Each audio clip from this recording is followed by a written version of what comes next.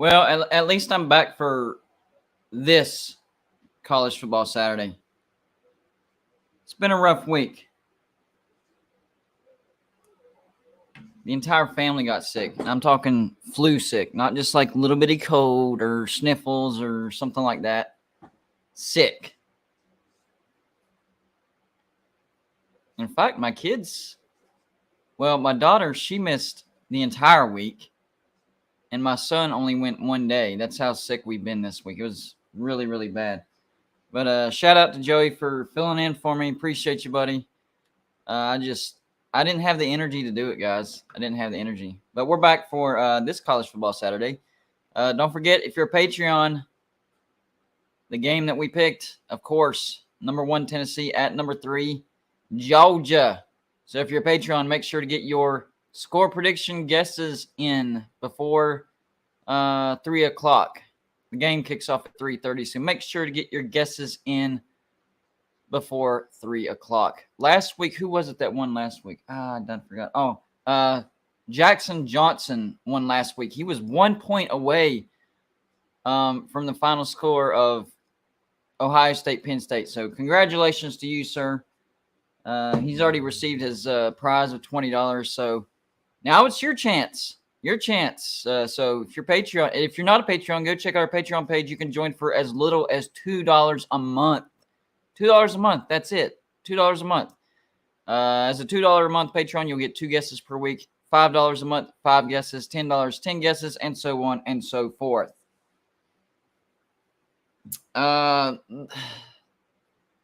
Me and Joe have been talking about the Neil Brown situation at West Virginia, and yes, we're all hoping that he's going to be fired. I don't think that's going to happen, and it's because of Shane Lyons. I don't think Shane Lyons is going to be fired, and on top of that, we get a 4-star recruit wide receiver. So it's looking like that's not going to happen, guys. It's looking like that Neil Brown's just not going to be fired, and he keeps recruiting at a decent level. I don't know what to think anymore. Like, we have the talent, but we just aren't translating it on the field. So it's nice to see West Virginia continue. It's nice to see West Virginia continue recruiting at a decent level. But when are we going to see that translate onto the field? I don't know. So early noon slate games. Right now I have the Florida at Texas A&M game on real quick. I'll check other games.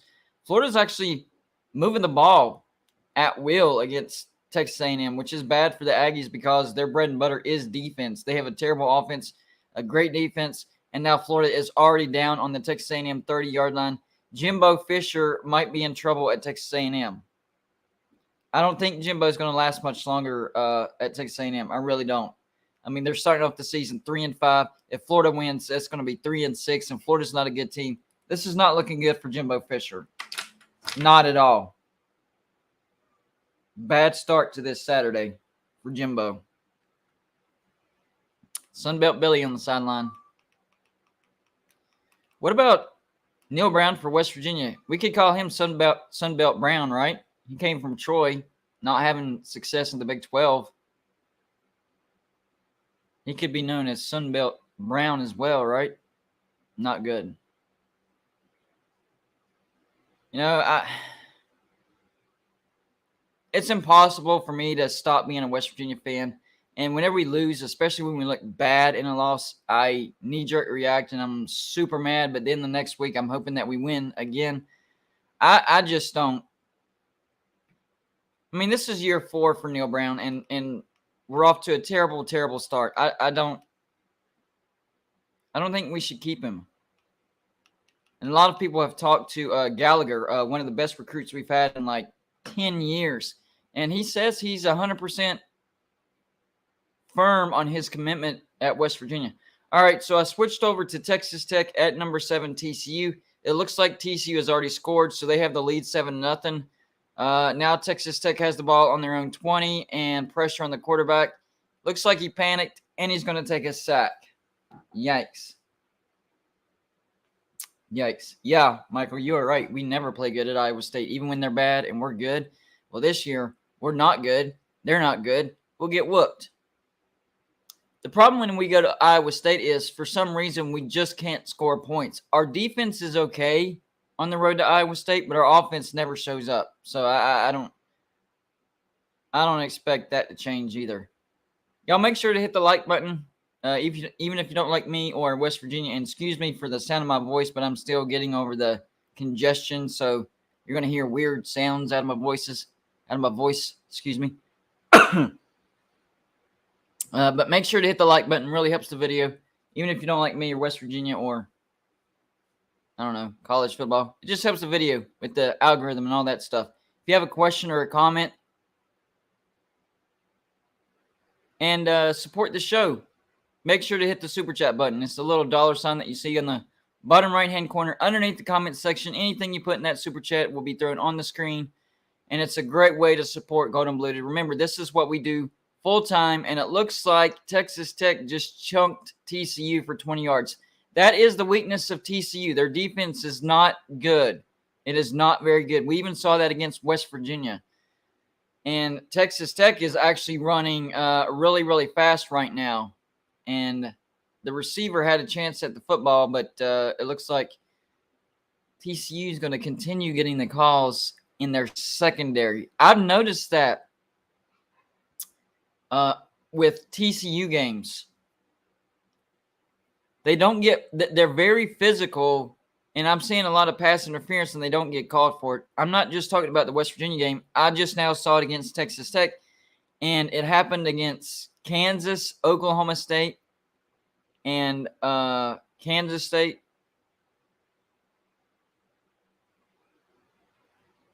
In fact, the games that they had to come back, they were getting called for interference in the beginning, and then it seems like whenever the refs stopped calling it, that's when TCU came back. So that's a little mini storyline that we all need to keep our eyes on. The TCU secondary is very physical, and it does seem like that they interfere with the receivers a lot, and they get away with it a lot. Somebody needs to look into that. It's going to be 3rd and 14 for TCU. So they were driving, and it looks like they are about to stall out if they can't convert here.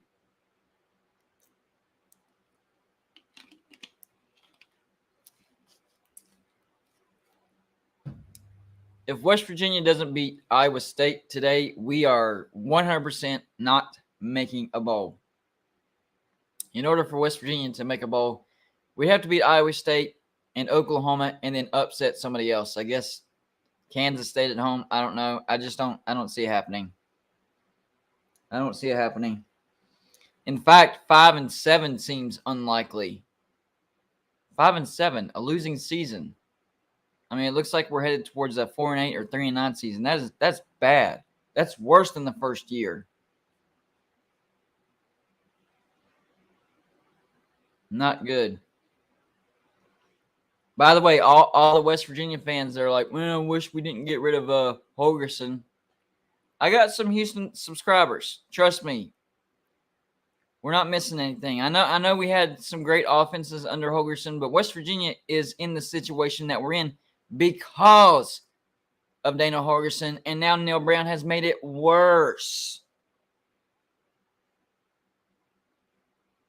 So, no, I don't want Dana back. You know what? I probably would take him back as an offensive coordinator. That's it. Not a head coach. He's not a good head coach at all.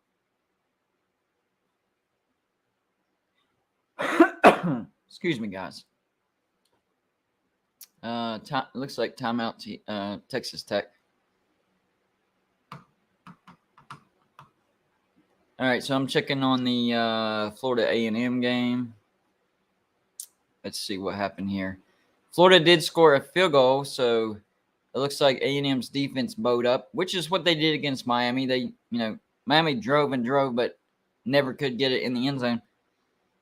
Maybe that's their recipe for winning this game as well. They let them drive all over them, and then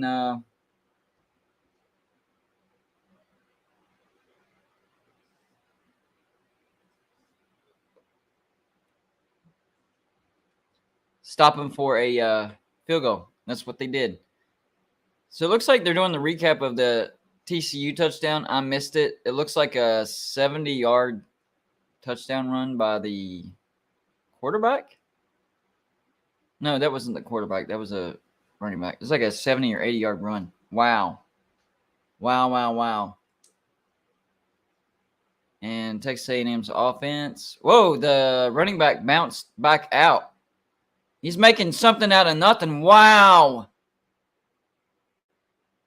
Like a 90-yard run, and it looks like a face mask at the end.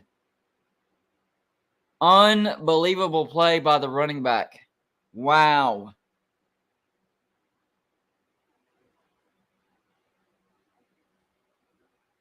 And it looks like they're going to tag on a face mask at the end. This is unbelievable. He was bottled up in the background, and he takes a step to the left, and he's off to the races. And yes, he had to grab his face mask to stop him. That might have been a good face mask because he realized if I don't grab his face mask, he might go to the house. And that's how he tackled him.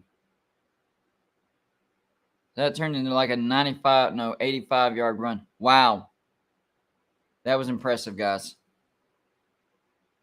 That was impressive. Not gonna lie. Wow.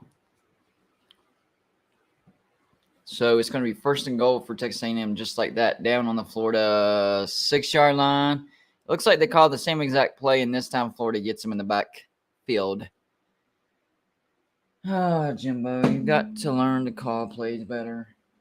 Where did my notebook go? Hold on, guys.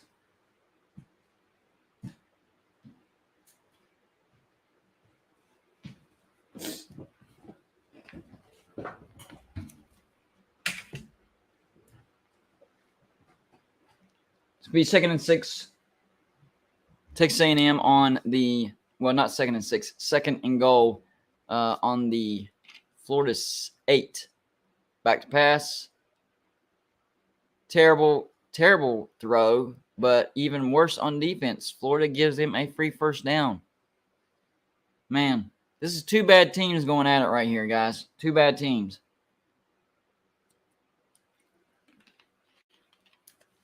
I'll switch it back to Texas Tech TCU. I want to see what happens with this real quick. Oh, by the way, the title of the live show, I do think the playoffs, the playoff rankings are going to be affected significantly. Not just the top 25 rankings. I think the top 10, even the top 5, including the 4 that they have in right now, are going to be affected severely. We already know 1 Tennessee at number 3 Georgia. That's going to have a major effect on the rankings, no matter who wins. Touchdown A&M, by the way. But there's some other games that I think is going to affect, the playoff rankings. I think Clemson at Notre Dame. I think Notre Dame has a real shot of beating Clemson. Clemson has shown some weaknesses on offense. They do look better than what they did last year. Looks like TCU got a great catch out of their wide receiver. So it's 1st and 10 for TCU. I think Notre Dame has a real shot of beating Clemson. If you look at Notre Dame, they do have some bad losses, but they've also beaten all the good teams that they've played. They beat North Carolina. Hold on, I had it written down.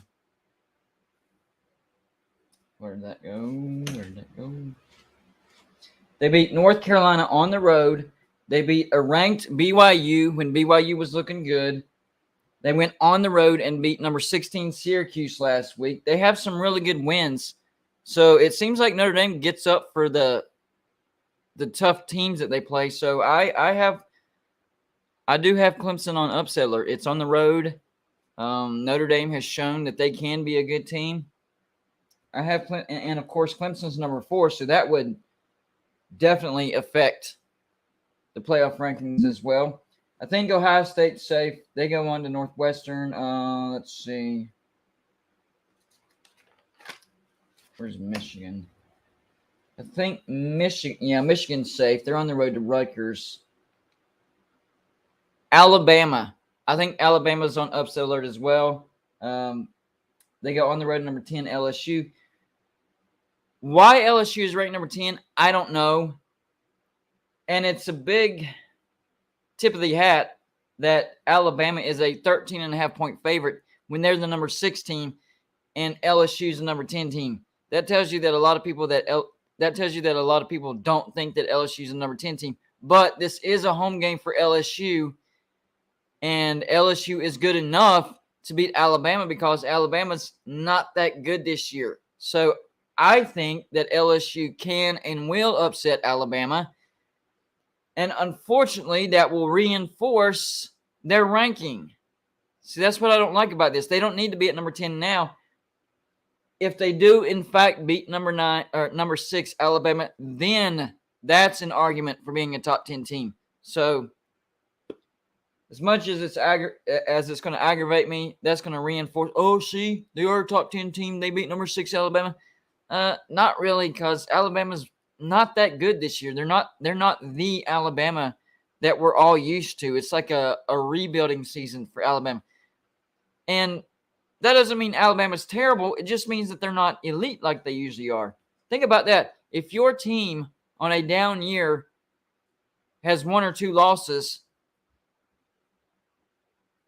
you don't have much to worry about as a fan. Oh, man, we're having a down year, only 10 wins.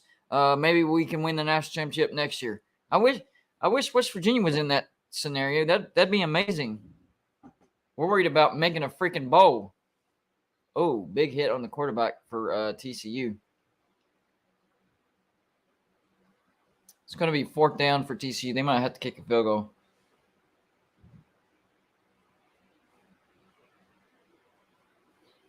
Yeah, the boosters do want Neil Brown out, and I do want Neil Brown out.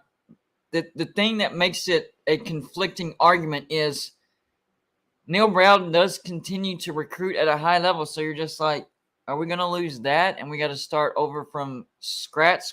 It's really, once I've made up, oh, yeah, Neil Brown needs to go, blah, blah, blah. And then we grab a 4-star top, Texas Tech stopped TCU on a 4th down. Wow, I didn't see that coming.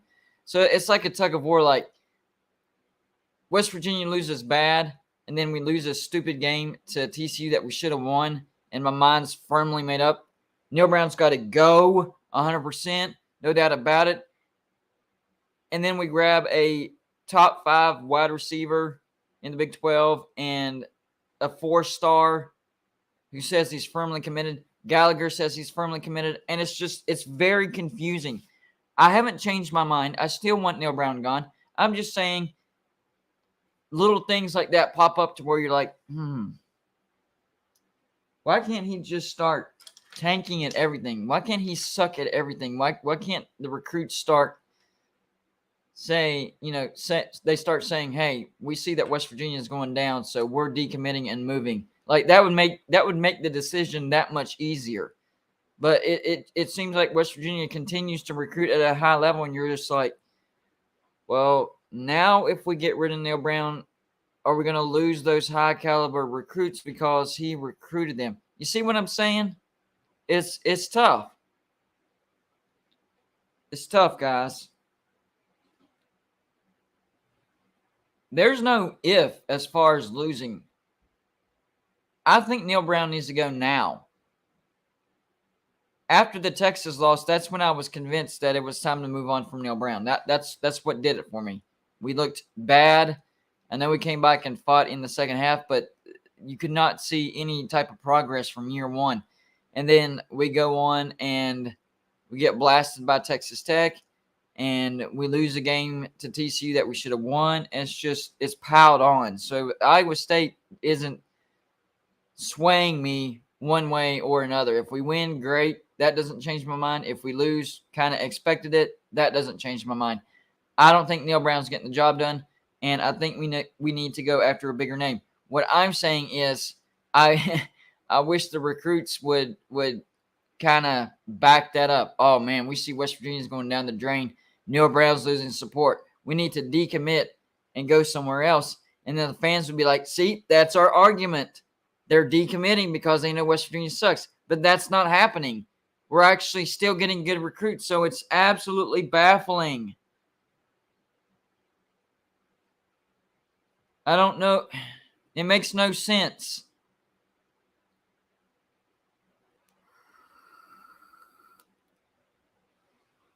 It's crazy, guys. It's absolutely crazy. So what do y'all think about the Big 12 talking to Gonzaga? I know a lot of people are for it because Gonzaga has a great basketball brand, and it will bring eyes to the Big 12 when it comes to basketball. But the way the Big 12 TV deal is set up is we can get a 66% bump for adding a Power 5 brand, but we get nothing is guaranteed if we add a group of 5. Well, not only is Gonzaga – whoa, there goes Texas Tech. Big run, about a 15-yard run. Not only is Gonzaga not a Power 5 team, they don't even have a football program. So how does that factor into the TV deal? I am so confused about why the Big 12 is going after Gonzaga. Texas wide open. Texas Tech carving up the TCU defense. This was my concern for the TCU defense, and Texas Tech scores on a long touchdown pass by the Red Raiders.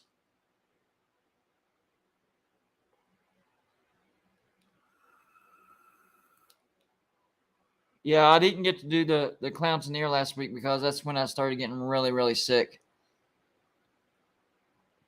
Big opening for the Texas Tech receiver. I'm telling you, TCU does not have a good defense. I don't think TCU is a playoff team. I really don't. If they were to somehow be able to navigate through the regular season, go undefeated, win the Big 12 championship, I think they would get absolutely blasted in the playoffs because TCU's defense is not very good. I'm sorry. It's not. It's not. It's like 80th in scoring defense. That's not a playoff team, guys. A playoff team has numbers like this. Let me shout it out. Tennessee, 49.4 points per game, number 1. But they have a decent defense to go along with that. They allow 17.4 points per game, 14th. That's a playoff team. Georgia, 41.8 points per game. That's 6th. Better offense than people realize. Allow 10.5 points per game. 2nd. That's a playoff team. Ohio State, 48.9 points per game. 2nd in the nation. They allow 16.9 points per game. 10th. That's a playoff team. Michigan, 41 points per game. That's 8th. They allow 11.5 points per game.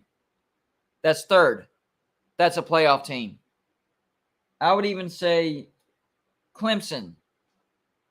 Close. This is probably the farthest I would stretch as far as stats go. They score 37.1 points per game, 19th. Top 20 offense, right? They allow 19.9 points per game. That's 21st. Close to being a top 20 offense. I would still say that's a playoff team. You have a top 20 offense, close to a top 20 defense. But TCU, I mean, they do score 44.2 points per game, which is 3rd, but they allow 27.2 points per game, which is 75th. That is not a playoff team, guys. It's not. That's not a playoff team. Let's look at these other potential playoff candidates real quick. Now I'm kind of intrigued on these. So I would definitely label Ohio State playoff. Tennessee, Georgia, playoff. Michigan, playoff. Clemson, fringe, still playoff. Let's see here. Alabama, as bad as they've looked, their stats are actually still pretty good. 43.1 points per game, that's 4th. And allows 16.6 points per game, which is 7th. That's playoff worthy. Now, they're going to be on the road against number 10 LSU, who has the 28th scoring offense and 27th scoring defense. That's good enough for a home team to take advantage of a down Alabama. So even though Alabama has the stats to say, hey, we can make the playoffs, we're a playoff team, they're not as good as they usually are. And I think LSU has a good shot of knocking them off. TCU, man, they're not looking good right now, guys. What about the number 9 team, USC? I don't know, guys. 41 points per game, that's ninth. That's not bad, but they allow 24 points per game. That's 51st. I don't think that's a playoff team. This is the problem with the Pac-12. So Oregon, 42.4 points per game. That's fifth, but they allow 28.4 points per game, 81st.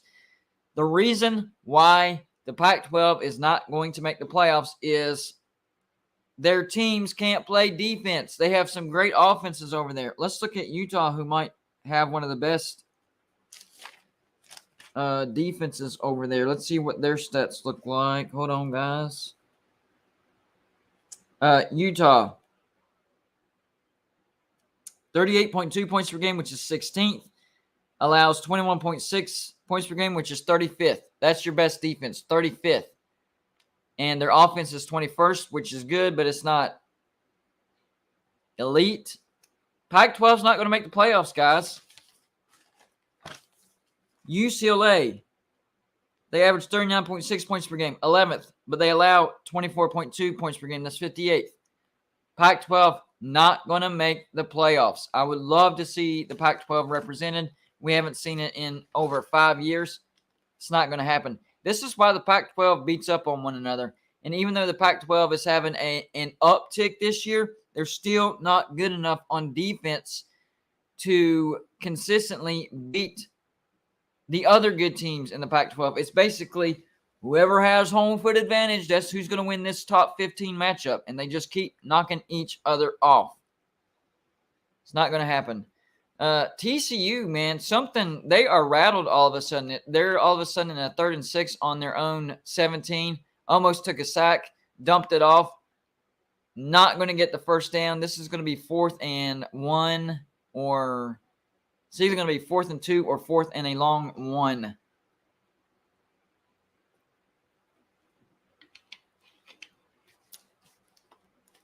If you like to support the show and see your comment on the screen like you see there and go to Bluetooth, hit the super chat button. Anything you put in that super chat is going to go on the screen like you see where my title is. It's a little dollar sign that you see on the bottom right-hand corner underneath the comment section. Looks like TCU is going to punt.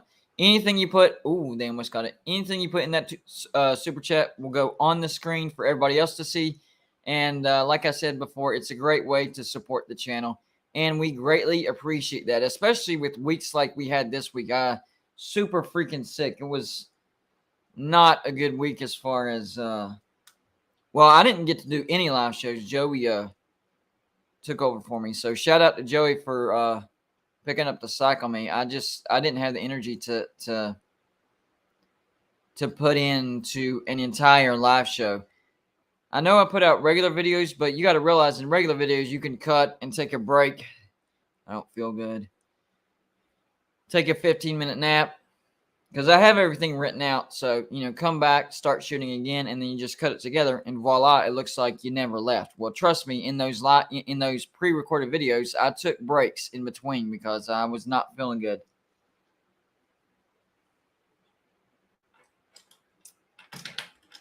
I don't see the Northwestern game on TV, but people are saying Northwestern. That happens a lot, guys. I don't expect Northwestern to beat Ohio State.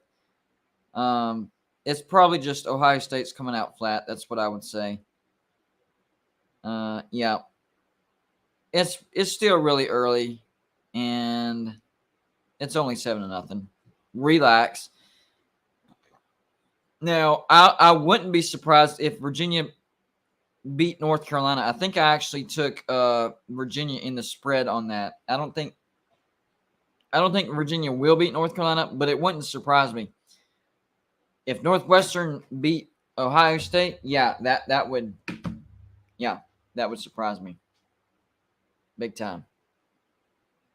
Man, the refs are, I'm telling you, the refs are actually calling TCU on those pass interferences, and they're getting exposed.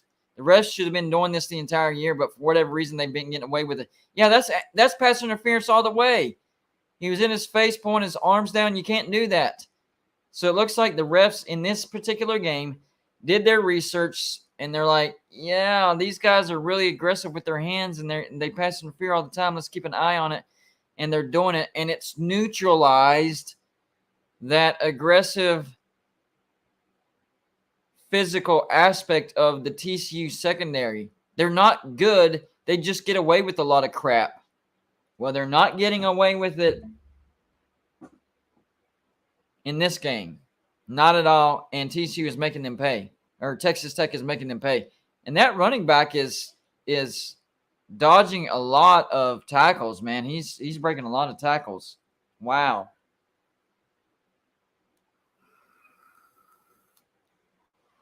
So Texas Tech has the ball 1st and 10 on the TCU 14. Back to pass. Almost a first down. It's going to be 2nd and 1. Texas Tech is cruising, and TCU is on their heels right now. This is not good. TCU needs to get the momentum back for sure. They need the momentum back because this is not good. This is not good for TCU. I really don't care who wins this game. I just want it to be a good game. It looks like it's going to be. Texas Tech comes back into the jumbo. It looks like they're going to fake handoff. That's just how they beat West Virginia with that rollout. That was a good play call. Same exact play that they beat West Virginia on that they'd come back to the jumbo and they run the tight end out in the flat. Almost got a touchdown. Not quite. Not quite. 1st and goal, though. They still get a 1st and goal.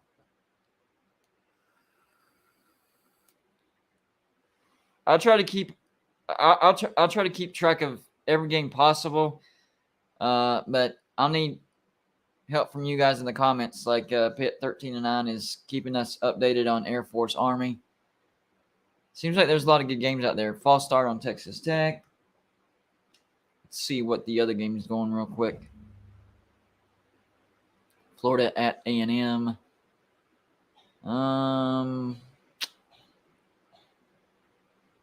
Looks like A&M has the ball back, but Florida does have the lead 10-7. This could turn into a shootout. These defenses are not showing up, and Texas A&M gets a 1st and goal. So Florida has a lead 10-7, and Texas A&M just picked up a 1st and goal. Update on that. And yes, Northwestern is beating Ohio State, but it looks like they're going to have to punt because it's a 4th and 4 for Northwestern. 2nd and goal for TCU. TCU runs lightning quick plays. I mean, they've gotten 100 plays called in, I think, 2 or 3 games this year. That's how fast they call. But they're not on offense. Texas Tech is. Are they going to try to score before the quarter? What are they going to try to do? 9, 8, 7, 6. They don't have to. Well, they're going to try. Nope, incomplete. I don't like the play call there. That's a bad play call.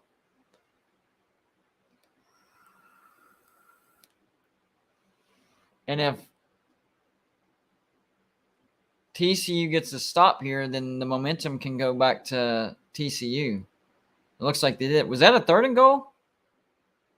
Why didn't they just wait till the quarter expired? Now you could give the momentum back to TCU because TCU held them to 3 points. That was bad. That was bad coaching right there, Joey. I'm sorry. Not Joey Foster, Joey McGuire. They do get the field goal, so Texas Tech does take the lead.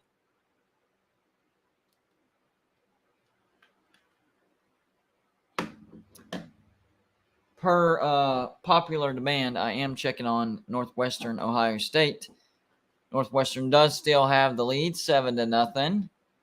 Please don't forget to hit the like button, guys, even if you don't care for me or this channel. It still helps the video. It doesn't just help me. It also helps you because that's how you help grow the comment section. So more trash talk, more back and forth.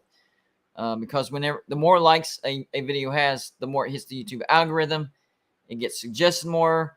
People see it, click on it. That's how you grow a video. So if you haven't hit the like button, please do so. It helps. 3rd down for Ohio State deep in their own territory. But it's going to be a 3rd and short. This is very manageable. No, I'm not going to be streaming the West Virginia game today. I got some other stuff I got to do. That's why I'm doing the live show now. I know usually I do stream that, but today's sort of a busy day. I had to pick my poisoned today, so I had to go with the earlier live show. Sorry. If I'm still feeling well, then I can do Northwestern holds Ohio State to a 4th down. This is turning into something, actually. If West Virginia comes out and loses to Iowa State like I expect them to do, then yes, I will do a Clemson video. It will probably be tomorrow, but I'm feeling much, much better. So, yeah, I'm pretty sure I'll be able to do it. Yeah, 3:30 games are very loaded, for sure. For sure. Looks like Ohio State's going to go for it on a 4th and 1.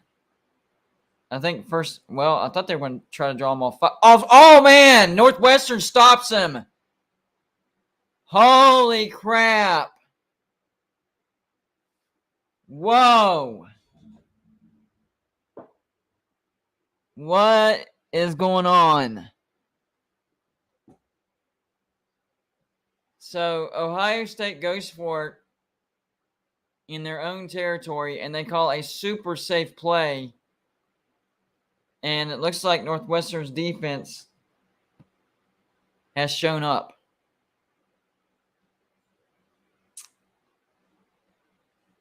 Oh, I have Pitt beating Syracuse. I think Syracuse is without their starting quarterback, actually. Yeah, I think Pitt beats them by a couple touchdowns, to be honest with you. Syracuse has a chance of finishing the season 7-5. I said that after they started undefeated because the toughest part of their schedule came after they started, 6-0? Nice cut back in by the Northwestern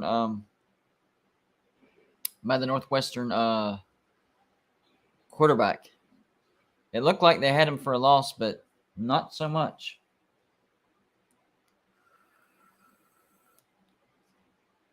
Not so much. So, a 2nd and 7. Northwestern, another short pass, but they're close to a 1st down now. It's going to be 3rd and 3 for Northwestern. It looks like maybe 3rd and 2. No, it's going to be 3rd and a short 3. So they need to get this 1st down to get in field goal range. Otherwise, that stop is for absolutely nothing. They're going to run it in. Oh, fake. And the quarterback goes to the outside and gets the 1st down and more. What a great play call by Northwestern. Wow. Faked me out. Not going to lie. That faked me out. I thought the running back had the ball, and of course, the defense bit hard on that. That's an important 1st down by Northwestern. That could keep them at least going for a field goal. And it looks like every point's going to matter in this game. Uh-oh. Right when I was bragging about Ohio State and they look like a playoff team. Not really. Not right now.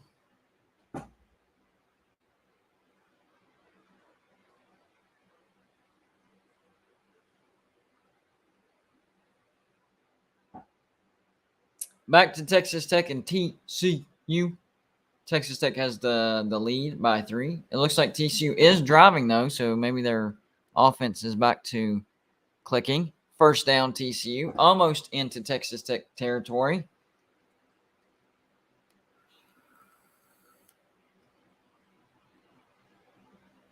Yes, that would have been a great national championship. A lot of people that I've talked to said if West Virginia would have won that national championship in 2007, that they would be in the SEC this year. As one of the deciding factors. That's why the SEC took Missouri over West Virginia. Oh, wide open TCU wide receiver. That's busted coverage by Texas Tech. That is not good.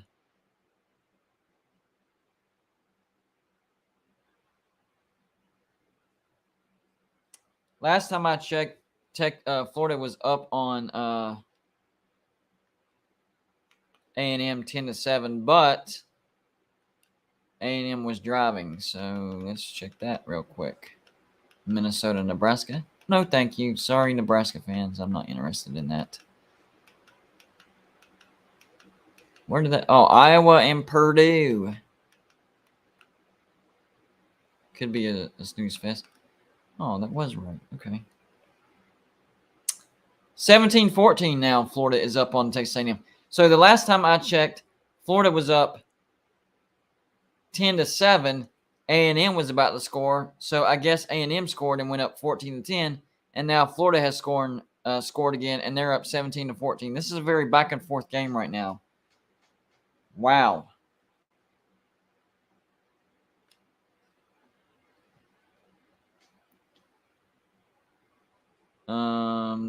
TCU driving well within Texas Tech territory. Looks like they're going to gain another 5 yards. Let's check on Northwestern.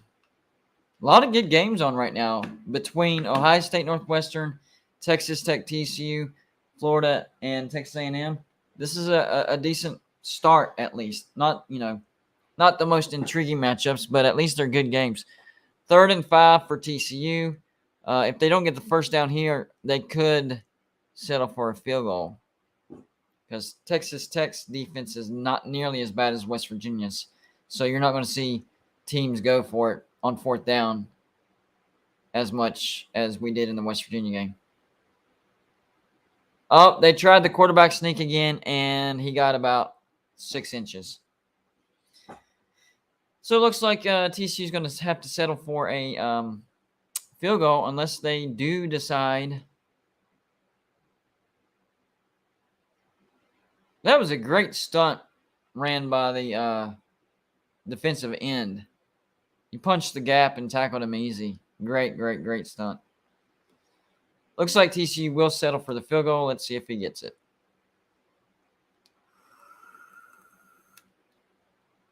Kick is up, and it's good. It looked like it was going to slide right, but it didn't. So that's a tied ball game. Let's see about Ohio State Northwestern. Northwestern still with the ball down on the Ohio State 28, 1st and 10. They're running motion with the run right up the middle with the quarterback. So it looks like what Northwestern's trying to do is run a lot of motion to try to confuse the defense, but they're still calling simple plays. A lot of motion, simple running plays. And so far, it's working. So I guess the Ohio State defense did not do their scouting on this Northwestern offense. It's not a good offense at all. They just run a lot of motion.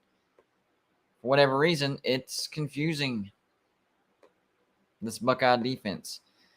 All right, 2nd and 8, down on the 25 of Ohio State. Northwestern still has the ball. They're running another quarterback draw. They're running a lot of quarterback draws.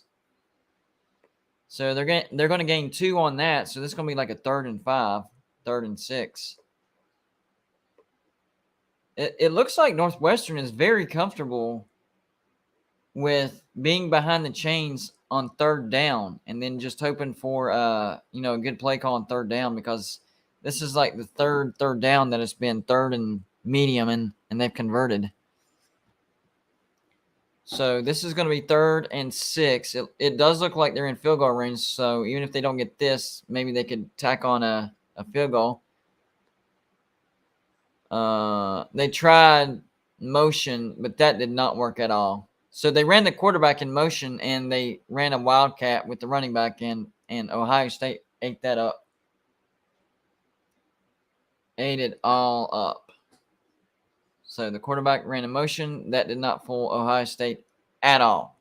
Not at all. All right, let's see what Northwestern does here. I guess Northwestern doesn't have a very good kicking team, because they are definitely going for it on a 4th and 8 on the Ohio State 26. This would be like a 41 field goal. That's not completely out of range. They're not going to get the first down. I don't know what that play call was about. That's bad. Oh, Northwestern play calling. Ohio State has the athletes. So you have to win on play calling. And you definitely did not win on the play calling right there. You lost, and that cost you. Not good. Not good.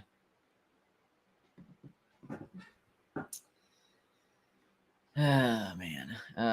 Yeah, TCU did tie it, so they're kicking off to Texas Tech. Let's check the wild one going on in College Station. What is the score between Florida and Texas A&M? I'm not sure.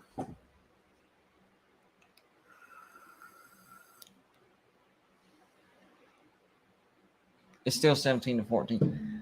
By the way, I haven't taken out the Purdue helmet that Corn-Fed Covers has sent me yet because, well, I ran out of space on the shelving, so I'm going to have to expand that, which that was part of the plan anyways, but I'm not sure when I'm going to be able to do that.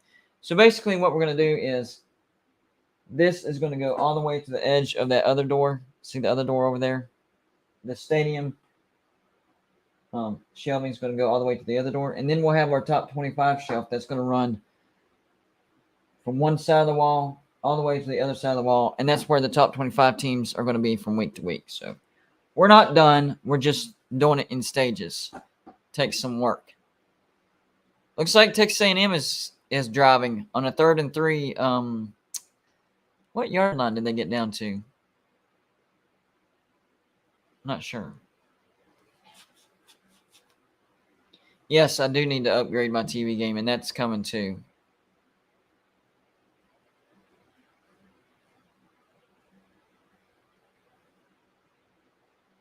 Oh, in the red zone. Looks like Texas A&M's going to score. That's why I'm trying to tell people, upgrading stuff, that takes money. So we got to do things in stages, and, we rely on support from our subscribers and viewers for all that. And you guys are awesome. We appreciate it. But it does take money, so that's why we got to do it in stages. It'll happen. Looks like Texas Tech has a 4th and 1.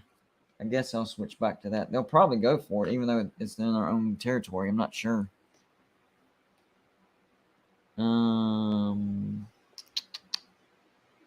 Did they already go for it and get stopped? I don't know. It's a good question. No, they went for it and got it on 4th down. All right, so Texas Tech went for it. 1st down, Texas Tech. Yes. I got you.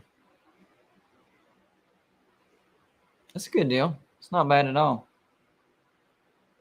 I got you.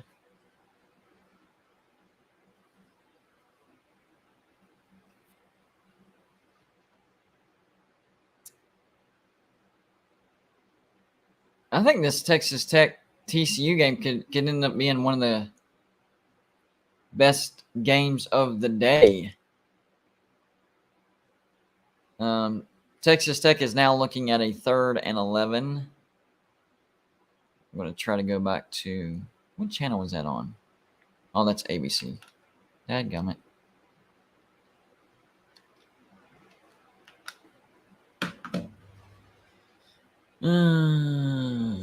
Yep, 4th and 10. Ohio State is not moving the ball at all on Northwestern. I'm very surprised.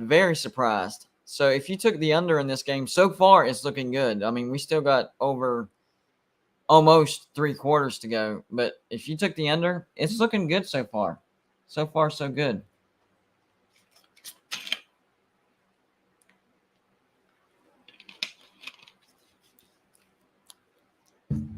So far, so good. What did y'all think about the first playoff rankings?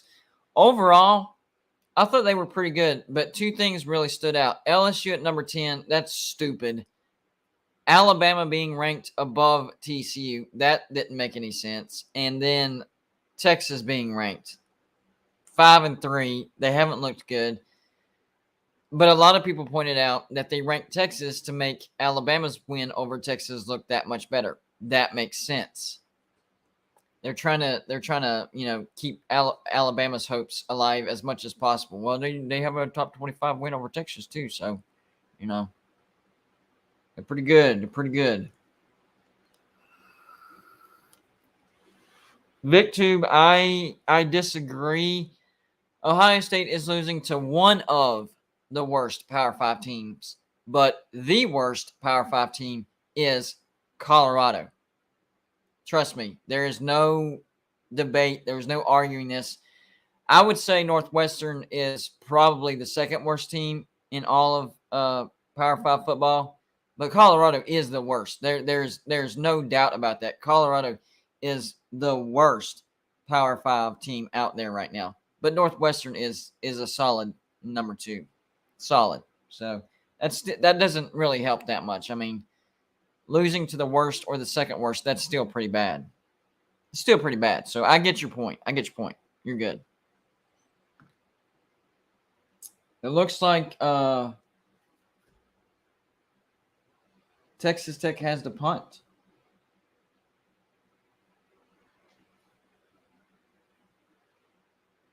Did y'all see that? I don't know if y'all know this, but I'm also a weather guy. Whenever I'm not watching college football, I keep track of weather and stuff.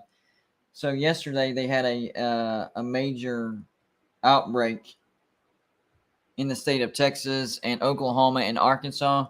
I'm talking like long track damaging tornadoes.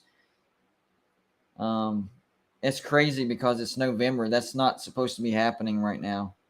But last year, they had the major outbreak on December 10th. So it looks like severe weather seasons are shifting a little more towards like fall and winter. I know our biggest chances of getting a tornado as far as South Carolina goes is actually in the fall more than the spring. I don't know why. I guess, all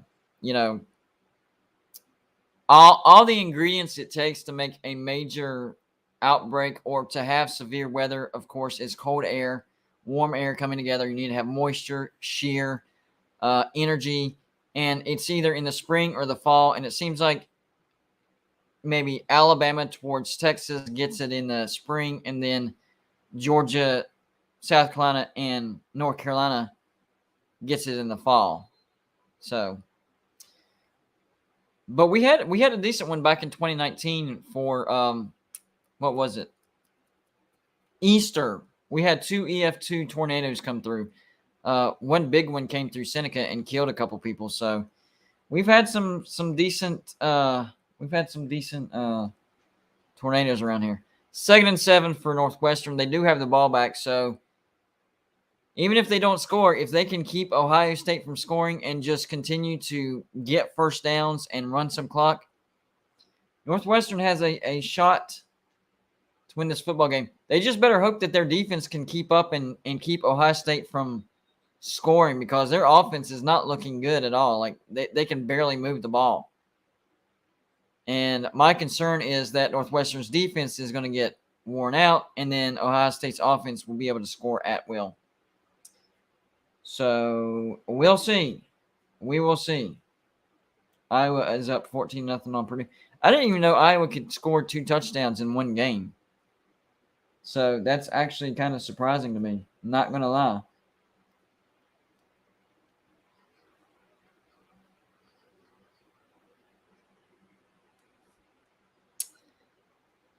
Northwestern, they're going to get a first down and a lot more. Oh, if he would have been able to stay in bounds, he could have taken it to the house.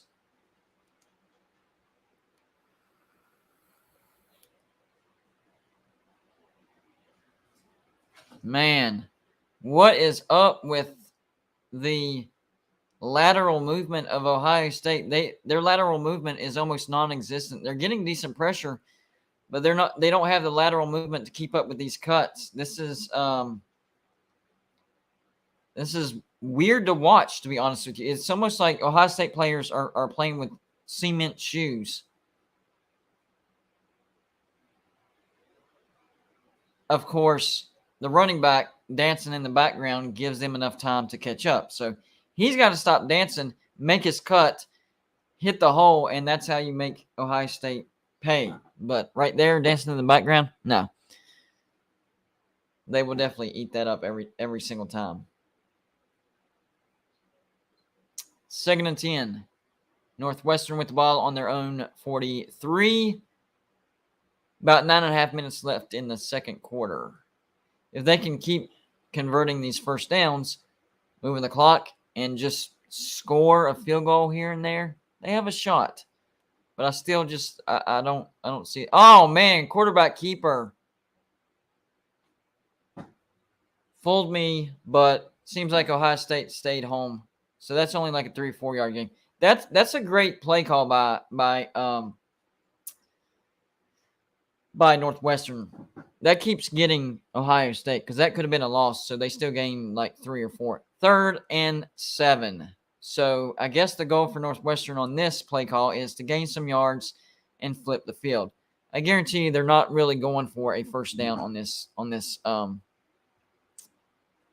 play call right here. But this is a surprising stat. Ohio State is 0 for 6 on third down conversions in this game. Yikes. And I was exactly right. Safe play call. They get about 4 yards. Ohio State is acting like that's a big win, but Northwestern, they kind of planned for that, and they're trying to flip the field. So don't. If you want to start celebrating, then you need to score because right now you're playing right into the hands of Ohio State or of Northwestern. Notre Dame is a Jekyll and Hyde type of team. They lost to some bad teams and they've beaten some good teams. Losing to Marshall make no sense. And then they turn around and they beat North Carolina on the road. They beat a ranked BYU when BYU was hot. And they beat Syracuse on the road. So, yeah, I do think that Clemson is on upset alert on the road against Notre Dame. I really do. I think Clemson has a decent shot. Very decent shot. All right, Ohio State and Northwestern are on commercial. So let's see what else is on. Let's see what Texas Tech and TCU is doing.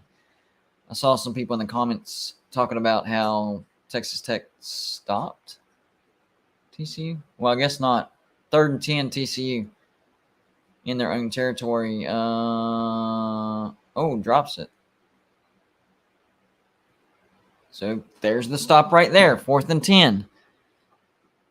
4th and 18. Yikes.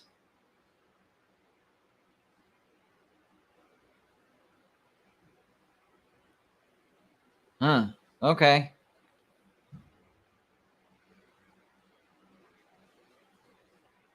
Oh, yeah, I think Notre Dame can beat Clemson for sure. Like, it wouldn't surprise me. It wouldn't surprise me if Clemson beats Notre Dame either. I'm just saying Notre Dame has beaten some good teams. It's in South Bend, so Texas Tech turning a little run back. It looked like he was going to get nothing, and he got about, 12 yards out of that. That was a pretty good cut right there.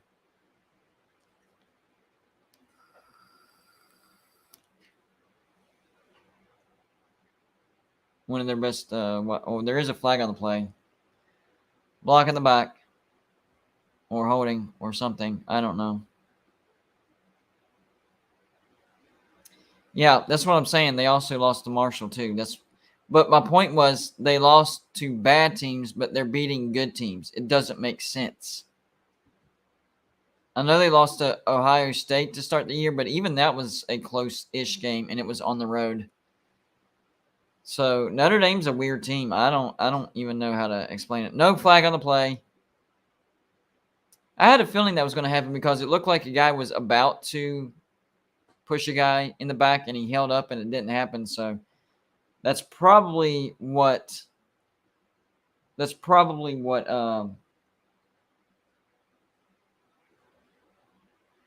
refs were talking about. Hold on.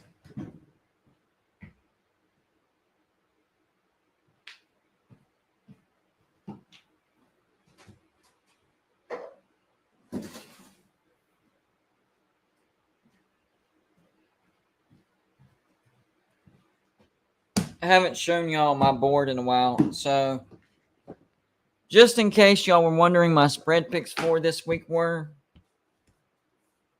So, as you can see, for Ohio State Northwestern, I did take the 38 points. That's looking pretty good. I took the points for Texas Tech and TCU. That's looking pretty good. I took the points for North Carolina and Virginia. That's looking okay so far. Let me see. Let me double check that score real quick. Hold on. Yeah, that's still looking okay. North Carolina's up 10-7. And I laid the points on Tulane and Tulsa, and that's looking good so far as well because Tulane's up 17-3. Later on, I took the points between Tennessee and Georgia. Even if Tennessee doesn't win the game, I think it's going to be a close game. Georgia by a touchdown. Oregon at Colorado. I know Colorado is a really, really bad team, but Colorado does play better at home. So I took the 31. I think Oregon still wins by 4 touchdowns. I think Penn State can actually get beat by Indiana on the road, so I took the 13.5. Michigan State is a terrible, terrible team, so I laid the 16 on Illinois. Oklahoma State, I think, goes on the road and beats Kansas. Kansas does not look like the same team without their starting quarterback. I laid the 4 for Pitt because I think Pitt beats Syracuse by a couple touchdowns. UCF, I actually laid the points. I think Memphis upsets UCF by a touchdown. I took the 13.5 between Alabama and LSU. Even if Alabama wins, I think it's going to be a closer game than that. Let me scoot this over a little bit. Let's get the glare out. There we go. Texas, Kansas State. I took the points. I think Kansas State beats Texas. As you can see, Clemson, Notre Dame, I took the 4 points. I think if Clemson does win, it's going to be by a field goal or less. But it wouldn't surprise me if Notre Dame wins. Michigan, 26 points. That's just too many points for me on the road against Rutgers, so I took that. 18 points for Utah over Arizona. I laid it. I think they win by at least 3 touchdowns. Wake Forest at NC State. Wake Forest didn't look good at all against Louisville. And even though NC State's missing their starting quarterback, it's at home. They still have a good defense. I took the 3 points. Cal at USC. That's at home for USC. So I laid the 21.5. And then finally, number 12, UCLA at Arizona State. I'm surprised UCLA is only 11-point favorite. So I laid those points as well. There we go. Sergeant Pickles 13, thank you for the donation, says, morning GBD. Great, crazy game, but big W for my Huskies. Absolutely. I did miss the pick on that because I laid, what was it, the 4? I thought they would win by like a touchdown because I knew Oregon State was a good team, but it's tough to win in Seattle. What was the final? Yeah, Washington was favored by 4.5, and I laid the 4.5. Maybe. Oh, you know what? Let me double check that. Hold on. Let me double check that, okay? There we go. Let's see here, guys. I'm looking at, because I'm actually part of a Facebook group that does these. So give me 1 second, guys. I think I did take Washington. So I laid the 4.5. So I missed the pick, but I knew it was going to be a close game because Oregon State is a good team, but I like the home field advantage by Washington. That's a good win, though. Do not underestimate that win. Oregon State is a good team, and Washington, here's my hot take, Washington gets ranked again at 7-2 with a win over a top 25 team. The Huskies of Washington, they get ranked again.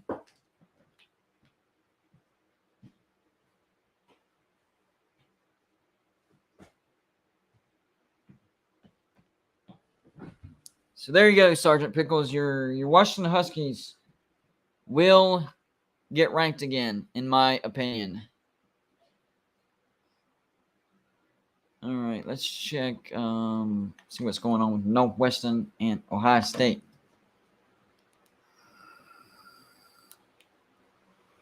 Looks like Northwestern got a stop. Man, they're playing good defense. Wow.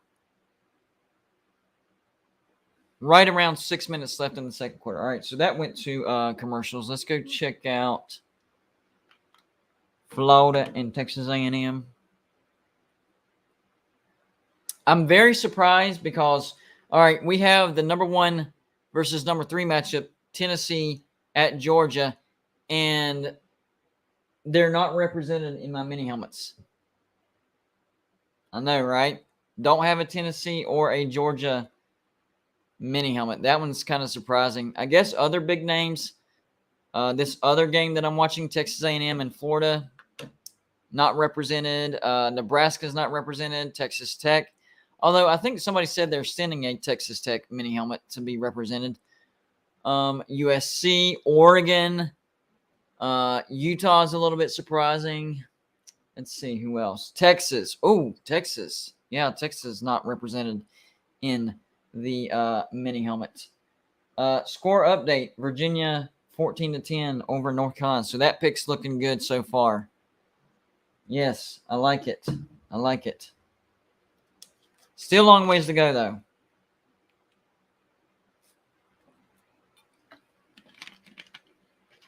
In the meantime, we have teams like Pitt, Syracuse, UCF, UTEP, Marshall, Missouri, Oregon State, North Carolina, Arizona State, Boise State, Air Force, decent brands, but not like massive brands.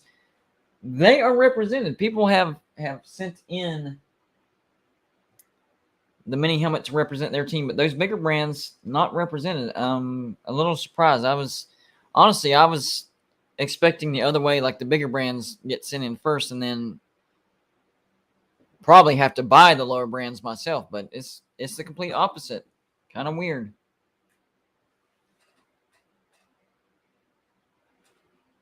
Oh, Jalen Daniels is able to play today. Uh-oh, that pick might not be good for me then. Oh, Florida bouncing off tackles. So Texas A&M's bread and butter as far as defense goes, excuse me, guys, it's not looking good against Florida. Florida's moving the ball fairly well against them. It looks like it's going to be a 4th and goal, though. I don't know what kind of play call that was. I didn't know that was 3rd and goal deep.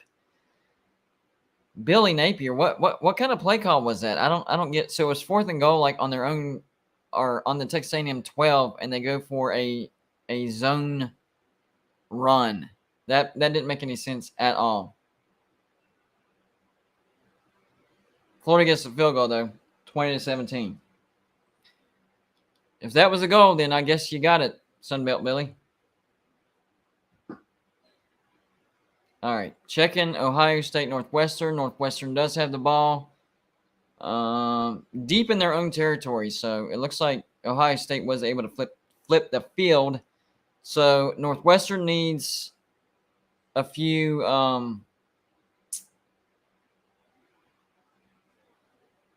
first downs to flip the field back.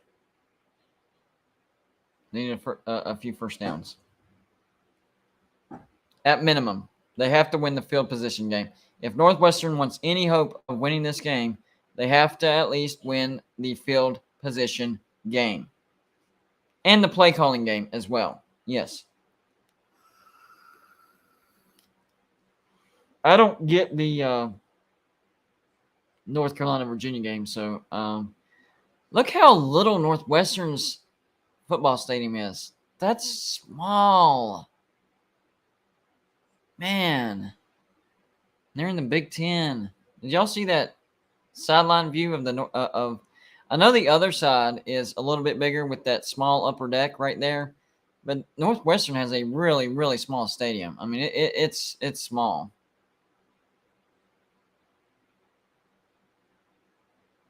Yikes. I think it holds like 40,000, something like that.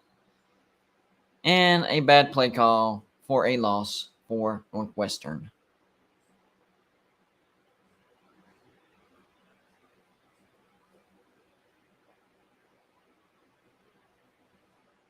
If Kentucky loses to Missouri, then they're just yikes on the downswing. Ohio State almost recovered a fumble on Northwestern. So it's 3rd and 10 for Northwestern. Switching back to Texas Tech and TCU. It looks like TCU's driving the ball. They're going to be down near the red zone. Score still tied 10-10. Yeah, they're down on the Texas Tech 28-yard line.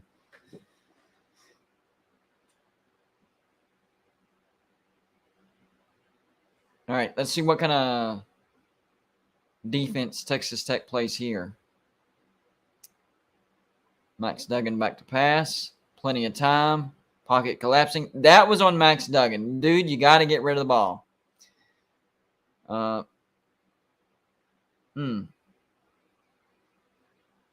Held on to that way too much. Way too much.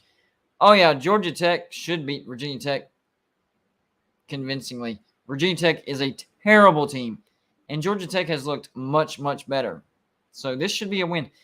Georgia Tech has an outside chance of still making a bowl. I know, surprising, right? I think their record's 3-5, if I'm not mistaken. Let me check here. Standings. ACC. Yeah, 3-5. So if they get a win today, which they should against Virginia Tech, that's 4-5. So they'll need 2 more wins. They'll have to win 2 out of 3, right? And they have, I don't know. They can beat Miami at home. That would put them at 5-5. But then at number 17, North Carolina, and at number 3, Georgia.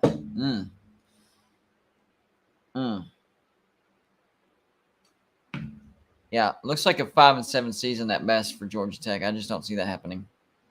Oh, Texas Tech converts on a 3rd down. And it looks like it's going to be inside the 15-yard line. 1st and 10 down on the Texas Tech 12-yard line. Like TCU. That is a catch. Wow. He bounced around, but it looks like a catch. Yep, that's a catch. It was secured.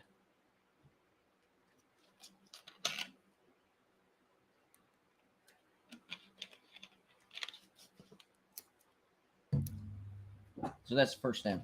Let's check. We'll come back to this. We'll come back. Ohio State, Northwestern. All right, commercials. I told you we'd come back. See, immediately, commercials.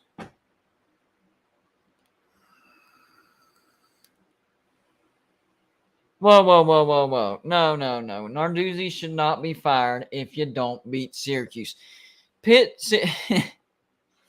Y'all just won the ACC last year, okay? Double-digit win season.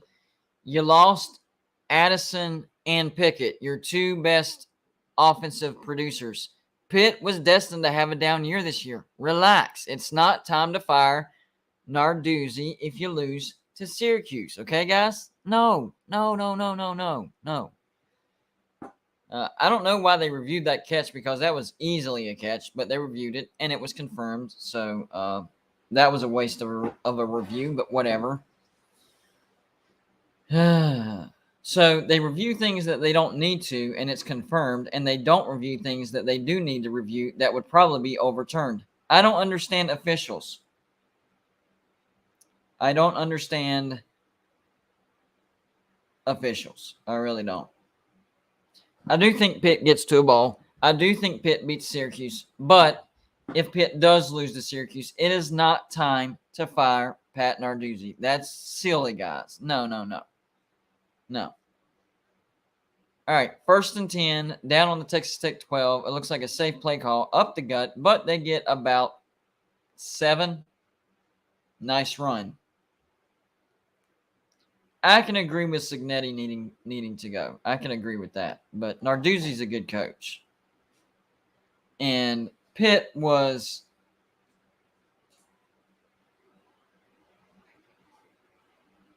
Pitt was destined to have a down year this year. I mean, y'all lost too much on offense.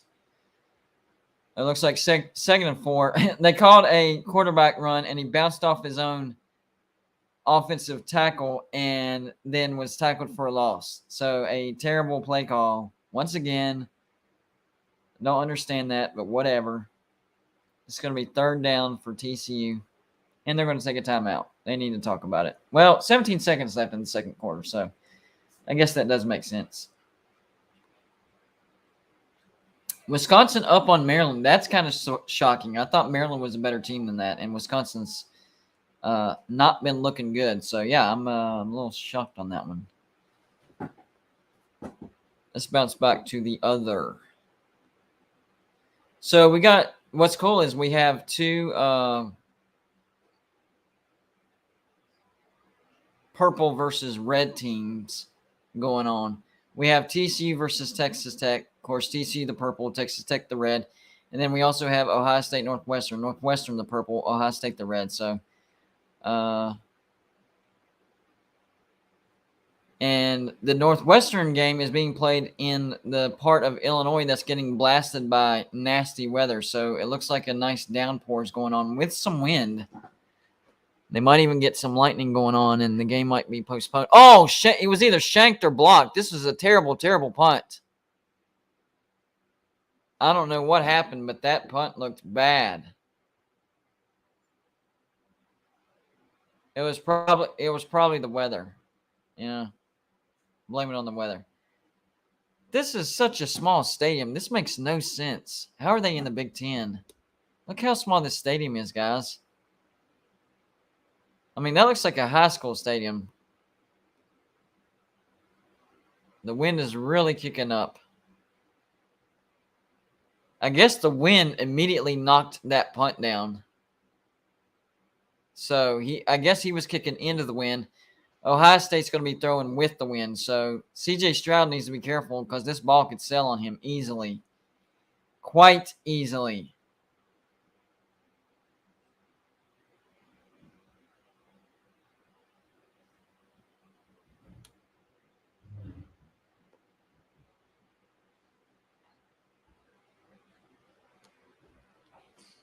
Second and 8. Watch out for any passes, Stroud.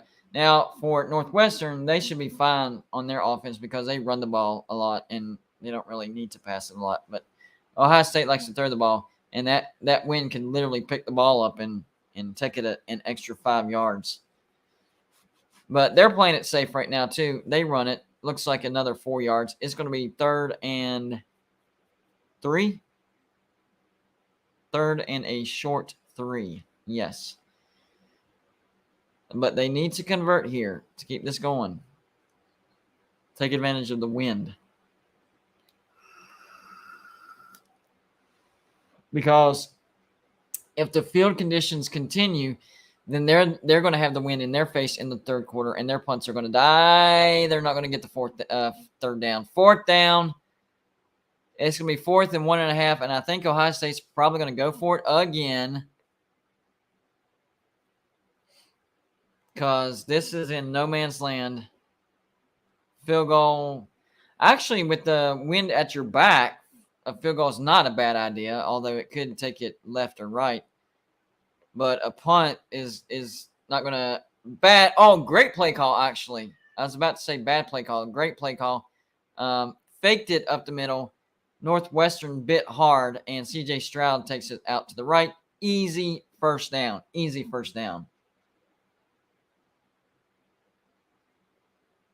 That was a great play call right there. I got to admit, that was a good play call.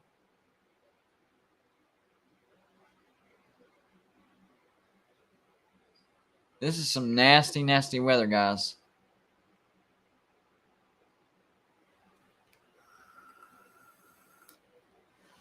We're down around the 3-minute mark. Now we're under 3 minutes.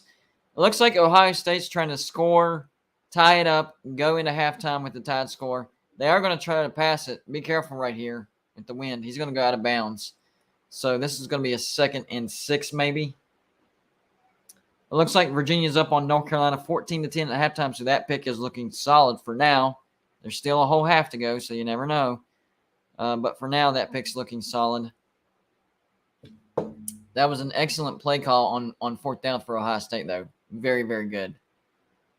2nd and 4 for Ohio State. Tulsa pulls within 7 to Tulane. So that – outside run. Going to try to get a touchdown. Is he in? Touchdown. Touchdown called. This is close, though. All right, let's see. He doesn't go out of bounds. Nope, he's not out of bounds there. Nope. He's in. That's a touchdown. That's a touchdown. Ooh, that's close. I don't think he's out, though. I think that's a touchdown. It's close.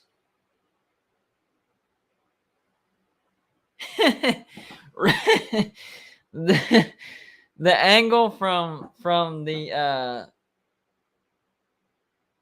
goal marker that shows right down has a water spot right where they needed the angle. So that angle doesn't help at all. It's close, but I think he's in. There's some grass in there. You can see grass going around his foot. That should be in. Because that goal marker doesn't help at all. This might be a better view right here. I still think he's in. It's close, but I think he's in.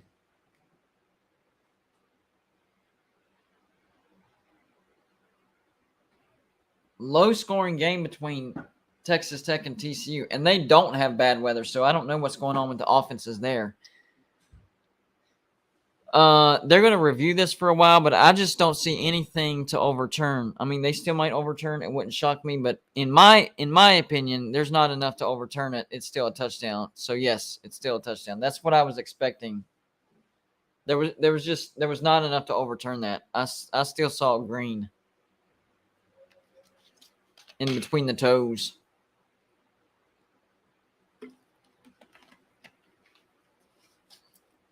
A lot of low-scoring games today. Halftime, Virginia leads North Carolina 17-10. Halftime, Tulane, or 14-10, excuse me. Halftime, Tulane leading Tulsa 17-10. Halftime, TCU leading Texas Tech 13-10. And this is going to be a low score. Watch out for this wind on these point afters. This is going to be interesting to say the least. He gets it. He drives it. It's good. Halftime, Nebraska is up on Minnesota 10-0. A bunch of low-scoring games. Halftime, Kentucky up on Missouri 7-3. Okay. Defense is rolling today so far. If that trend continues, that's actually bad for Tennessee because they need a lot of offense.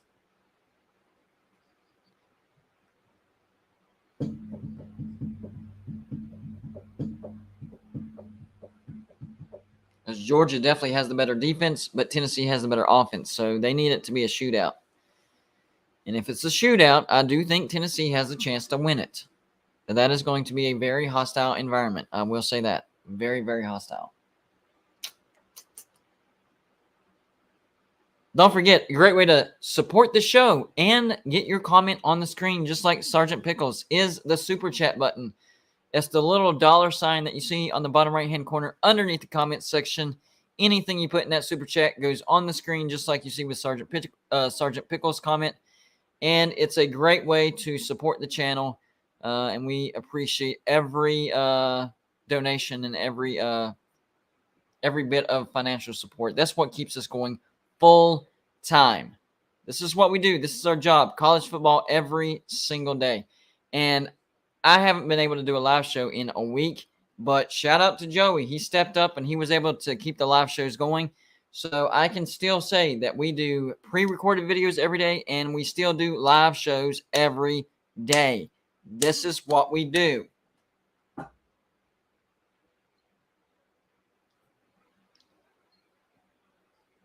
It is crazy to see that Northwestern has more total yards and they're averaging more yards per play than Ohio State. That's a little baffling right there.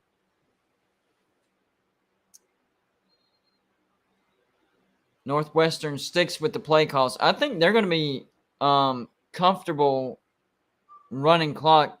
Well, now Ohio State's going to make them have to move the chains.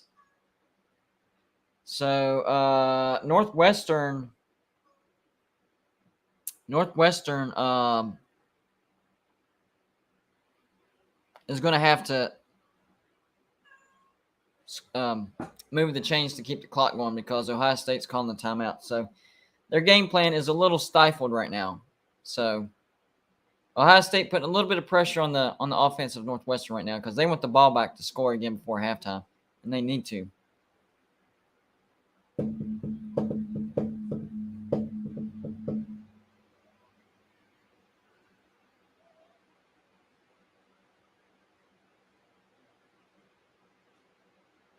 All right, 2 minutes and 21 seconds left. This is going to be a 2nd and 7. Ball on their own 29. Let's see if Northwestern can move. Because another thing is, if they can't move the chains and they need to punt, that wind can knock the ball down. So this is actually pretty important because Ohio State can at least get another field goal out of this. Stop whining, Cat. You know I'm doing a live show. Why do y'all do this? Stop. You have food. You're good to go. All right, 3rd and 2.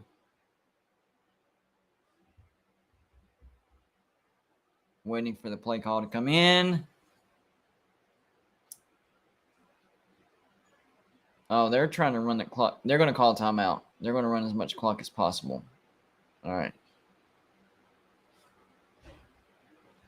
Northwestern, they're playing the time game now. That's when you know your offense sucks, when you're relying on the clock to just, take a kneel and get out of halftime. So that means they need to convert this 3rd down, or Ohio State will have the ball back with about a minute and a half left. That one might backfire on you, Northwestern. Got to move those chains, man. Got to move those chains. All right, let me check. I haven't checked Florida and Texas A&M in a while. Let me check that real quick.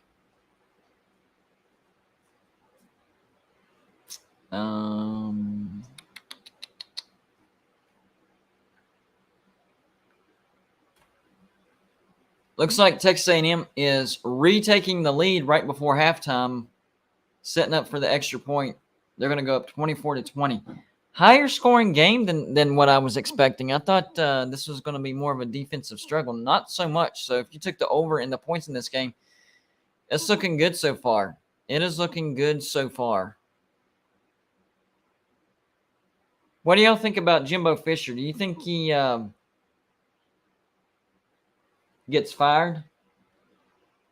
I think he does. I think by the end of the year he's gone. I know that's a lot of money for Texas A&M, but they are going nowhere. Yes, Northwestern does get the first down. That was a great play call. I missed it, but they do get the first down.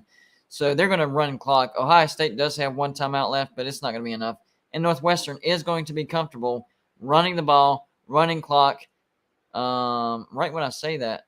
Oh, what? That's just ridiculous. So what they're doing is they're not even trying to gain yards, and he was just trying to run behind the line of scrimmage to blow time. All right, that's a little silly. That's on the pathetic side, to be honest with you. At least try to run a play. I mean, you see him laughing and giggling. Yeah, we're gonna run the timeout. Doesn't matter that he got a sack. Blah blah blah.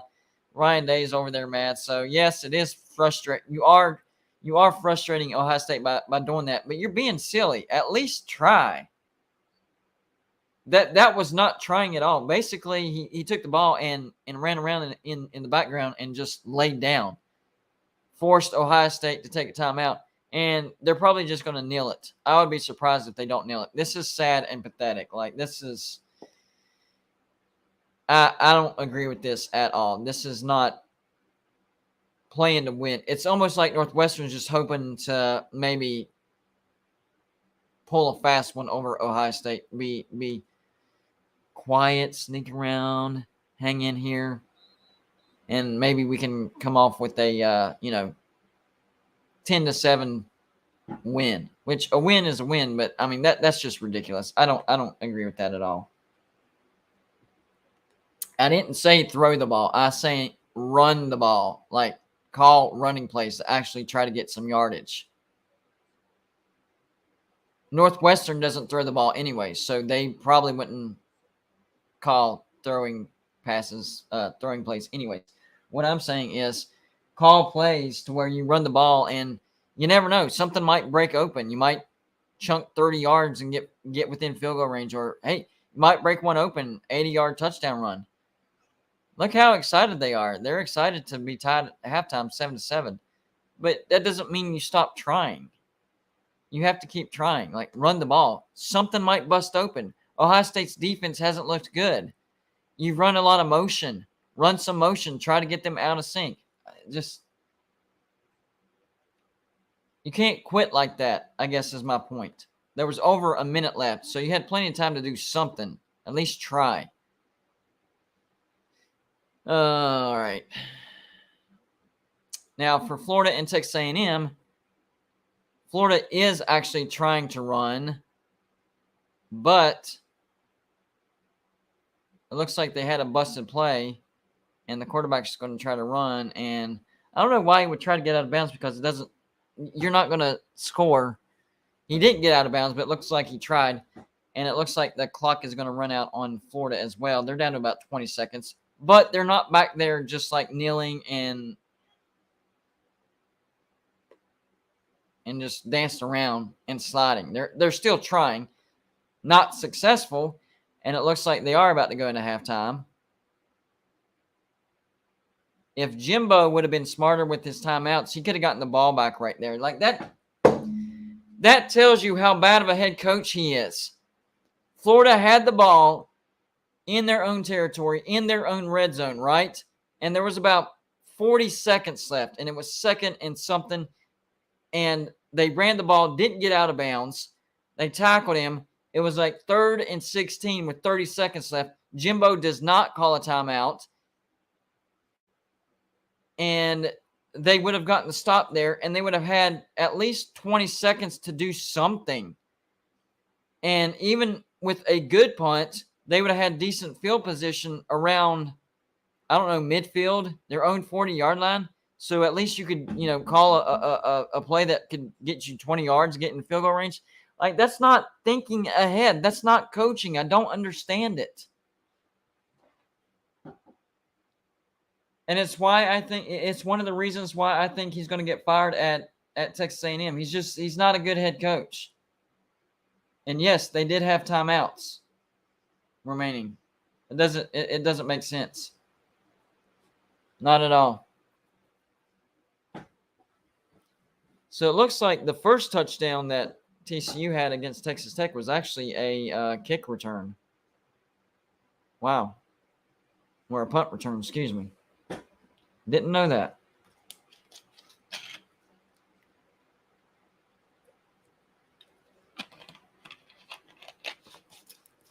Did not know that.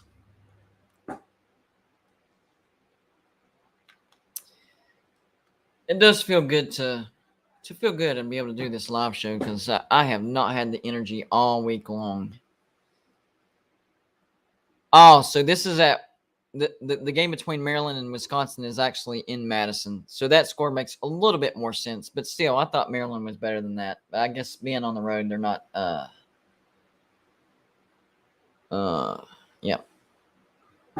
Yeah, I understand that, Coach Smith. They're happy to be tied 7-7, but like, you have to put some effort into it,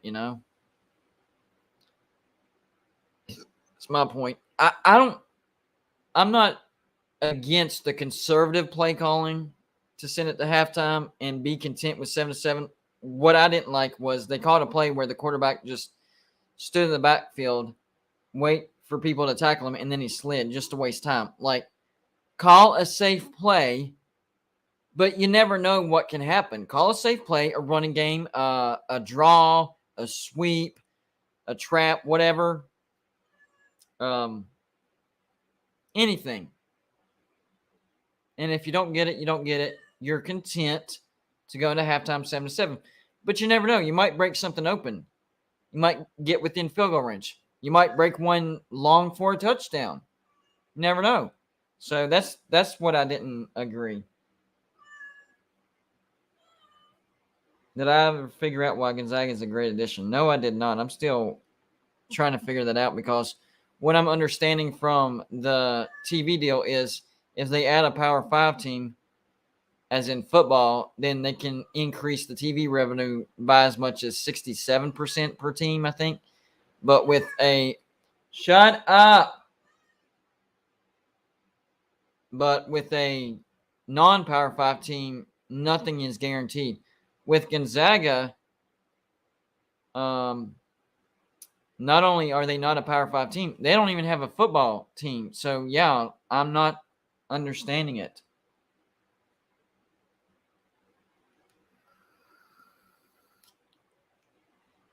I mean, and I understand that.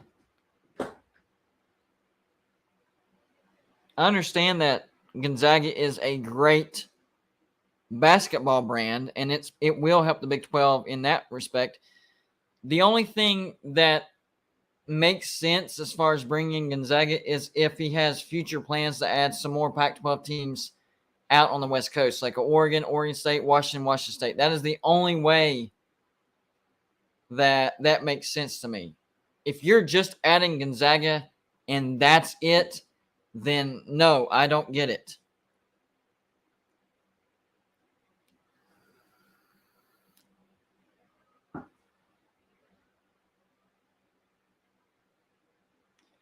I know it won't cost the Big 12 money, but it won't make it doesn't help the Big 12 on the TV revenue for football. It doesn't add to the pie, if that makes sense.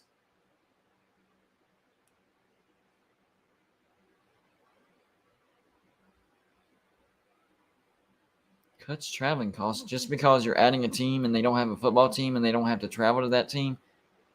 I mean, I understand what you're saying, but still at the same time, that you're not adding a football team. So that argument really doesn't make sense. No, even though Iowa State's bad, West Virginia is also bad, and West Virginia doesn't play well at Iowa State. So I think Iowa State beats West Virginia by at least 2 touchdowns. I do not have my hopes up at all. At all. Not at all.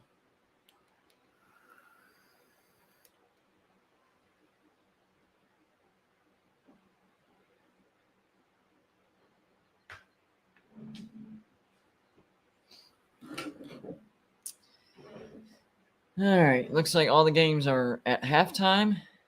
Let's see. Let me check one more here.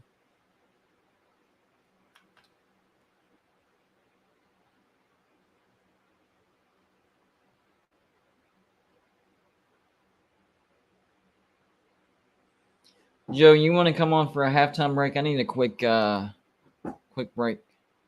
If you're still in the comments. I think you're still in the comments.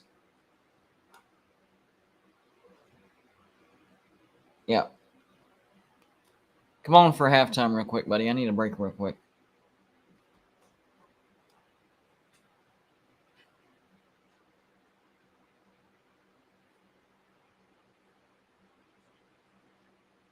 Yeah, I know it's not unusual. I'm just saying, like, it's more common in the spring. And usually it's like your Georgia, South Carolina, North Carolina, and Virginia get the tornado outbreaks in October, November, December. Even Kentucky and Tennessee are more prone to it then. But, yeah, I mean, it does happen in Texas and Oklahoma and Arkansas and all that stuff.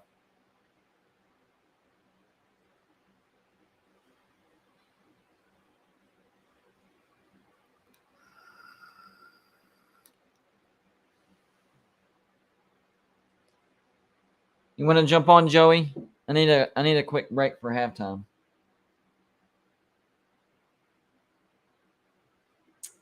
Oh, now Virginia Tech's beating Georgia Tech. If Georgia Tech loses this game, then they're worse than I thought, and they're not making a bowl because Virginia Tech's a very, very bad team. Georgia Tech should beat them. All right. Well, I got to take a break anyway, so if you want to come on, Joey, that's fine. If not, that's fine as well. But I am taking a break, guys. I'll be right back.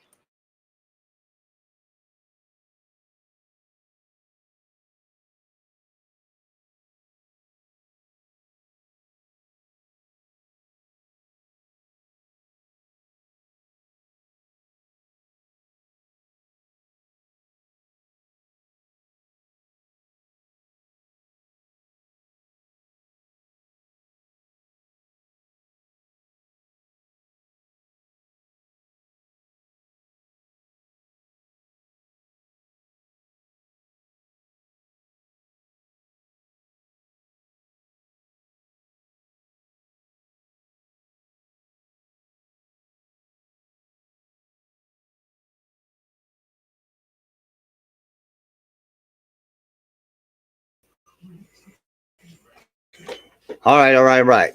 What's going on there, chat? So I had some fun with you down in chat. Now I'm here, so bring it on. Throw some chat at me there. All right, so I'll give you some updates here real quick on some scores. I'll go down through here. Give you some updates. Ohio State 7, Northwestern 7. Texas Tech 10, TCU 13. UNC 10, UVA 14. Tulane 17, Tulsa 10. Air Force 10, Army 7. Western Kentucky is all over Charlotte, 35 to nothing. Uh, Kentucky 7, Missouri 3. Minnesota 3, Nebraska 10. Iowa 17, Purdue 3. Florida 20, Texas A&M 17. Maryland nothing, Wisconsin 17. Georgia 3 should be happy. Um, Georgia Tech 10, Virginia Tech 13. So Virginia Tech has just taken the lead on Georgia Tech. So I guess we're going to be kicking the extra point now. So anyway, what's going on, guys? They say Bo, Coach Smith, TND, Mark, Jonathan, Mountain and Mike, Pitt 13 to 9. I hate saying that. Yeah, nice to see everybody in here with us. Hey, I'm going to go and do a live stream during the game, during the West Virginia game today. I'll come on and do a live stream. So I'll probably create a new stream for that. According to when GBD closes this one out. If it's close enough, I'll just take over this stream. If it's not, I'll set up a new stream to come on at about 3:15. Game kicks off at 3:30, so I'll go on about 3:15. Um, sorry, my phone beeped, so I was going to see if I got a update here on the score. I don't see one. Everything's so. Texas Tech and TCU just kicked off the second half here a little bit ago. So it's a pretty good game. I think that today West Virginia and Iowa State. So here's some stats about it. Iowa State's the most yards they've allowed rushing is 140. That's all they've given up to any one team, 140 yards rushing, and that was to Texas, I think. West Virginia's got a little bit better running game than Texas, but only when C.J. Donaldson is healthy. He's out. So we've got Tony Mathis and Johnson. So I think we could still. Now, Tony Mathis has been banged up, so he may not be 100%. But I think we could still gain some yards. Uh, when we are held to under 100 yards, West Virginia's a horrible team. They've not won a game. I don't think they've won a game under Neil Brown when we've been under 100 yards rushing. But when we're over 100 yards, we do a lot better. We're um, 3-1, I think, when we go over 100 yards. So, that's going to be a key to the game is that they don't give up any yards rushing. Only two teams have been over 100 yards against Iowa State. So we need to get over the 100-yard mark against Iowa State to have a chance in this game. Um, let's see what everybody's saying here. So UNC better not lose to East Virginia. Mountaineer Mike, tip of the hat, Joey. Tip of the hat to you, Mountaineer Mike. John Christopic. Ohio State is on upset alert. Yeah, they are. I mean, they're not playing very good football. It's 7-7. They came back there before the half, but yeah, they're not looking real good. John says West Virginia will beat Iowa State. If this game was in Morgantown, I'd have no worries whatsoever saying West Virginia's going to beat Ohio State. This game's in Ames, Iowa, and they show out for games. There'll still be 50 or 60,000 fans there, even though they're having a down year. Iowa State's always had down years. They're used to it. It's not like they're top of the world every year, so they don't care. They show up for the games, so they will pack that stadium out. So that's going to be a difference there too. Possibly is that the crowd noise, and then you factor in the weather. The weather's supposed to be bad there, so Paxton says go Northwestern. Yeah, that would be a great upset, Northwestern over Ohio State. That would be a huge upset.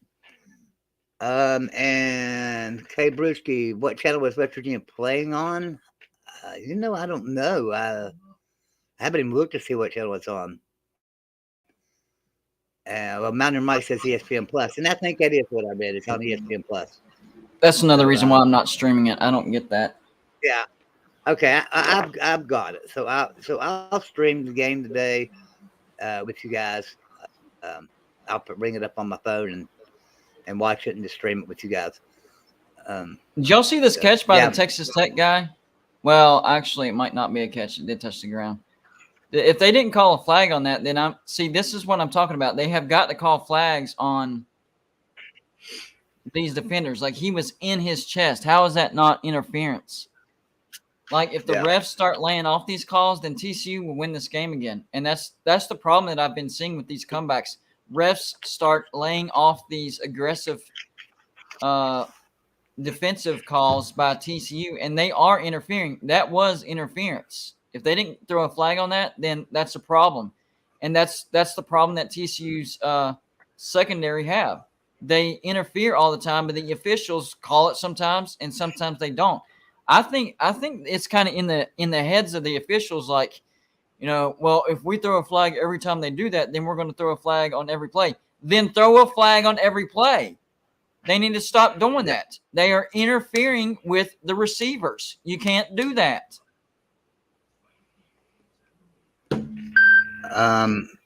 Score update. Looks like UNC just scored, went ahead of UVA 16-14. I guess it's barring the extra point. So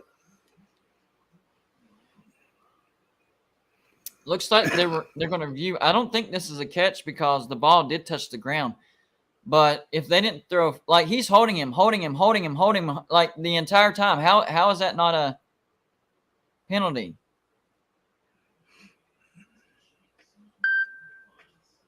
I don't know what the play call was on the field. I don't know if they called that a catch or an incomplete pass. Well, probably a catch because it would be.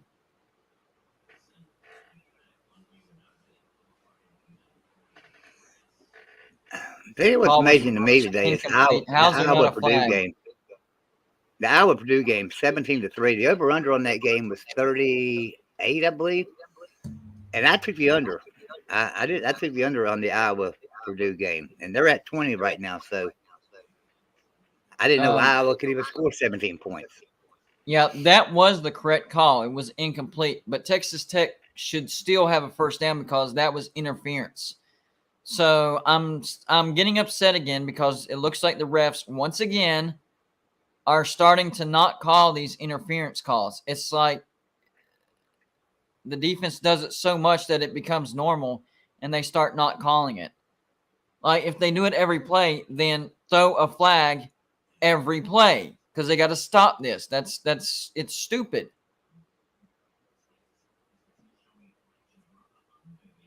It's absolutely ridiculous. Excuse me. I'm looking through some games trying to see if there's any score updates here. Minnesota finally scored. Nebraska 10, Minnesota 3. So they scored, but it was only a field goal. Nice. What on happened to that their field goal, offense right? today? Yeah, I don't know. And I mean, I know Minnesota doesn't have a Wisconsin great offense to start with, but I mean, Nebraska has a terrible defense, so they should be scoring more. is all over Maryland, 17-0.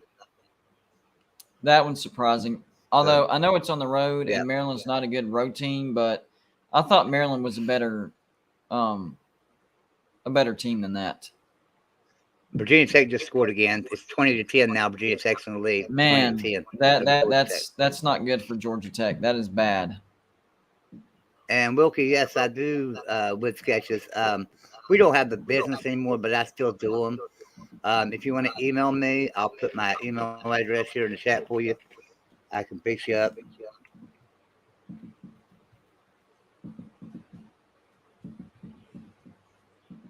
Have you seen how pathetic Northwestern's football stadium is? Yeah, real small. It's really pathetic for a Big Ten football stadium. I don't know if it's real small or just looks real small. What's it hold? It holds 45, don't it? Right, yeah, between 40 and 45. It's small. And the way it's shaped is weird too. Yeah. So I was telling the chat that I'll stream that game, and I didn't know what time you was going to end this stream, and I'll just start a new stream, or I can take over this stream later. Yeah, just whenever you start, if that kicks off before this game is over, then I'll just hand it off to you, and I'll head out. Either way is fine. Okay. Basically, whenever West Virginia, Iowa State starts, that's when this ends, if it's not ended already. Right. All right, then we'll just stay on this stream. I will change the title over, though, before I come in. I'll change the title over to West Virginia, Iowa State live stream. All right, I'm going to get out of here then, and I'll see you in about an hour or so. All right. Sounds good. Appreciate it, buddy. TCU does have the ball back because there was no interference called on that play, which there should have been. What can you do? The officials are out there playing God sometimes. Football God, at least. Which, that's a whole different argument and gripe that I've had many, many times.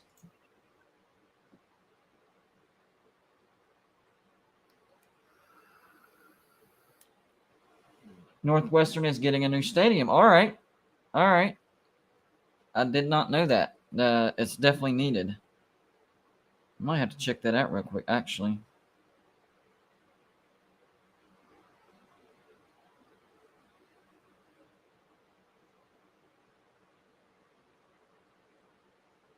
Yep, that does pop up. Whoa. $1 billion.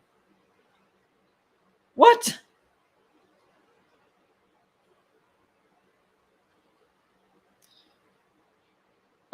Plans to tear down and rebuild the almost 100-year-old Ryan Field at Northwestern were revealed last week. The university says the new almost $1 billion privately funded stadium will hold 12,000 fewer people while setting new standards when it comes to accessibility and sustainability. Northwestern University Wildcats coach Pat Fitzgerald says the new stadium will have a major impact beyond just the football program. This is more than just a football stadium. This is going to become, we believe, an amazing community asset. There are still ongoing conversations about where the Northwestern football team will play after 2024, while Ryan Field is undergoing construction until 2026. Fitzgerald is looking at the future construction as an opportunity to get creative with playing locations. I'm looking to have this be a unique experience to our players and our fans. So let's not look at these 2 years that will be in construction as a negative, he said. Let's find a way to make it a unique positive. The Ryan Field plans still await approval from the city of Evanston, but Fitzgerald said the communications are ongoing We've had multiple listening opportunities and engagement. That's going to continue here as we work through this project, he said. The images look good.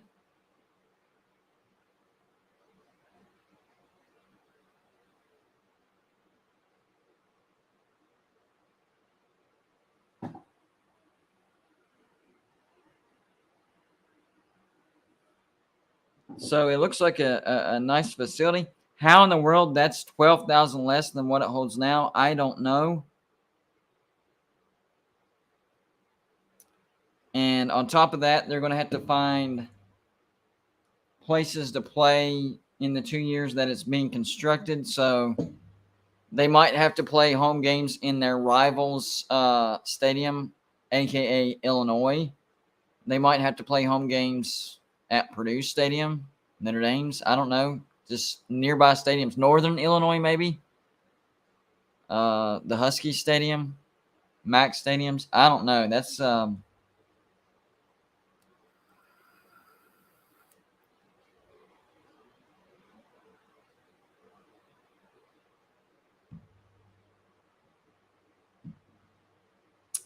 not sure.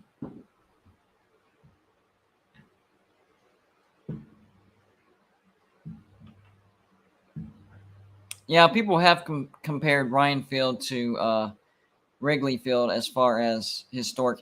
And it's not that they're completely, well, I guess it is that they're completely demolishing it because they picked a new site and everything. So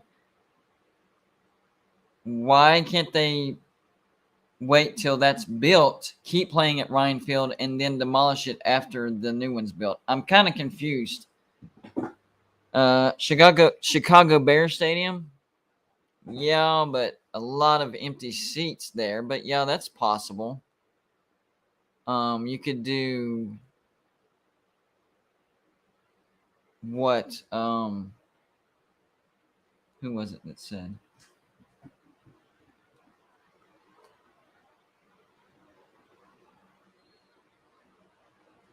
Hold on. Brewski said Wrigley Field. That's what I would do. I would do Wrigley Field. Because it's, I mean, you might have to, at least after baseball season is over, you can do Wrigley Field and that's it, because you wouldn't have to split it. You could just do Wrigley Field and you're good to go. Now, at the beginning, whenever it overlaps, that's when you might have to get creative and, play at Soldier Field or Memorial Stadium over there at Illinois, different stuff like that. Bad play calling by Texas Tech. I'm trying to figure why they're calling these weird safe plays that don't have high success or chances of succeeding are low percentage. Looks like they might be going for it, though.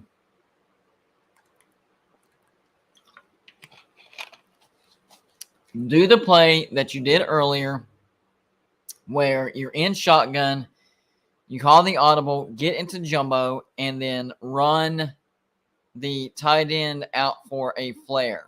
That's what you need to do. But instead, they're going with the quarterback, and that'll get it as well. All right, so that's a decent play call. He got it. A little risky, but we will see. The problem with that West Virginia guy is we don't call the shots. I don't know the conversations between Shane Lyons and Neil Brown. This might be targeting on TCU, which their defense needs to be put in check anyways. They are way too aggressive. They commit way too many penalties and get away with it. But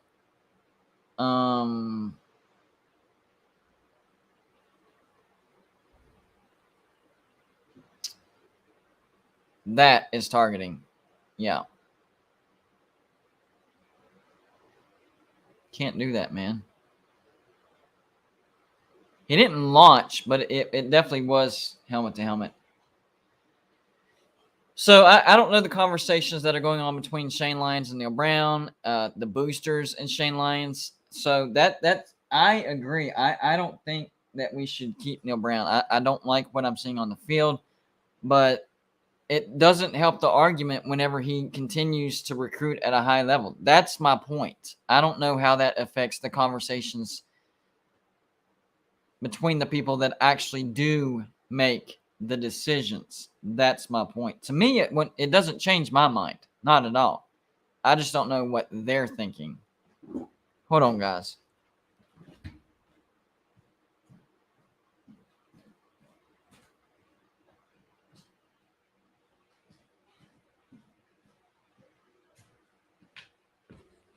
Don't forget, immediately following this live show, Joey will be live streaming the West Virginia Iowa State game. And the Clemson will make his triumphant return this week if West Virginia loses to Iowa State, and I expect it. Probably not tonight, but tomorrow, because I have a busy day today. It was upheld, and the TCU defender was disqualified.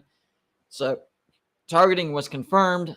I knew that was going to happen, and unfortunately, the Texas Tech receiver now has to go into concussion protocol. He might have gotten concussed. This secondary needs to be flagged more. They are way too aggressive. They interfere all the time, and they're out there headhunting. And Texas Tech fumbled the handoff, and the ball immediately bounced back into his hand, and he gained 7 yards. That could have been horrible, but it turned out to be pretty decent. Wow. Talk about the ball bouncing the right way.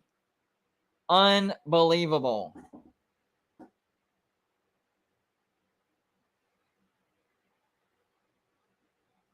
That was a nice underneath screen, but the wide receiver danced around too much, so he's tackled for a loss.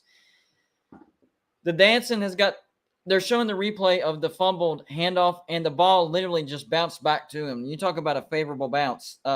Texas Tech is very, very lucky that they did not lose the ball right there. Very lucky. But now it's 3rd and 4 because the running back got too cute and started dancing with the underneath screen. So that kind of washed itself. Decent pass broken up by TCU. I'm interested to see if the defender got there too soon because the defense is interfering all game long. So they're showing the replay. Let's see if this was a good play. That was a good play. So he did not interfere with him on that one. That was a good play.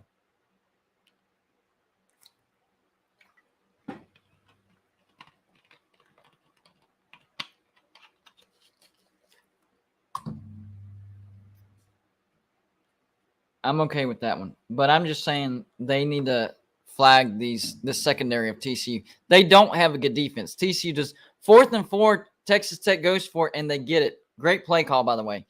But TCU's defense is not good, and they get away with a lot of pass interference. And that's one of the reasons why some of these teams, why TCU is able to come back on some of these teams, because the refs simply stopped calling it. That should have been interference. Touchdown, Texas Tech, so it didn't matter. But still, no flag was called. That touchdown pass right there was interference on TCU, and they didn't call it. Doesn't matter because it was a touchdown. But had that not been a touchdown, incomplete, oh well, great defense. No, not great defense. I like that TCU's defense is aggressive, but it is overly aggressive. Number 3, not looking, grab him. That is interference all day long. All day long, easy. I think, this is just a guess, I don't know for sure. I think the problem is this. I think TCU does it so much that it almost becomes normal to the refs, and they're like, well, they do this so much, so we can't throw the flag every time. Otherwise, we'd be throwing the flag every time. Then throw the flag every time. Get them to stop doing that nonsense. If they're doing it every time, throw the flag every time. That doesn't mean it's starting to become normal, so it's not interference that time. No, that's a bad excuse.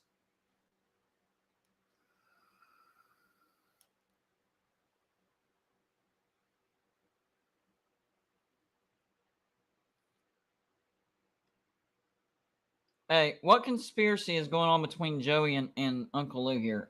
Joey said he emailed Lou and was wondering if he should buy it for me, and Lou says, yes, that is hilarious. Guys, secrets never end out well. Secrets never end out well. I'm just saying, secrets never end out well.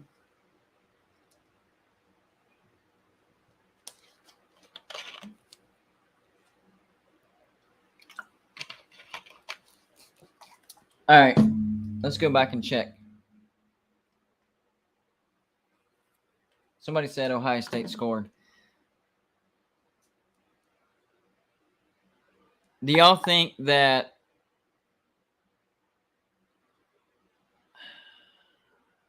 Ohio State can get the momentum so much that they actually cover the 38? Remember, they're down to 1/2. Now, if they score and they're up,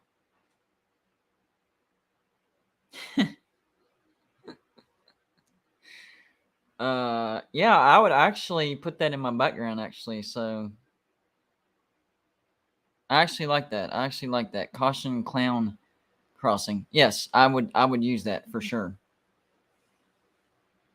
I would use that for sure.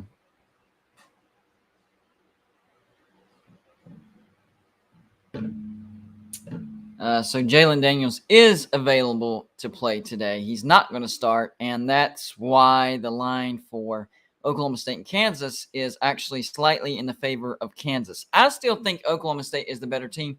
I know. Kansas State absolutely blasted Oklahoma State last week. I understand that, but I just think Oklahoma State had a bad game. I'm not sure about Spencer Sanders. If Spencer Sanders is out, then yeah, Kansas will probably win that game. That might be the deciding factor. But Jalen Daniels coming back from an injury, those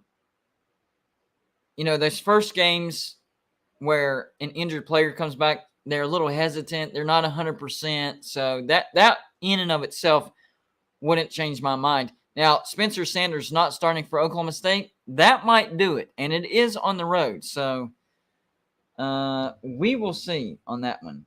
I'm still not 100% sold on that. So I don't know if Lou is still in the chat, but I was talking earlier about, we all know about Sunbelt Billy.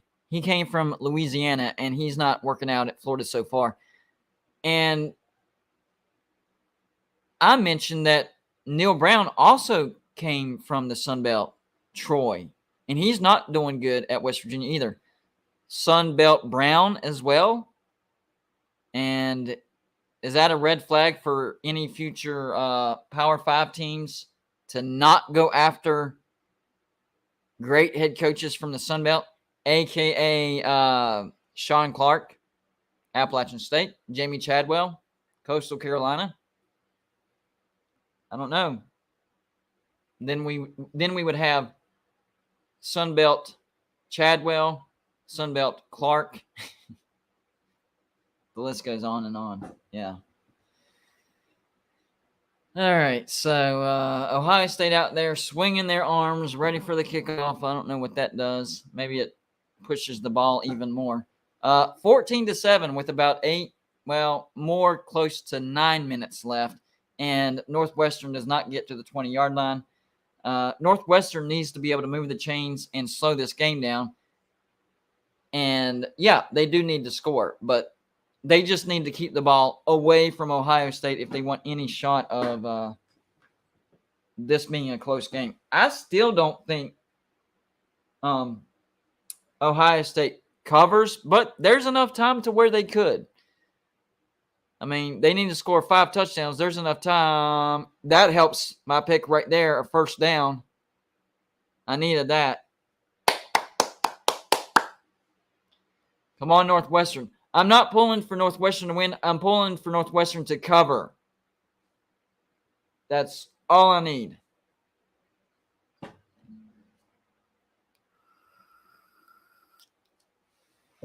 First and 10. They did get the first down. Ball is now on the 38-yard line. They're in a rare shotgun, but it's still probably going to be a run play. Yeah, I took the points. Let's do a review real quick. Tulane, Tulsa, that's good. So here's what did I do with that?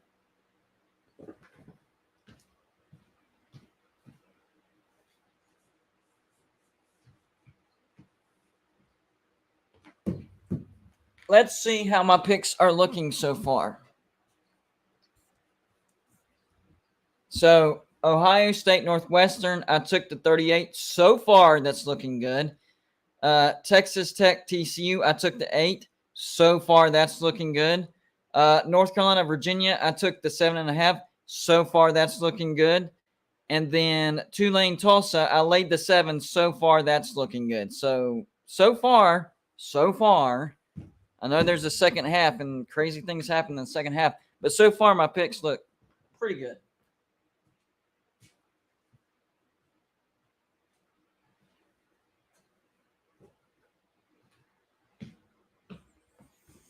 And then, of course, it doesn't end with that. You gotta do well throughout. Because here's the thing. Sometimes you do great in the noon, and then you do terrible in the 3:30, and you do okay in the nights. So you end up around, 50%, 500. And then sometimes you do terrible in the morning, but then the rest of the day you do great, and you end up having a great day. So doing good in the morning isn't always great. Great play call right there. I don't know if that was drawn up that way or if that was a last-minute decision by the quarterback. But this was a great flick by number 10 right here. Great flick.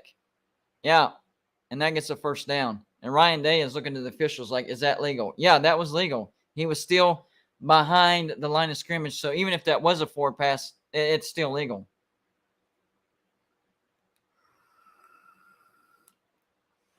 Instead of looking at the officials to see if that was a legal play, you should be looking at your players and going, why did you not have that guy covered? That was your assignment. You should have covered him. They're running an inside zone. That's going to gain 3 yards, and they're running clock. That's what I need Northwestern to do. I don't necessarily need Northwestern to score, but I need them to run clock and shorten this game so they can cover that 38. That's what I need. 2nd and 7.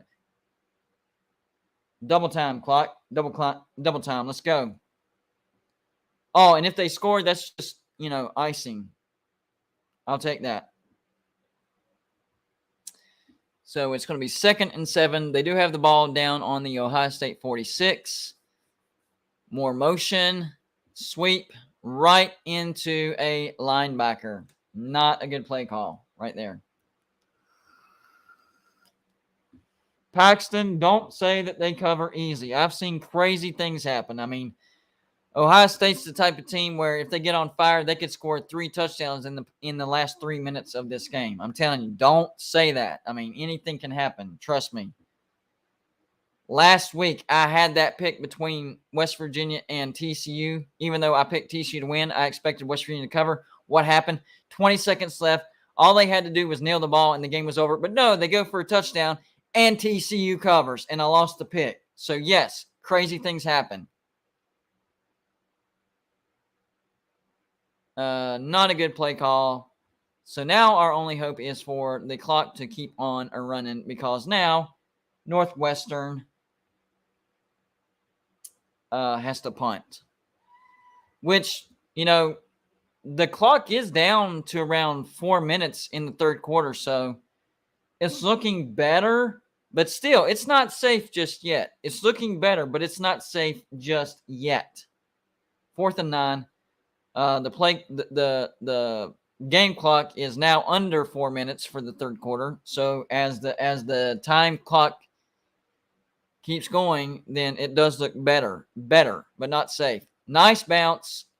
Ohio State will have the ball down there on their own 16. All right, we'll come back to that. Let's go back to Texas Tech and TCU. Let's see how this pick is looking.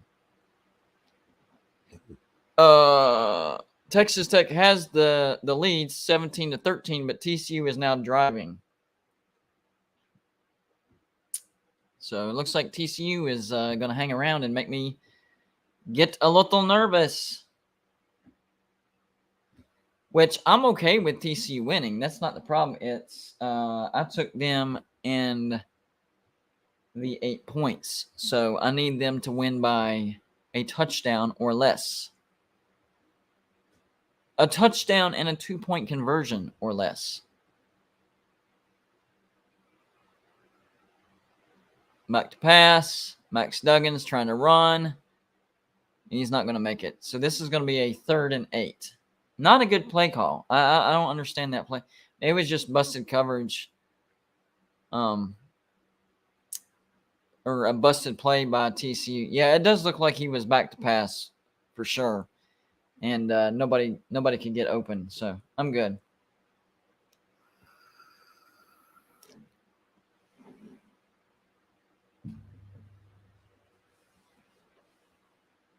Third and 9 for TCU. This is a low-scoring game. I did not expect this.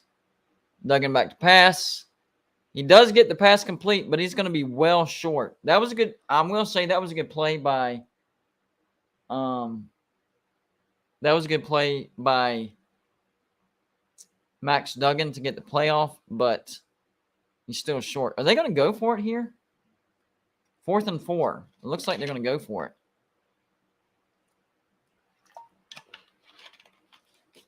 I'm not sure about this.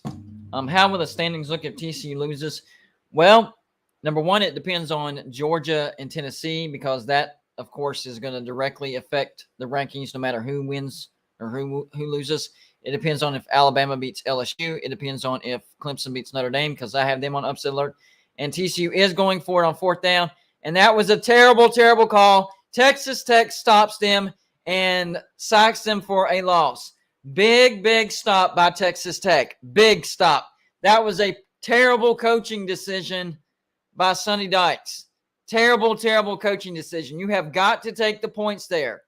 It would make it 17-16. Instead, TCU gets the stop, or Texas Tech gets the stop. Sacks Max Duggan. I don't understand this. Man, that one might come back to bite TCU hard later. Right now, Texas Tech keeps it a 4-point game, and they take over on the 20-yard line. They run an RPO off to the left, gain of 3 yards. I do not understand.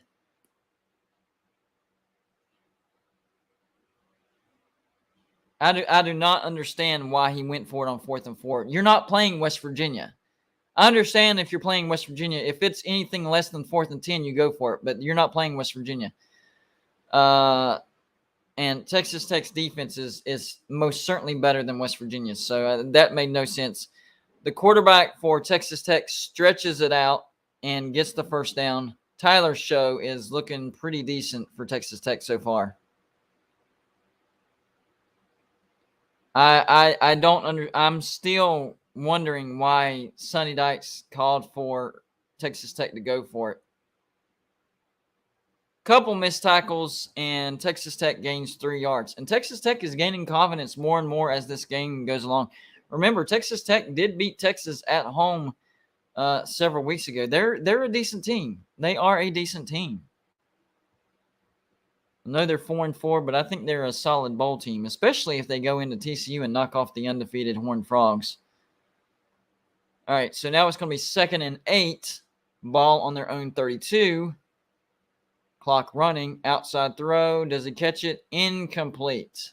That was a bad throw by Tyler. Man, I just bragged on you a little bit, and you do that nonsense. Hold up, guys. I need a new Pepsi. I will be right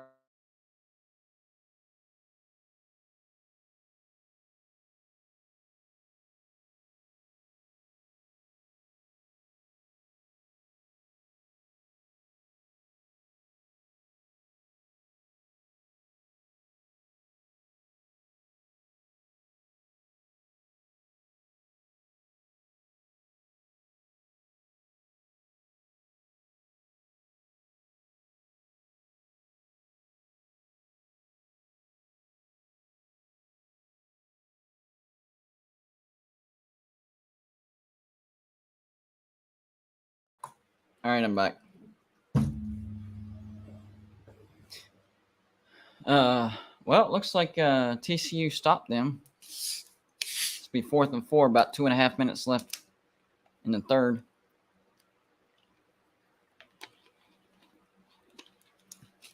Well, if nothing else, they flipped the field. TCU should have most definitely took the points, and now they have the field flipped on them. So nice stop, but that was still a terrible decision.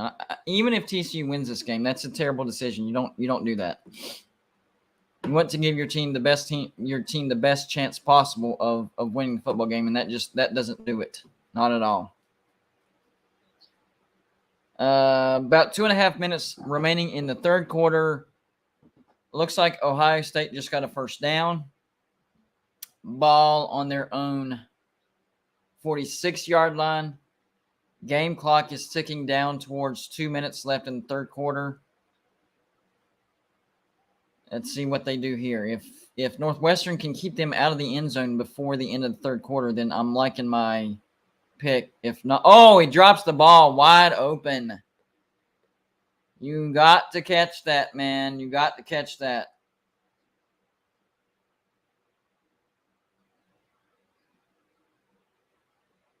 It was thrown a little behind him, but still, that was a soft catch. Should have been a catch. Couldn't get it done. So game clock's around 2 minutes and 3 seconds left. I'm not watching this game hoping Northwestern wins. That's not why I'm watching this game. I'm watching this game to see if they cover because I took the 38. I'm still not 100% confident. Throw to the outside. Terrible play call and ran into his own guy. So this is going to be 3rd and long. Man, miscommunication, bad play call. That was destined to fail right there. Destined to fail.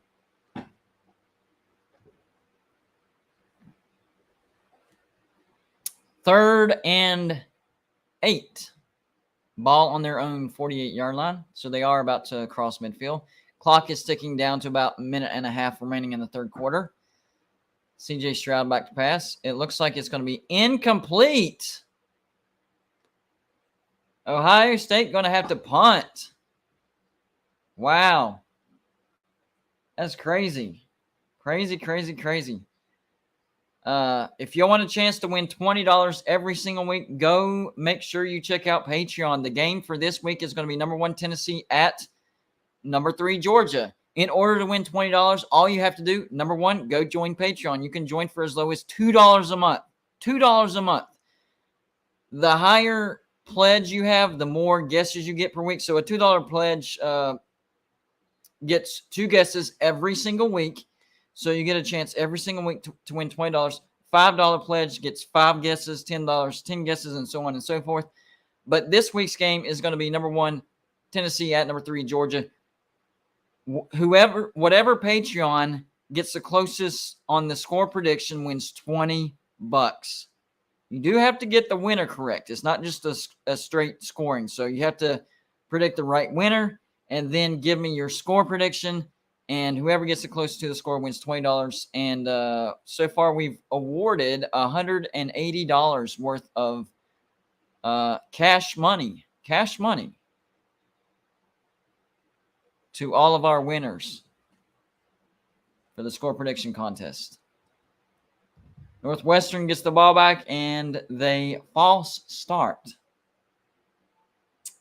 That was a great punt by Ohio State, by the way, and then Northwestern false starts. And Ohio State is trying to get their fans up and pumped because, Northwestern fans aren't showing out for this game. It's mostly Ohio State fans. Guys, just run some clock, all right? Don't get a safety. Don't do anything stupid. Run some clock. Get out of your own end zone. That's all I can say. Minute 24 left in this game.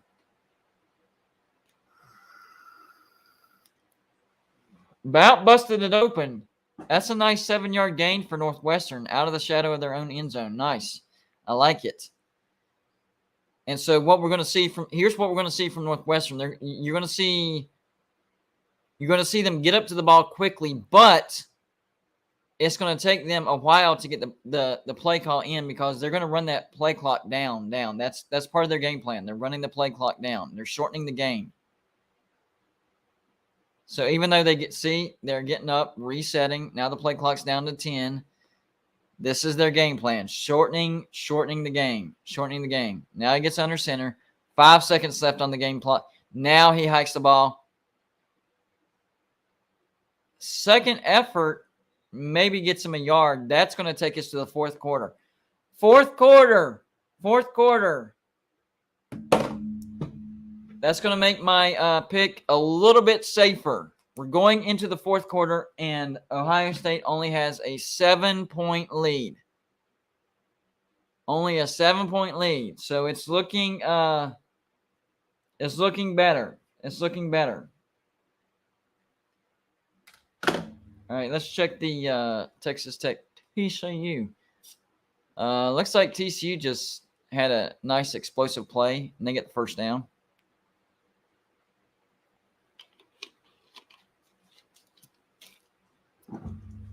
This game is about to go into the fourth quarter. There's about 30 seconds left. TCU first down on the Texas Tech 40.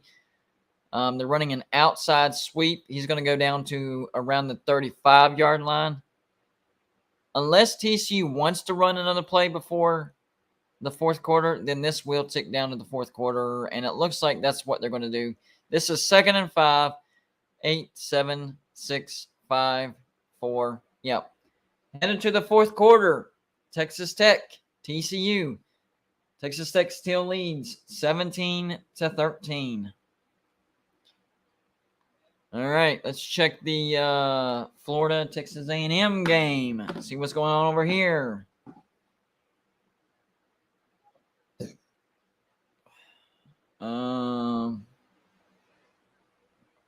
Looks like Florida just scored a touchdown. Great pass. Avoided the look at how happy Sunbelt Billy is. High-fiving everybody saying, yeah. We got this, man. We got this. Yeah. What is the score? 35-24. Uh-oh, Jimbo Fisher. It's not looking good, man. It's not, man. If Florida beats Texas A&M and they go to 3-6, how is he not fired at the end of the season? Because the best he can do is get to a bowl. That is the best he can do. Man, he's bad. He is a bad head coach. And who does Texas A&M hire? I don't know, guys. I don't know. Man. So much content for today. Man, if Florida holds on and beats Texas A&M, I can do a video on that and how Jimbo needs to go bye. It's good to be back. It really is. It's good to feel better. That's the number one thing. I mean, I could have forced myself to do the live shows, but you don't want to see that. I mean, I was achy and I just didn't have any energy. You wouldn't have seen the normal golden blue dude. So I'm glad that I feel better.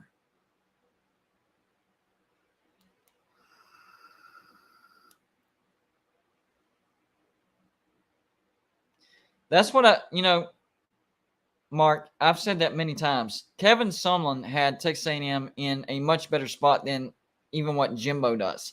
So they fire Kevin Sumlin and bring on Jimbo, and it turns out to be a terrible decision. Looks like North Carolina is on top of Virginia 31-21, so that pick is actually not looking good now. Dang it, Virginia. Come on, man. I need you to at least cover. I'm not asking you to win, but I need you to cover. But hey, one loss in the noon games, I can handle that. You can't win them all, right? Can't win them all. What was the... Well, I didn't pick on this game. It's not a ranked game, so don't really care.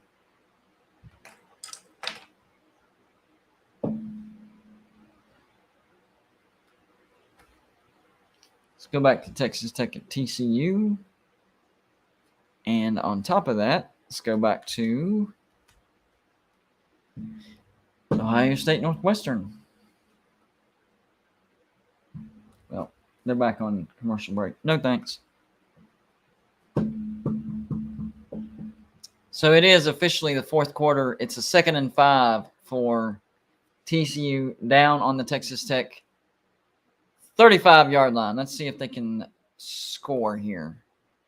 Hopefully, Sonny Dykes has learned his lesson, and if he gets into a 4th down situation and they're in field goal range, kick the field goal. Back to pass, wide open. He is tackled, but definitely has the first down. Down to the Texas Tech 25-yard line. That was a 10-yard gain. Nice. 1st and 10. Outside. Bubble screen. Of course, it works for them, not for West Virginia. Oh, that could be a late hit. Could be. They're not going to call it. I don't know about that. That was momentum. I don't know if that's a late hit or not. Because, I mean, they were both tumbling out of bounds. I'm not sure about that.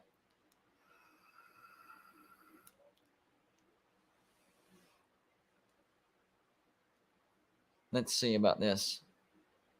He's got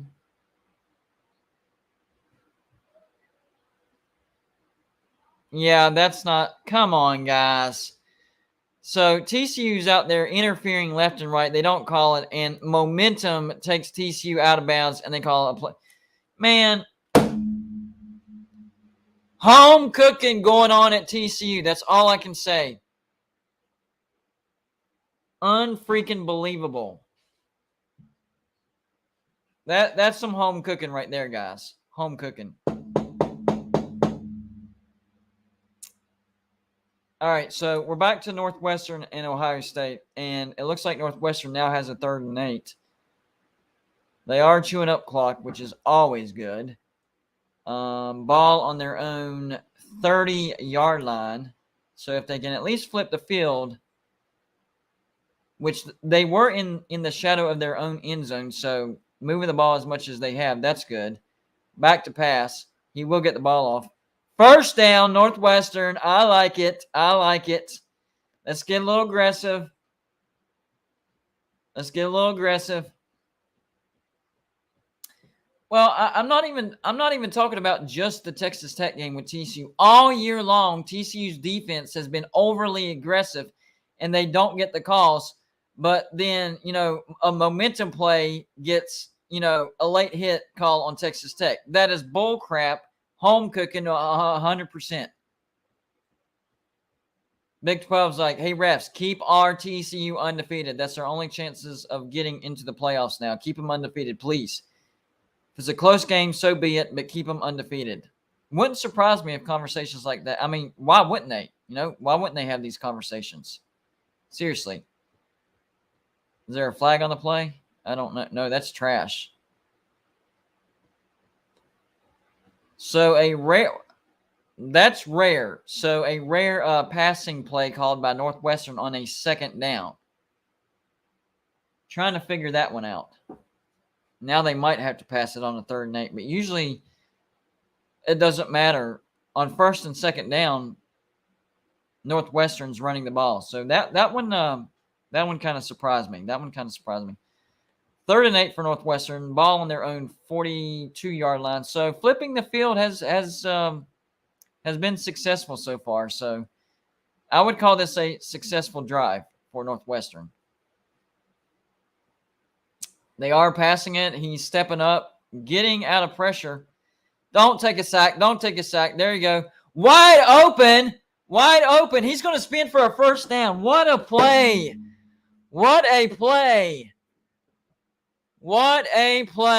Wow. Scrambling.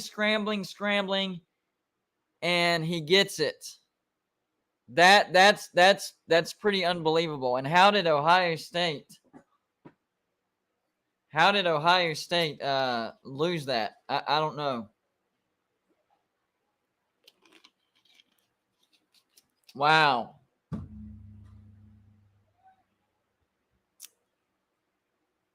And now a bad play call, and he's tackled in the backfield. So the time clock is down to around 12 minutes. Ohio State still only up by a touchdown. It's still looking okay. That pick is still looking fine so far. I don't know why they throw in some bad play calls here and there, though. That's kind of annoying me, guys. Kind of annoying me.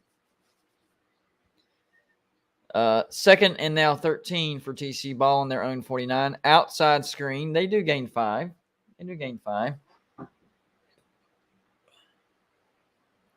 Score update. TCU scores. They're up on Texas Tech 20-17. Home cooking is prevailing in Fort Worth, Texas. The refs are keeping TCU alive for a playoff hunt. This is going to be 3rd and 8 for Northwestern. They have flipped the field. It is official. The ball is now on the Ohio State 46-yard line, 3rd and 8. Let's see what they call. They're going to call a draw. He's got some space. Did he get it? Depends on the marker. This is going to be close. This is going to be really, really close. No, I think that's a good spot, but it still might be 4th down. Look, if you're going to fall, always fall forward. Oh, he extended. That is a bad spot. You're actually right. That's a bad spot. He extended right there. Yeah, that's a 1st down. This might be a bad spot. Are they going to review it? Man, all you do is stick your guy up under center, get 2 running backs behind, and push. This actually might be a good spot. It looks like you got the 1st down. 1st down. Yeah, that's actually a good spot. 1st down. Staying alive. The dry, high, stays alive. Love it.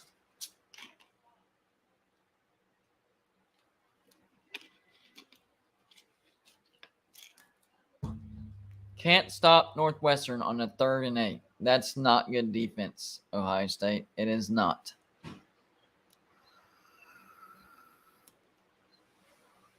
Time clock is now under 11 minutes. How's that? That look like it could possibly be a face mask, but I guess not. I don't know about that play call, but I will say this. This is a win for Northwestern because they have successfully flipped the field and they are running clock. Now, I know as a Northwestern coach, you want to score here, but as a person who took the points, then I'm good with what you're doing so far. 2nd and 10, Northwestern. Looks like they're going to fake it to the outside quarterback. It's worked in the past, but now it's not working as much. This is going to be 3rd and 8, and now the time clock is now going to take it down to under 10 minutes left to play in the game. Run that clock. Run it. Run it. That's exactly what they're doing. They are running the clock. Yeah. 3rd and 8. Ball on the Ohio State 36-yard line. Do they go for it on 4th down? I don't know. That was a good pass, but he didn't catch it. That sucks. And yes, I agree that was a bad play call because the route didn't take him past the 1st down. So that didn't make sense. I agree with that. 4th and 8. What are you going to do?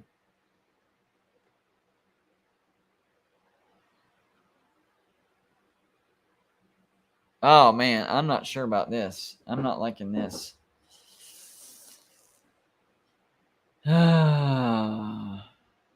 They are going for it. Wide open. And he, what kind of pass was that?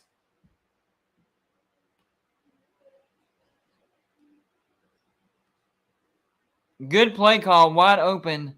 And the pass was just bad. Look at that. Why did you do that? All right, let's go back to this. Man, well, at least that drive ran some clock. That's the plus I'll take out of it. At least it ran some clock. Deion Sanders is not coming to West Virginia. Number one, he said he's focused on shining the light on HBCU institutes, which is fine. I understand that. Number two, if he does leave for a higher level coaching position, it will either be in the state of Florida, the state of Georgia, the state of Alabama, or the state of Mississippi. That's the farthest west and north he's going to go.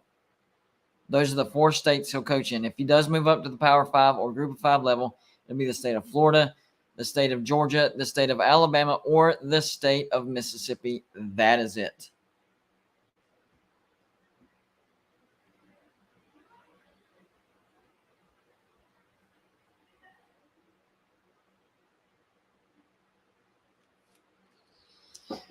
Oh, man. All right, so we're taking a look at Florida and Texas A&M, see what's going on over here. Last time I checked, Florida had a 10-point lead. So let's see how the Fighting Jimbo Fishers are doing right about now.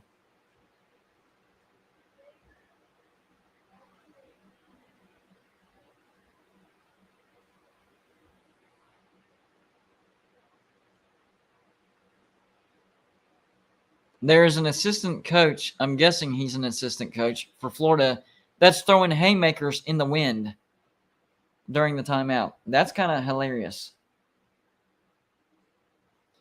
I'm not saying we don't need to try, Dennis. I'm just saying it's not going to happen. Of course, West Virginia needs to try to get him. I'm just saying it's not going to happen. Florida with a 2nd and 12, but they're in the red zone. So Florida could extend this to a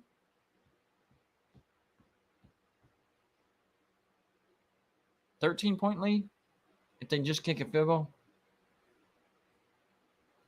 It depends on if they get a touchdown here or not. I'll tell you what, if West Virginia fires Neil Brown and goes after Jimbo Fisher, I will go after our management, upper level, whatever you want to call it, like you've never. You think I've clowned West Virginia before? If that happens, the clowning of a lifetime is coming. The clowning of a lifetime would be coming. Yeah, enough money he would fit West Virginia, but Auburn is in a better territory for Deion, and Auburn has way more money than West Virginia. Yeah, West Virginia should definitely try to go after Deion Sanders. It's just not going to happen. It's not. Our state is too north. He is geographically inclined to these universities. I'm telling you, Florida, Georgia, Alabama, Mississippi, he's not going north of that. Number two, Auburn does have more money than West Virginia, a lot more money.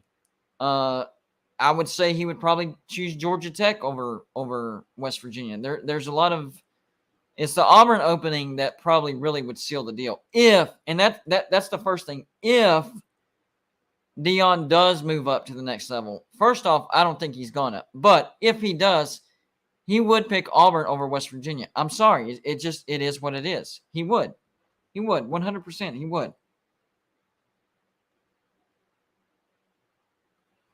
Bill O'Brien, I would be okay with Bill O'Brien. Jimbo, never Jimbo. I know he's a West Virginia guy, but he's not a good coach, guys. He's not.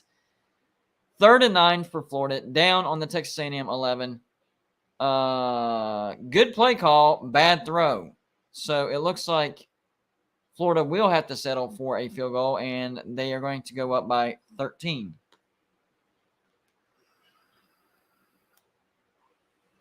How is Kentucky losing to Missouri? That is crazy. That is absolutely crazy.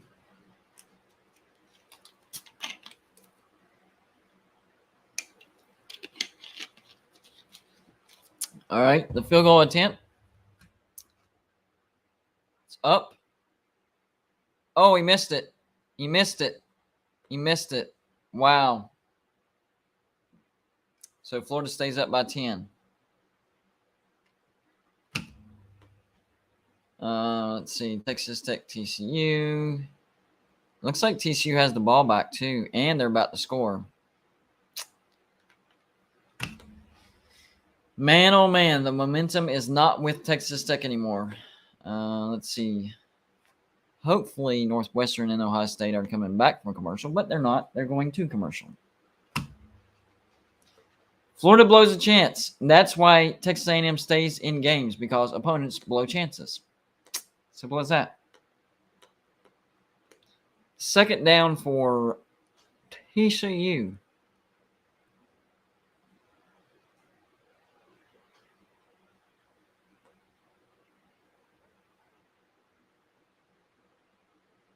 What time is it? 2:54. All right, we're still good. 2nd and 9 for TCU. Ball on the Texas Tech 23-yard line. Wide open. Touchdown TCU. Wow.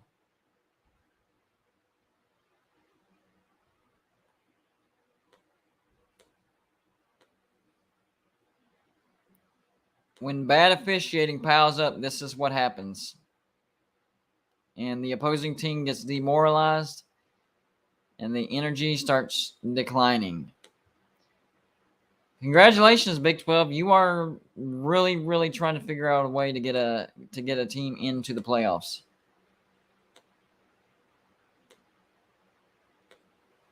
Yeah, I don't know why people are against Tom Herman going to West Virginia. Oh man, I heard that him and the players didn't get along. You're just buying into the Texas propaganda. No, he did not. No. The reason why Tom Herman was fired at Texas is because he didn't get along with the boosters. That is the reason. Yes, Tom Herman to West Virginia, I would take it. No problem.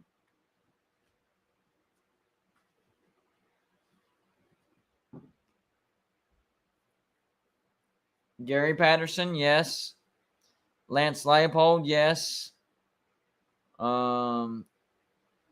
Matt Rule, yes. I would take Gus Malzahn. I think Gus Malzahn would be a good head coach, but I think that might be a lateral move for Gus Malzahn, and I think he likes it at UCF. And UCF's coming to the Big 12, so I don't think that's going to happen. But I'm just saying I'd be okay with Gus Malzahn as well. Of course, Hugh Freeze, but he was just extended by Liberty. I'm not high on hiring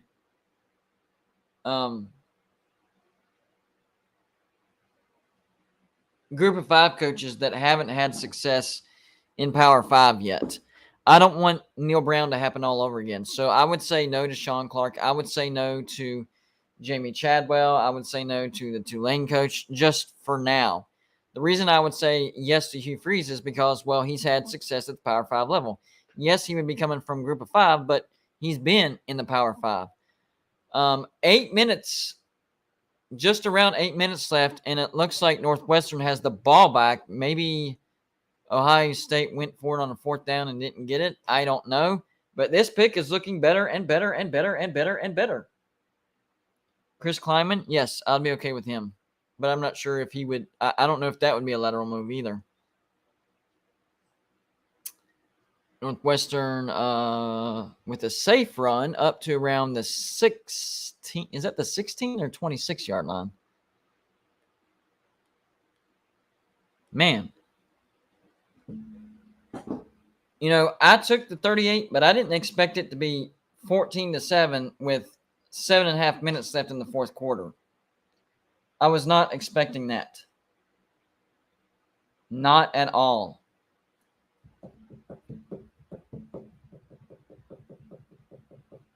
Coach Smith, I would agree with that 100%. They are not much better than West Virginia or Baylor or Texas Tech.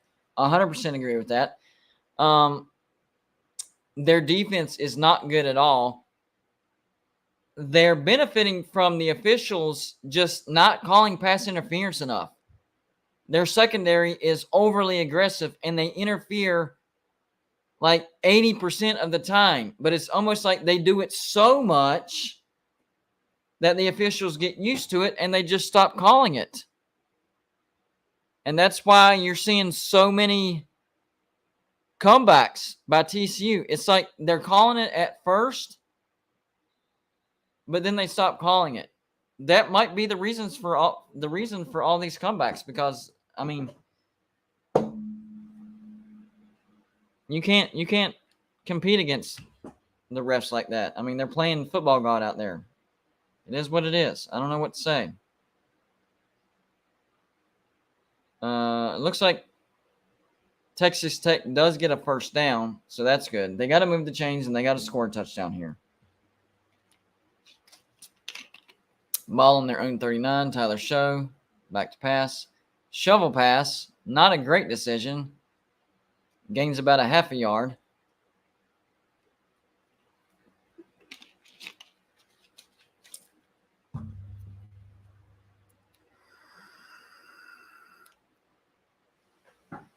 Second and 9 for TCU. Show back to pass. He's going to put some air under it. Too much air under it. What was that? I don't know.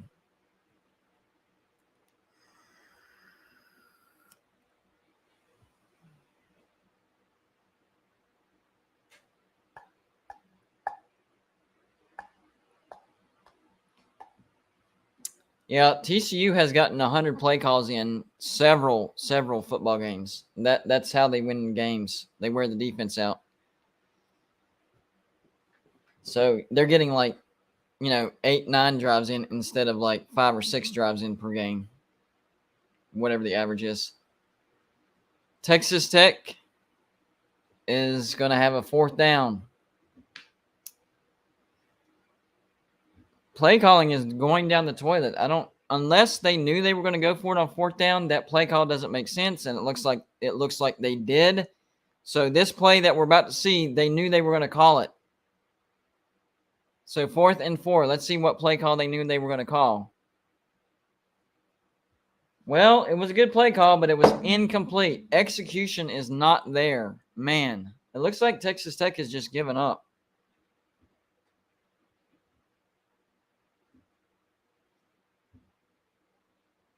You can't do that.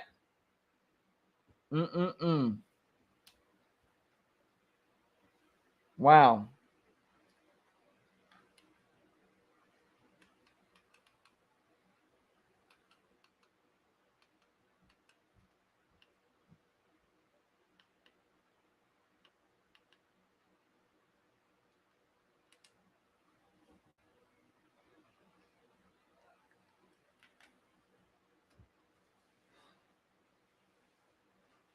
Kentucky's now up on Missouri 21-17. Let's see what Ohio State wants to do here. I mean, a win's a win, but they have not looked good. And don't forget, this is inclement weather, and the wind is blowing pretty significantly. So there's a lot of factors in this game going on. Ohio State trying to break one. They do get the first down.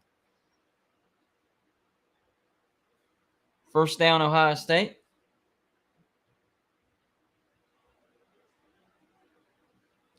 Clock is ticking down towards the 6-minute mark.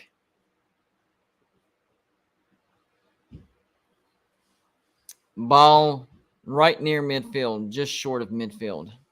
So they're just in their own territory. CJ Stroud has not looked good today at all. They're going to run it looks like an inside zone run that did not work out well at all. Now the clock is down around the 5.5-minute mark. Northwestern is technically still in this football game, but they need to stop here and they need to score quickly.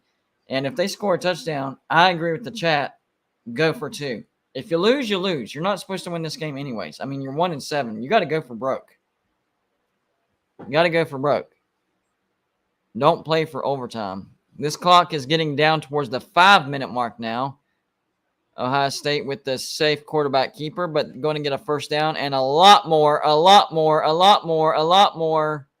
out around the 3-yard line. Yikes. Yikes.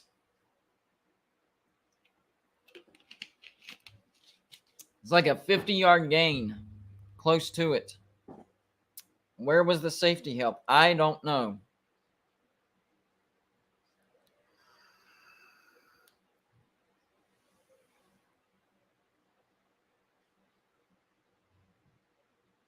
I don't know. I don't know. Well, the good news is it's down towards the 4.5 minute mark, so the pick is still looking good. CJ Stroud going for a touchdown. They're going to stop him, so more clock's going to run. I'll take it, Northwestern. I'll take it. Now what? Did they stop the clock? Why did they stop the clock?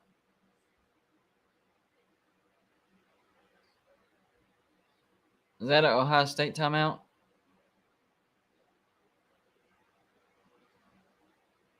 That's annoying, Ryan Day, man. That is annoying.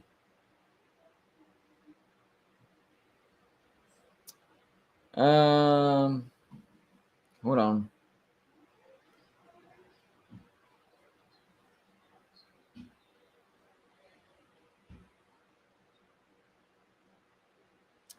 I'm a checking.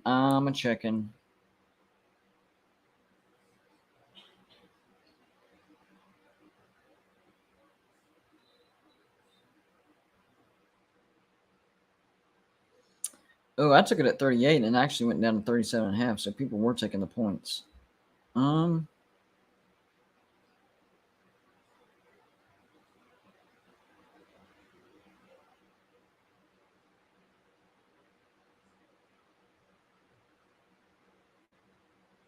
don't know. I'll check here in a little bit. I don't know. I don't know what the payout is for the cover on that one. Anyways, it looks like I will cover for sure because there's only 4.5 left. Oh, that was a timeout by Northwestern. Why they called it timeout, I don't know. But touchdown, Ohio State. That's the ball game.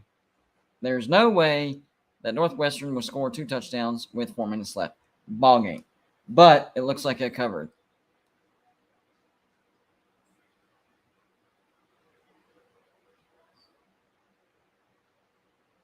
Ohio State would have to score 4 touchdowns or 3 touchdowns and a field goal. No, even 3 touchdowns and a field goal, I would still cover. 3 touchdowns and a field goal, and I would still win the pick. So Ohio State needs to score 4 touchdowns for me to not win this pick. On the flip side, it looks like I'm going to lose the Texas Tech TCU game because that TCU starting to I took the points on that one. It was TCU by 8. They're up by 10, and they got a first. Well, now it's going to be second and goal.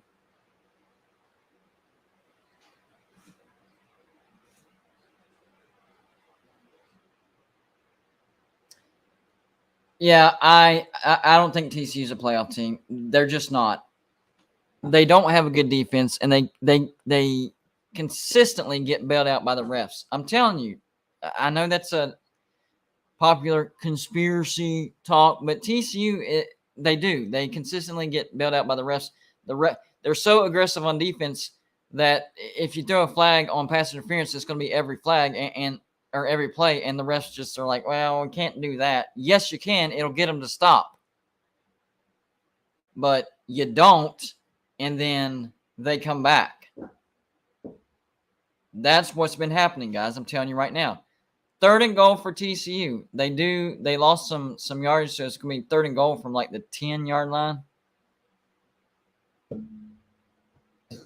Or maybe 15-yard line. I think it's third and goal from the 15-yard line. Yeah.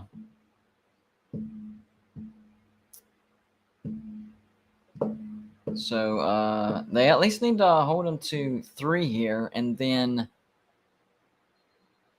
if Texas Tech can score, they can still cover. Not out of the woods yet. Now, if TCU scores here, then that's I'll lose this pick. I'll lose it.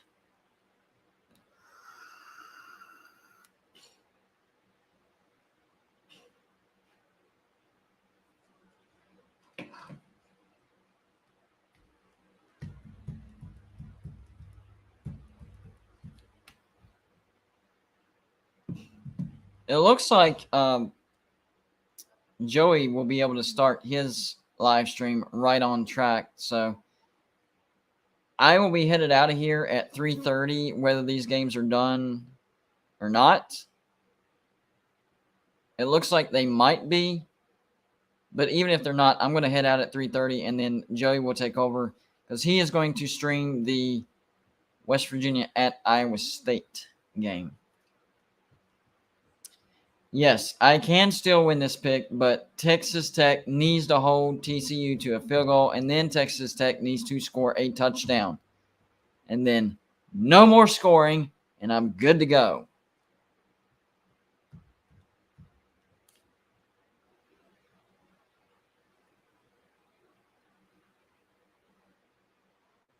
And they score. So I'm going to lose this pick.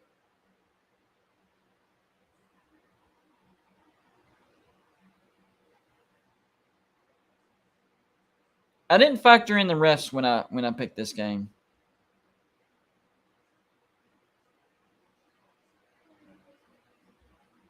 Why they went for it on 4th down, I don't know.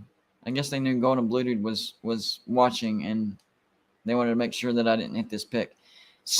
2 weeks in a row, I'm telling you, TCU watches Golden Blue Dude because last week, 20 seconds left, they were up by 3. They had the 4th down made because West Virginia was offsides, but they still took a shot. And at the last second, I didn't cover because I took the points. I expected TCU to win, but I took the points. And had it went final like that, then I would have won. I'm telling you, TCU watches Golden Blue Dude. I'm telling you. TCU watches Golden Blue Dude, and they're making sure that any pick that I have against them, I don't hit. This is the 2nd week in a row that they've done this. Why would you go for it on 4th down when it's 4th and 15 and you kick a field goal and you're up by 13? Nobody in their right mind would go for it on 4th down in that situation. That is insane. They're watching Golden Blue Dude, and they're making sure that I don't hit my picks against them. I am going to do a video on that.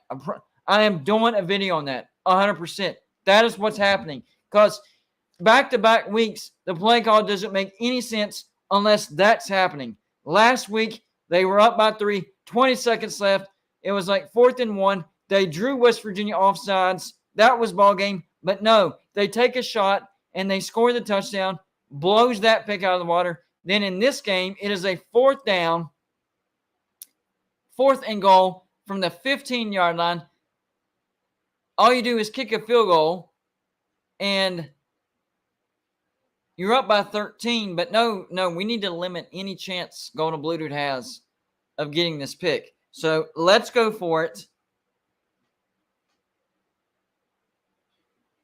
So I need Texas Tech to go on a scoring spree right here. Down by 17. Scoring spree. No bad play calls. That was a bad play call.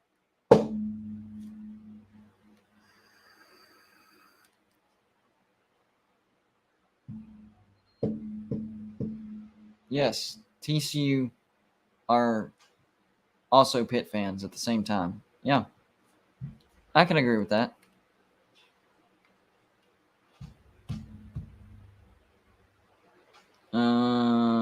Let's see.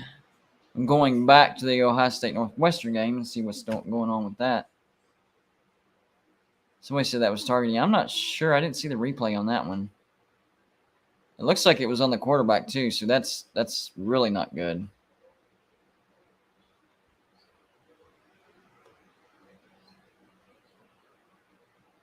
I got Georgia to win, but I picked Tennessee to cover.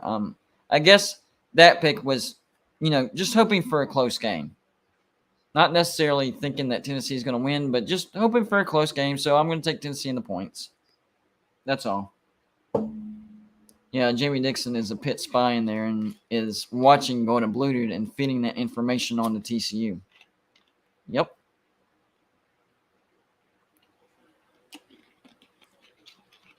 Them's are facts.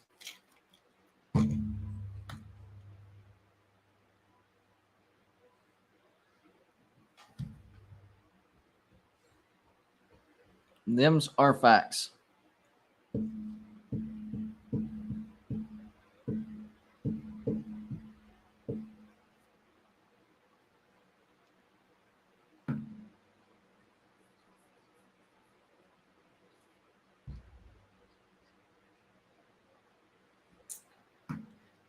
All right, let me message Joey real quick.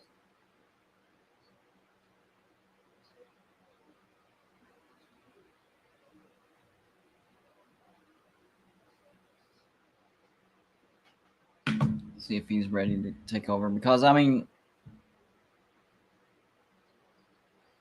Texas Tech is not coming back on TCU, and Northwestern is definitely not coming back on Ohio State. So I'm going to check and see if he's okay with. I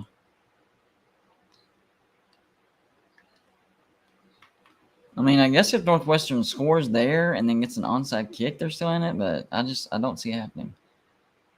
Florida has the ball back. They're still up 34-24. 8 minutes left in the fourth quarter. They're on the Texas A&M 18-yard line.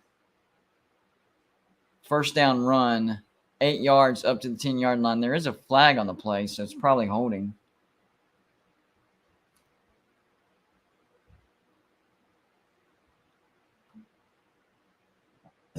Or it might be offsides. I don't know. Not sure. I'm not sure. Yeah, that is on A&M. I think it's going to be offsides. Yep, offsides. Yep, Texas Tech. But I'm telling you, that a lot of that's on the refs.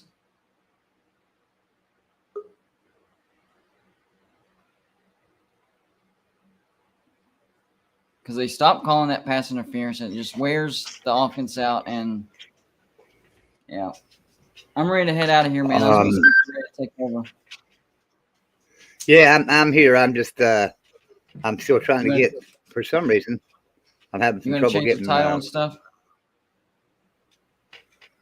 I changed the title. That's what I was doing when you messaged me. Okay. I'm just trying to get get the West Virginia game streaming on my phone. I got to get the app lined up. Monetization is on, so you're good on that. Right, man. Should be good to go. Should be good to go.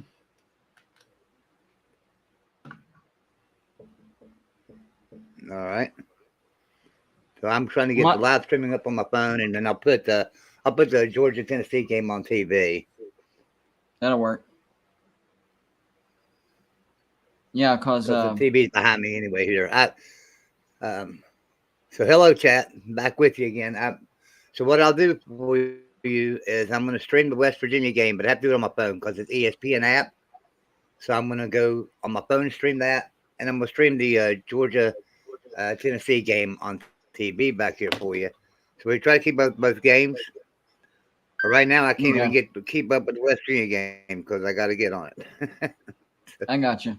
Well, I'm gonna mute and stop so you can put me in the background because I don't want to risk stopping the live stream. Yeah, sounds good. All right, buddy. All right, later. See you later. All right, guys. So now it's me and you, and GBD will probably drop in on us occasionally. You know, he's still in the stream in the background there. I am looking for the game on the app. So give me just 1 second while I find the game. And then I'll give us an update on what we've got going on as far as football games. Boy, I tell you what. They're not making this game easy to find.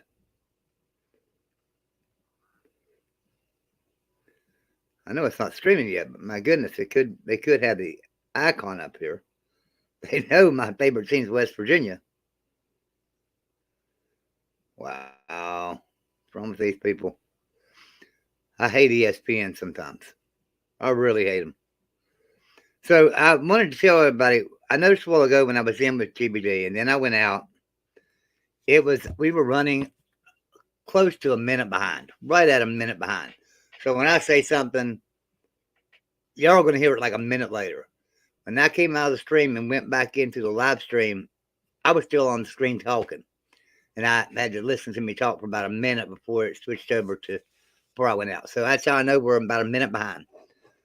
It can be changed in settings on YouTube, but I'm not going to. According to Uncle Lee, he was telling me how to do it, but I'm not going to change that because I run satellite internet, which is not the greatest. So anyway, let's get ready. Let's get up there some scores here. So I've got TCU 34, Texas Tech 17, Ohio State 21, Nebraska 7, UNC 31, Virginia 28. Final on a game now is Tulane 27, Tulsa 13. That's finalized. So, yeah. So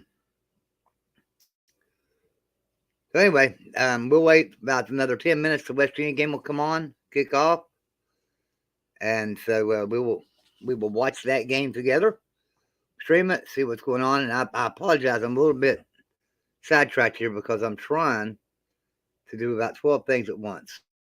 So let me bring up some live scores here and let's make sure we've got all the live scores updated here for you guys.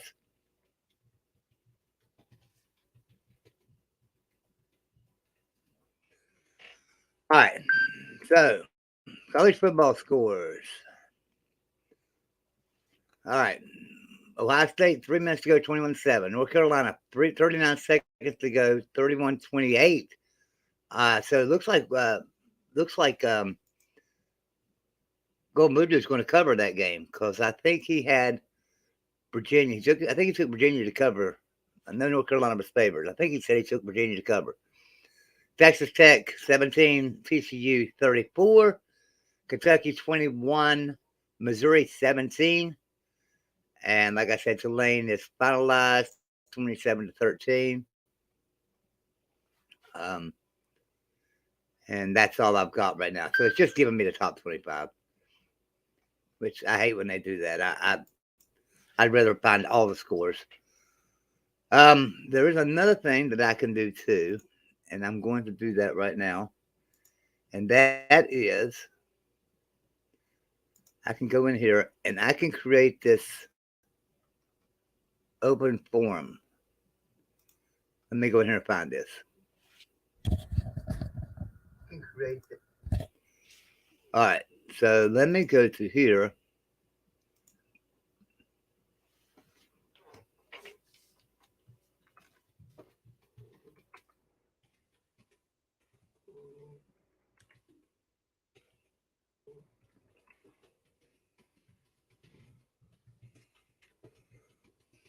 All right.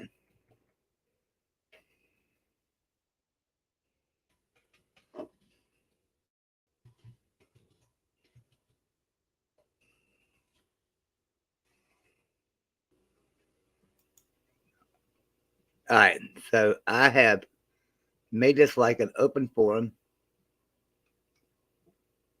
right? No, let me end that. Sorry, that didn't work out like I thought. Did it?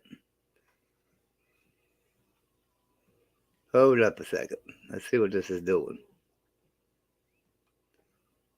Are y'all able to chat? Because I don't think I'm going to be able to see it. Let me end that Q&A. That's not going to work. All right, I'm going to end that Q&A because that didn't work.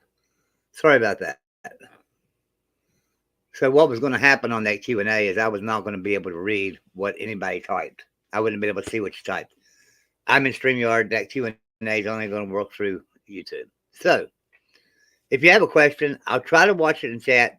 That thing, I was doing it because it'll pop it up here for me and I'll know you sent a question, but it's not going to work. So if you got something, put it in chat. Best way to do it, though, is to super chat it so that it'll pop up on my screen and I'll have it. If you can't, you want to just type it in, that's fine. I'll do my best to read the question and answer it off. Let's go down here and find some games. I need to find.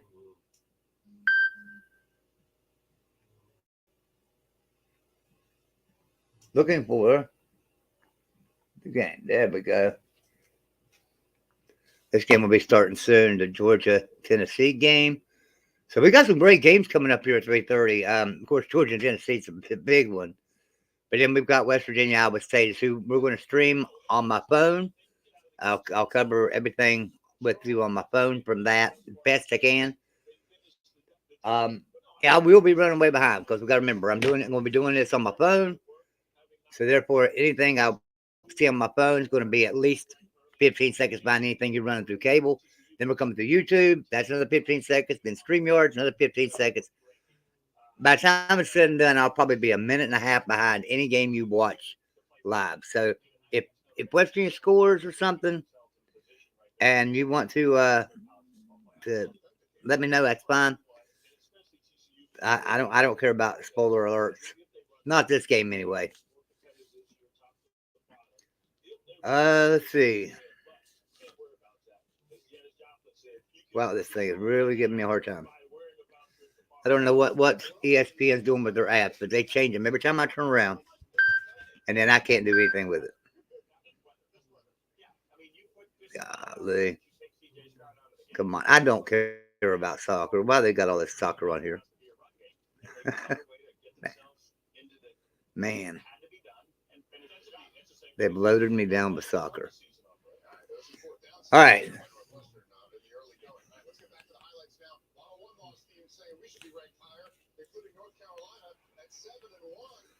I'm trying to get through this game. Sorry, guys. All right.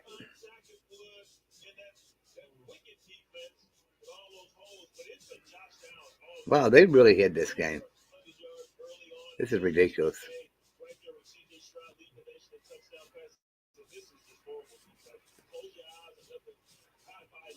Wow.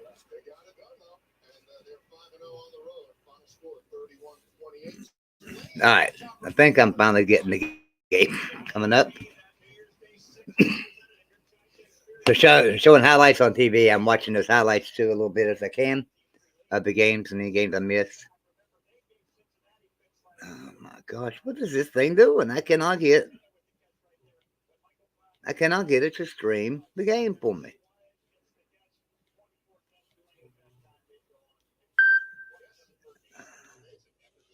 I may end up putting the West Virginia game on TV. I don't know what it's doing. All right. So somebody give me a weather update in Iowa. Does anybody have a weather update? What it's going to be like? No, it's not going to be pretty, but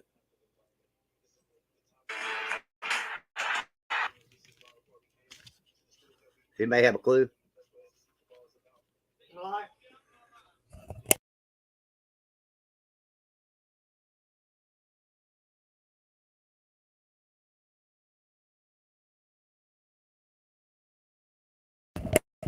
I'm having a hard time here, guys. I'll tell you. This app is really giving me a fit.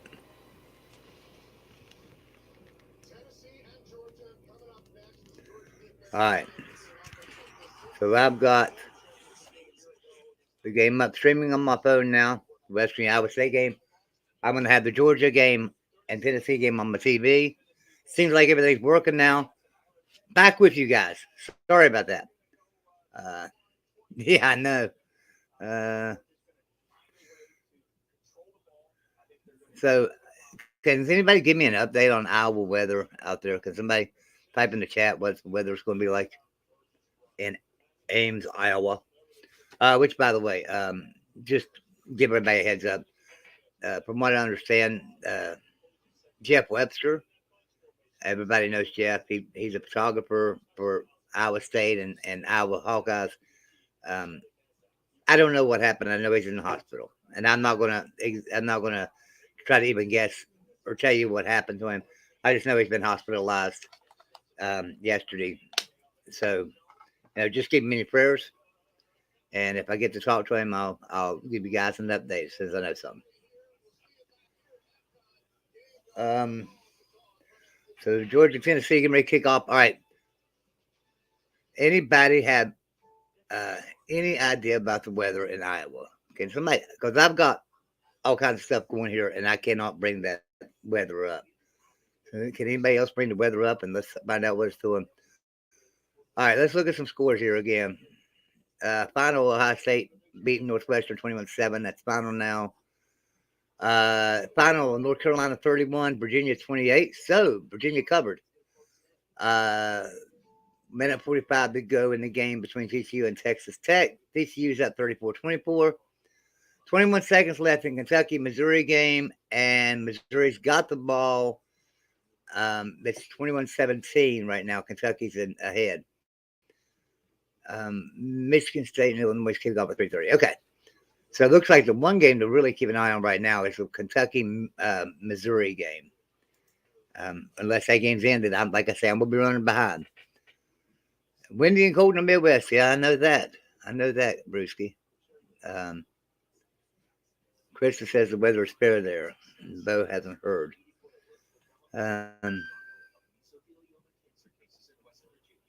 Senator Sanders is not starting for Oklahoma State today. Oh, really? So that could be bad news for Oklahoma State.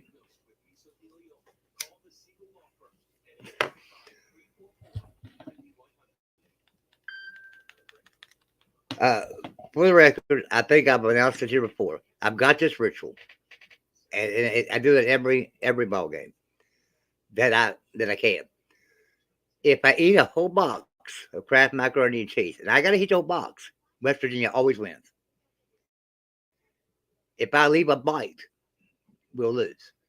I didn't eat any today, so take it for what you will. But I didn't eat no macaroni and cheese. All right, so we're getting ready for these games. I'm getting excited. It's almost kickoff time. Let's get this ball rolling. And there we go. They're showing the bands. West Virginia, Iowa State. Getting excited, man. All right. Yeah, West Virginia's in trouble. That's right, John. Mark Kern says Rock Chalk Jayhawk. Man, I tell you what, now is Daniels back for Kansas? I heard he was, but I don't know. Alan and I agree. Let's go WVU Mountaineers, and yeah, I'll say let's go Herd, but I don't want to say it, but I will say it. Of course, you know, I was always a Marshall fan when Marshall played in the lower division.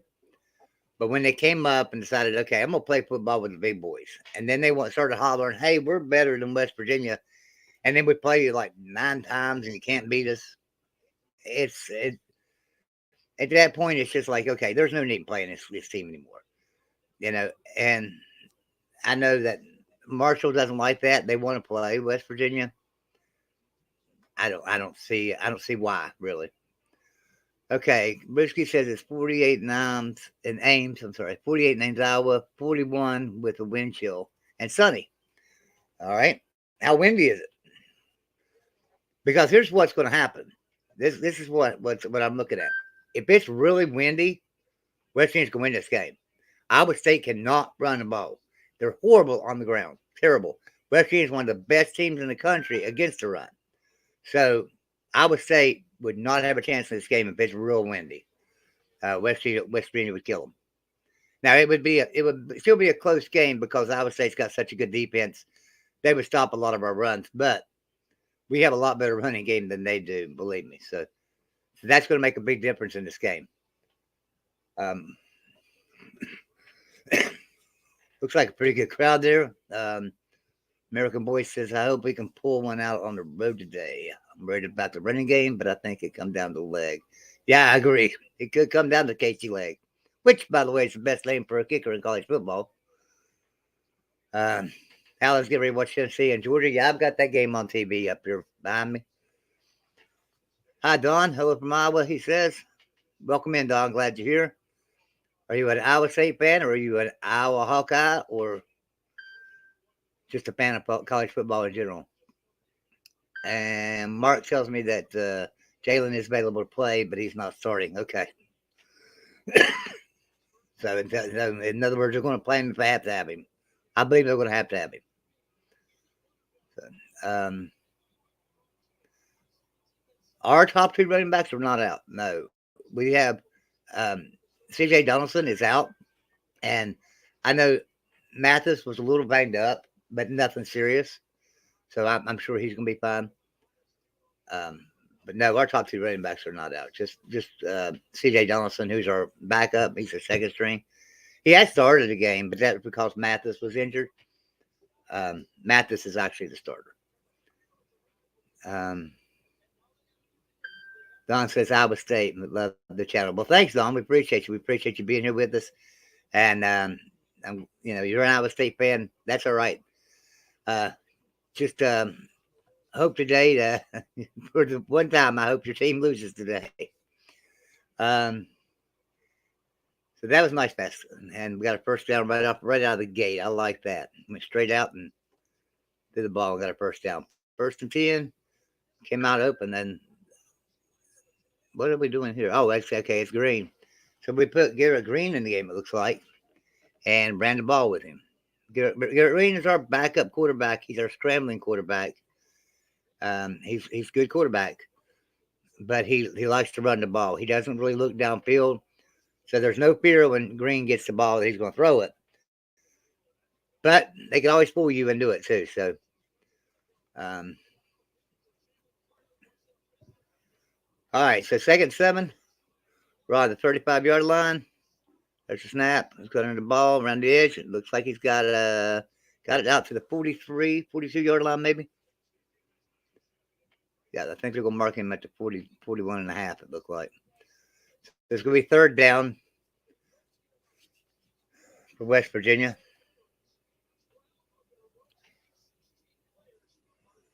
And like I say, I'm going to be behind you guys. So I'm sure you're watching and saying, well, I watched that play 2 plays ago, Joey. And that wouldn't be surprising at all. All right, 3rd and 2. Here we go. JT in the shotgun. Snaps back, handoff. And he's running around the edge. Does he have the first down? Yes, he does. First down, West Virginia.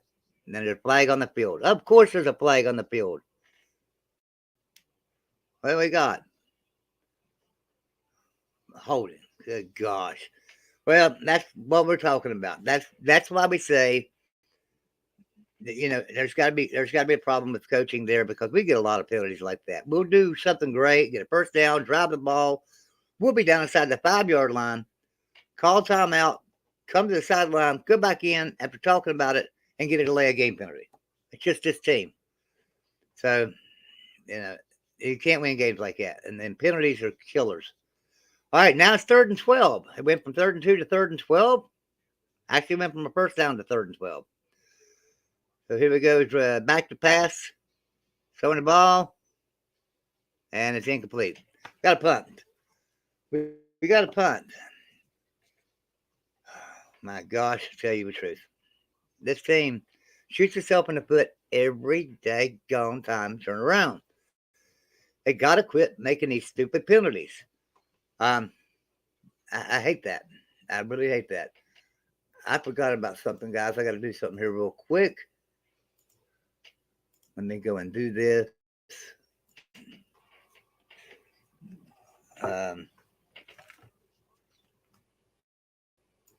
I'm still with you. It's just that I've got to do something here in the background to get this show going good. And that's something I forgot to do.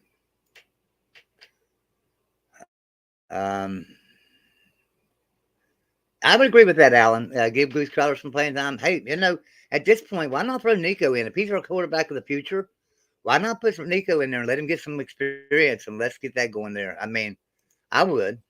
I don't see why not. I mean, I think that any quarterback can use some experience. Why is this not working? All right, let me do it this way.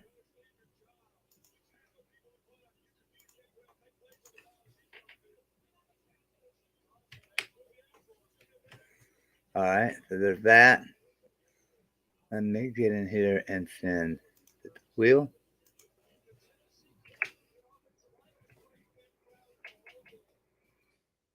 And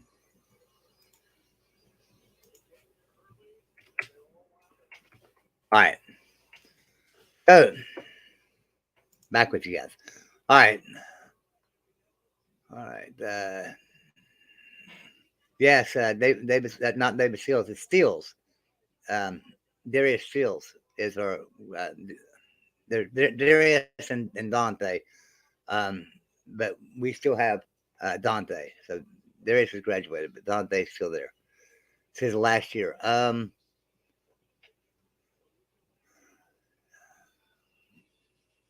And Ren says state rivalry. That's why Marshall joined. Yeah, but it can only be a rivalry if both teams are able to win. West Virginia's winning every time. There's no rivalry that can become a part of that. And besides that, there's nothing in there for West Virginia. If they beat Marshall, they're supposed to. If they lose to Marshall, hey, that's the end of the world for West Virginia. So there's nothing in it. Marshall's got to bring more to the table. And I think if they would have agreed to play in Morgantown every year, I don't think there would have been a problem with it. You know, trying to read through here. Yeah, the Steels dynasty, because it started out with Gary Steels, who was on the 88 undefeated team? I believe he was. I believe Gary Steels was on the 93 undefeated team. He was on one of the Neyland teams. Their dad, Gary Steels, and then we have Darius and Dante. So yeah, it's a dynasty, is what it is. All right, so here we go. Let me go back to the game here. We punted, and it hit the referee and stopped the ball momentum. It ain't going back, Judge. Yeah, refs interfering with the punt. That's what they're. Refs interfering with everything this year. Has this been the worst year for officiating? Has anybody been watching any of the Pac-12 games? That's been some of the worst officiating I've ever seen in my life. Some of these Pac-12 games.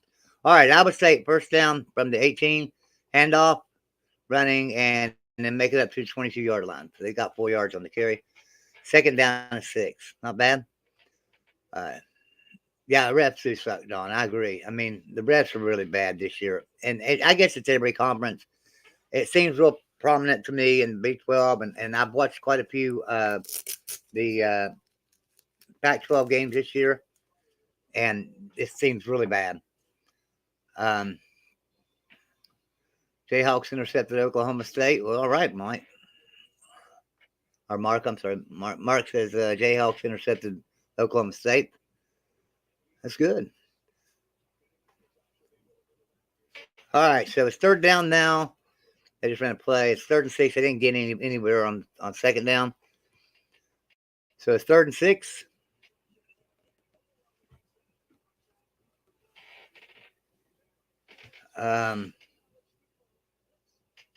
Yeah, I'm very on what it's targeting this week. Who knows what it'll be? All right, 3rd and 6 for Iowa State. From the 22, he's back to pass. Throws the ball. It's incomplete. Incomplete. They're going to have to punt. So 4th and 6. And Iowa State's got to punt it back to West Virginia. So both teams have gone 3 and out their first series. So now it's time to get in there and get something done. Now, one thing I will say about Neil Brown in his whole era of coaching at West Virginia since 2019, the first drive, the first series has always been one of our best of the game. We go down, we generally score a touchdown. I mean, we go right straight down the field. Those are scripted. And then we come off script and he can't coach. So what do you say? What is going on? Why do we got a flag? What did I miss? I was talking and missed something. And I can't turn the volume up because if it bleeds over any onto this feed, they will shut us down. Okay, it looks like it's against no, it's against West Virginia. What is going on? What in the crap?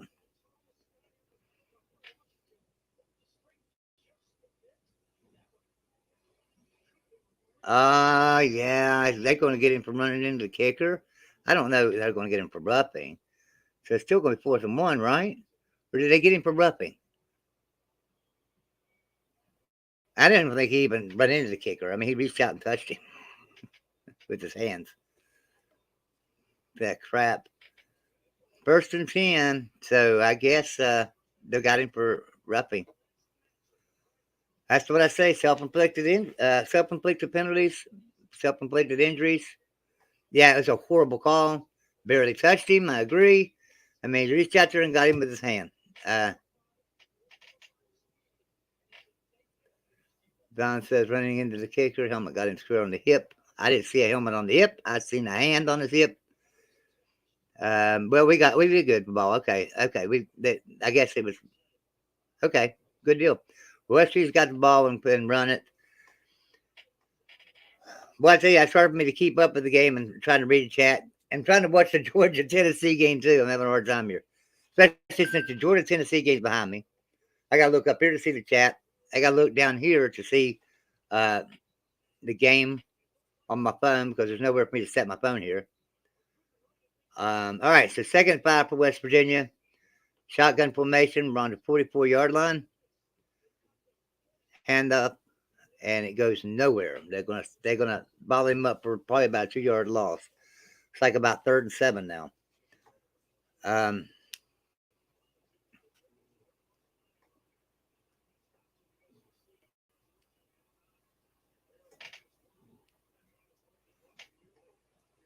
All right, so trying to see what's going on in the Georgia-Tennessee game up here. All right, 3rd and 5 for West Virginia. So they didn't lose two. He got back to the line. 3rd and 5 for West Virginia, 44-yard line. Snaps back and incomplete pass. Got a punt again.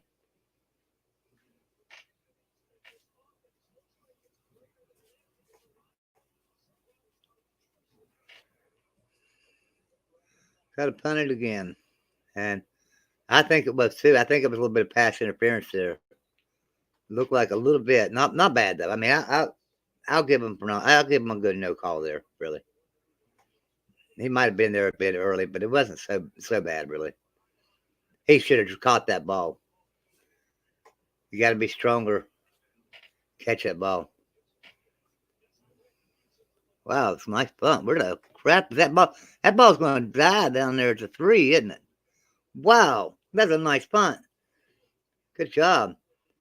All right, so we buried him down to the 3.5, 4-yard line there, so I'm happy about that. And I'm sure they'll go to a 5-minute commercial now. Meanwhile, Tennessee nothing, Georgia nothing, 12-19 to go in the first quarter. There's a flag for a false start against the offense. So against Tennessee, because Tennessee's got the ball.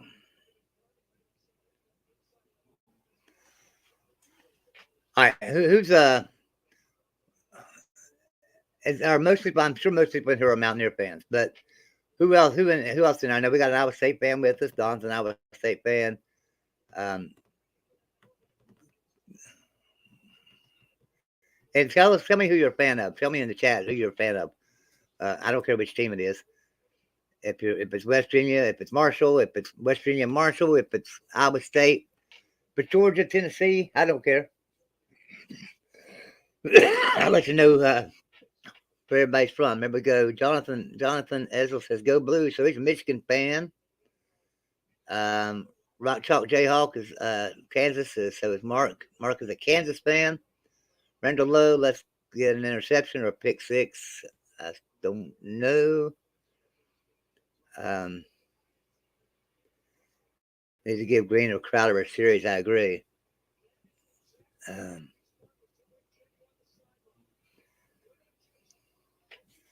Nightbot just put something in there, and that's really interesting. So we're trying to find a sponsor here on Golden Blue Dude. I think most of you know I also work with Mark Rogers, and I try to get sponsors for both of them. So if you know anybody who would want to sponsor Golden Blue Dude or Mark Rogers or a lot of other channels, really, get them in touch with me. And I've got, if they want a smaller channel, we've got smaller channels. If they want a bigger channel, we've got big ones. And I'd love to find a sponsor. So if you know anybody, or if you'd like to sponsor a show, we can accommodate any price, and make it work. So, all right. So Tennessee and Georgia still nothing, nothing. 3rd and 10 for Tennessee. And what's going on? Well, it's loud there. All right, so here we go. 3rd and 10 for Tennessee. They're on the 35-yard line. Hooker strikes the throw. He's got the pass off. And it was complete but short. Complete but short. All right, back to this game. West Virginia nothing, Iowa State nothing. West Virginia just punted and buried Iowa State deep at the 4-yard line. So they got to drive 96 yards. So come on, Mountaineers, let's go. Get us a stop right here. Let's go 3 and out right here. We need it. That'll flip this field. Let's get the stop. It looks like they might have marked that down at the 4-yard line. So 96 yards, yeah. All right, here we go. Iowa State from the 4-yard line in shotgun formation. There's a snap, handoff. Nope, no, it's a fake handoff. It's a play action. And he got the man downfield at the 22-yard line for a first down. So they got out of the hole. It's a good fake. I thought he handed it to the running back, but he did not. Play action, and he shot it down the field. We need to. Iowa State does not have a running game at all, and yeah, that's right. We do need to put some pressure on the quarterback. We got to get some. We got to get some pressure on that quarterback today. If we can get pressure on the quarterback, we can win this game easily because they do not have a running game. Although there he goes running.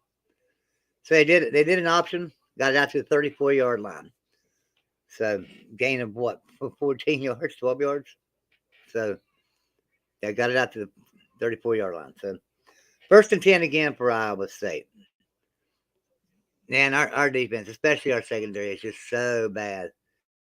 So if you get out there on the perimeter and you get away from the line, and if that's what everybody does when they play us, they just stay away from our defensive line because you can't get up the middle. The defensive line's too strong. But if you can get around the edge, man. Our defensive backs are just not playing good football right now on anything. They can't cover. They can't tackle. They look slow. They play slow. They're not physical. They're going after the ball. They want to fumble before they go after the tackle. It's ridiculous. All right, so here we got some pressure on him finally. Oh, we got an interception. Oh, no, he dropped it. Man, thought he had an interception. Man. That was so close. Tipped and thought he was going to get it. All right, here we go. It's 3rd and 7 for Iowa State. We need to hold them here. 3rd and 7. They're at the 36-yard line, 37-yard line, 37-yard line. Dropped the pass. Throws the ball at swing pattern, and they stopped him short. Got him out at the 43-yard line. So it's 4th and short. What are they going to do?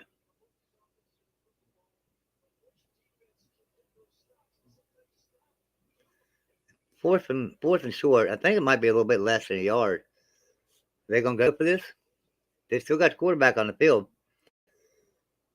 She's mighty early. I mean, that's wow. It looks like they're going to go for this. 4th and 1. Here they go.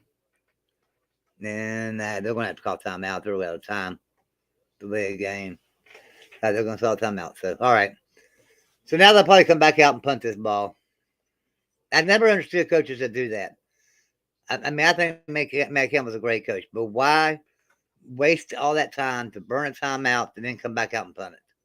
Just punt it and keep your timeout, or go for it and keep your timeout. Whatever. There's no need in calling timeout and stuff. I mean, especially if you're going to come back out and punt it. And if Iowa State comes back out and punts it right now, if I was an Iowa State fan, I'd be pretty upset that they done that.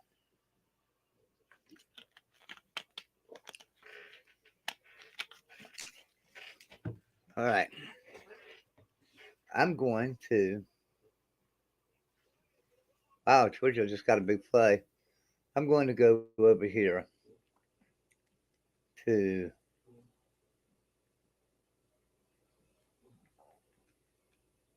the ESPN app on TV. See if I can see this game a little bit better because I'm having a hard time seeing it on my phone. I do not like that. Well, I know it's an attempt to draw West Virginia off sides. I mean, but they played football before. They know that's what they're going to try to do is draw them off sides. How often does that? How often does that work? It works maybe once every 25 times in college football that you draw somebody off sides by doing that. You just end up burning the time out. That might come back to hurt you at the end. So that's why I don't agree with that play.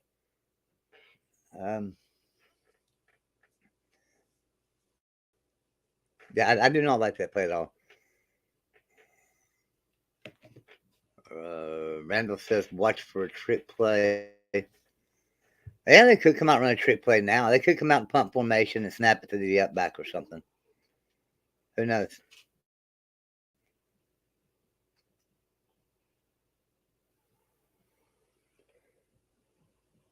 Boy, I can't get my TV. There we go. It's trying. I'm gonna turn the phone off. So I'm not gonna be able to stream or talk about the Kentucky game because it looks like that.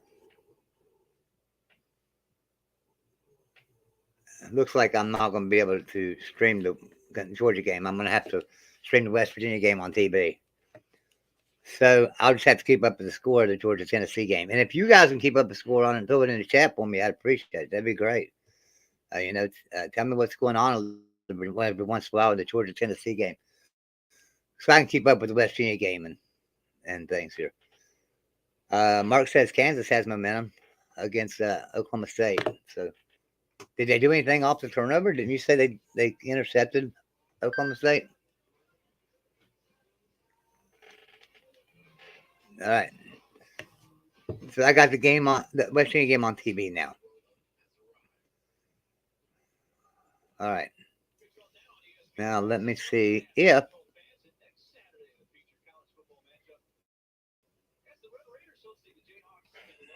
by chance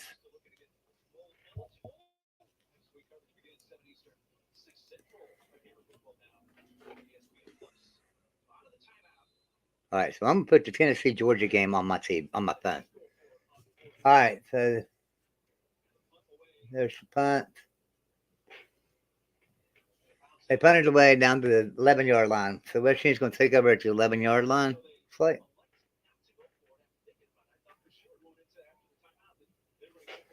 see, waste of time out there. So you line up like you're going to go for it. You don't draw them off sides. You have to waste the time out and you come out and punt. You might as well just punt it and keep your time out. That comes back to bite them before halftime, I mean,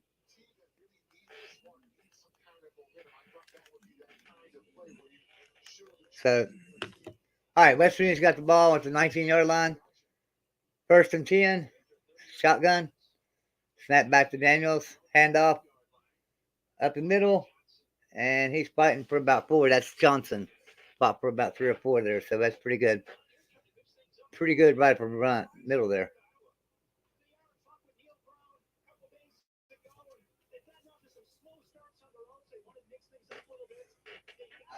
7-3 Georgia.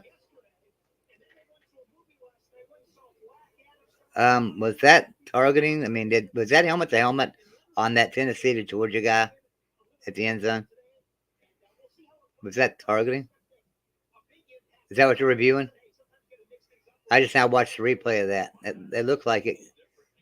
Looked like something they would call for targeting. They've been calling it all year like that.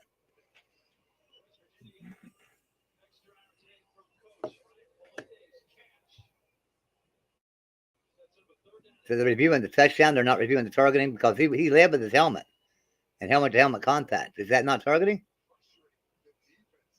So they're reviewing the touchdown and don't worry about the helmet-to-helmet there. Leave him with the helmet. I've seen players this year get thrown out for that.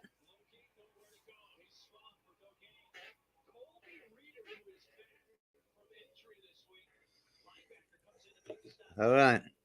So touchdown, Georgia. West Virginia got nowhere at all.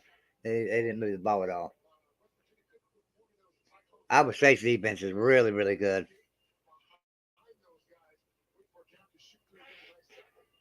So 4th and 4 for West Virginia. We're going to have to punt.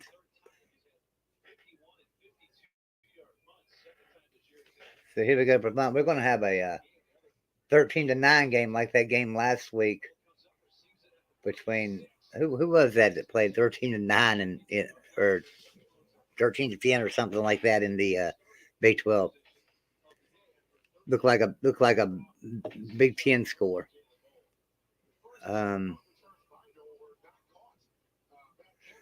So Will says he don't think it was targeting. Okay, well, like I said, I just watched the replay one time and I just thought maybe helmet to helmet. He led with the helmet. It wasn't really the crown of the helmet that hit the guy, but it was helmet to helmet contact. I've seen him throw big players out for that this year, a lot less than that. So I don't want anybody thrown out. Don't get me wrong. I'm just wondering if they called that. By no means I don't ever want a player thrown out of a game. I was staying on the ground, and he gets about 3. Maybe about 2nd and 7, 2nd and 6, around there. So, but no, I mean, I'm not. Look, man, I want old time football back. I want football like it was back in the 80s and stuff, where all the players used steroids the night before, and they were so pumped up and juiced up and muscled up on game day. They went out to hurt each other. They went out to hurt each other. It's what they went on the field for. But see who could hit the hardest. That was football. That was real football. Nowadays, it's like you can't do this. Don't tackle the quarterback. You can't do that. But don't. You can't hit the quarterback because he's running, and once he starts to slide, you can't touch him. That's so hard for a defender to stop that. It really is. I hate that play. Hey, we got John coming in. What do you say, John? Hey, Joey. Thought you was busy, buddy. Yeah, I was able to come by. Hey, Joey, how y'all doing? Golden Blue Dude peeps. Yeah, well, so we got Georgia, Tennessee. We got West Virginia. Yeah, I got the Georgia Tennessee game on the phone watching it. Now I'm watching West Virginia Iowa State on the TV back. Problem is I'm in the bedroom. And because my computer's in the bedroom, remember I'm changing offices and moving stuff around, remodeling. So I'm throwing things in here and back. So the TV's back behind me. And I hate that. So my old office, the TV was right in front of me. So. Oh, yeah. Well, all right, so here's Iowa State going around. It's an interesting matchup, huh? Just look at that. Oh, gosh. Down to the 14-yard line. Iowa State down to the 14-yard line. Big run. A little bit of trick. My gosh. Well, so far, the best offense in college football versus one of the best defenses in college football, and you got to give Georgia some credit for getting that first touchdown drive there. Yeah. I was looking. I just watched the replay a while ago, and I just seen it looked like a helmet to helmet that I've seen players thrown out for this year on the tackle. The Tennessee player came in with his head down. He hit helmet to helmet with the Georgia guy. I'm not saying he should have been thrown out of the game by any means. I just seen a lot of targeting calls this year that threw players out of the game for less than that. That's what I'm talking about. There's no consistency in these targeting calls whatsoever. All right, Iowa State down to the 9-yard line, snaps back, throwing it to the end zone, and threw it out of bounds. 2nd down. Looky here, man. We have Mr. Tie Guy. What's going on? Tie Guy's here. Jeff? You with us, Jeff?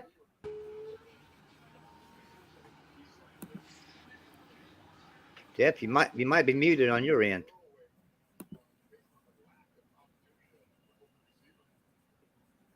Yeah, I don't believe we're gonna be able to hear you, Jeff. You want to drop out and come back in? There, he did it. Is that any better there, Jeff? Let's see. Can we hear you now? Yeah, my internet froze just as I was coming in. How you guys doing? Hey, good. Always good to see you. Got an interesting matchup here. Best offense in college football versus one of the best defenses. And yet Georgia's the one with the touchdown on the board. But think about this, though. Wow. Tennessee's the one with the turnover so far. Yeah, that's true. Iowa State's going to have to settle for a field goal. Iowa State's got to settle for a field goal. They threw the ball in the end zone. It was going to be a nice pass. West Virginia defender tipped it right at the last second. So it was a nice play for West Virginia. Iowa State 3, West Virginia nothing. Minute and 47 seconds to go in the first. Yeah. Let's see. Man, I tell you what. Iowa State. There we go. Found it. Joey, we're going to have to get you another TV so that way it's in front of you. Well, that's what I say, but when I get my office finished and everything, it will be back in front of me. It's just not there right now. I haven't watched much Iowa State this year. It feels like they've been kind of regressing a little bit since Purdy, and the 3-5 isn't usually what they usually they've got it at least switched. Like 5-3 would be more what I would expect from them. Let me give some score updates. All right, so Illinois is beating Michigan State right now 7-0. Penn State and Indiana are scoreless. Oregon is leading Colorado 7-0 right now. Syracuse is up on Pitt 3-0. Kansas is up on Oklahoma State 7-0. And of course, we know Georgia is beating Tennessee 7-3 right now. And then back on this game, Iowa State is up 3-0 over West Virginia. Okay, nice handoff. That was great setup there. Got like 8 yards, 6 yards on the ground. Now, John, tomorrow night on College Football After Dark, I hope that we can talk about that high-powered Iowa offense who scored another over 20 points again for 2 games in a row. I think I had that as a bullet point last week, but it was like, there's a lot. Like, I don't want this thing to drag 2.5 hours. So I'm like, all right, we talked Iowa last week, but yeah, I agree. This week we should probably mention that they have improved a lot. The sad thing is, John. Nice run up the middle for Johnson. That handoff was to Johnson, and he went up the middle. Looked like he got about 9 yards. He got full 10, first and 10. Or here comes Daniels. Iowa could actually win out, and people will forget how terrible that offense is. I like that what he did there. That kind of fake throw. First and 10 again for West Virginia. Yeah. Daniels is really good at selling the fake. Yeah. All right, so Daniels back in the shotgun. Ball's on the 40 or 36-yard line. Dropping back to pass. It's JT. He's going deep. He's going for it all. And almost intercepted. There's a flag. I don't know if that's going to be offensive or defensive pass interference. It should be defensive. But I don't trust the refs this year, the way they're calling things. It also looked like he held them a little bit while they were going down. Yeah. I just got to that. Oh, man. But right at the end, though, I was afraid they was going to call it an offense because right at the end, he had to hit the man's hands to knock the ball away. I figured, well, gosh, they're going to get him on offense. They got him from defense. I'm glad. See, he pushed him away. Hey, Jim Harbaugh, are you watching this? If you throw the deep ball, you might draw a DPI. So maybe you should, try a deep ball now and then. Just saying. All right, ball up to the 49. And JT's back in the shotgun again. Oh, and it was a good snap. JT just dropped it. But luckily we got it covered up. But we lost 4 yards. Now, John, after you said that, I do have a question for you and Joey. If Sure. Woody Hayes was alive today, Woody Hayes always said, I hate throwing the ball because when you throw the ball, only 3 things can happen and 2 of them are bad. 2 of them are bad. Yeah. Well,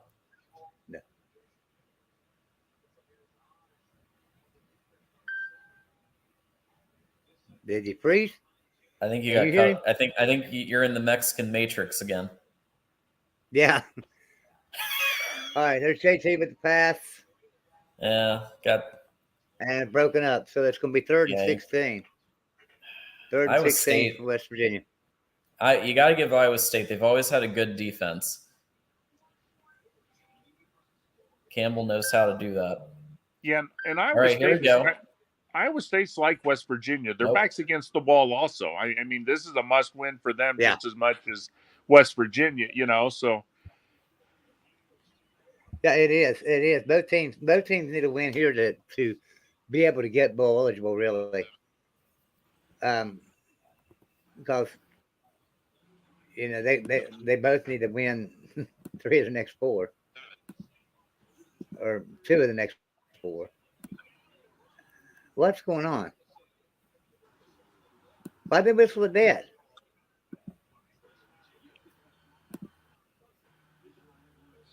Was that an offsides? Oh, bull. We called timeout. Okay. The hell? What? What the? I mean, they didn't start blowing the whistle after the play was like going pretty good. Man, live.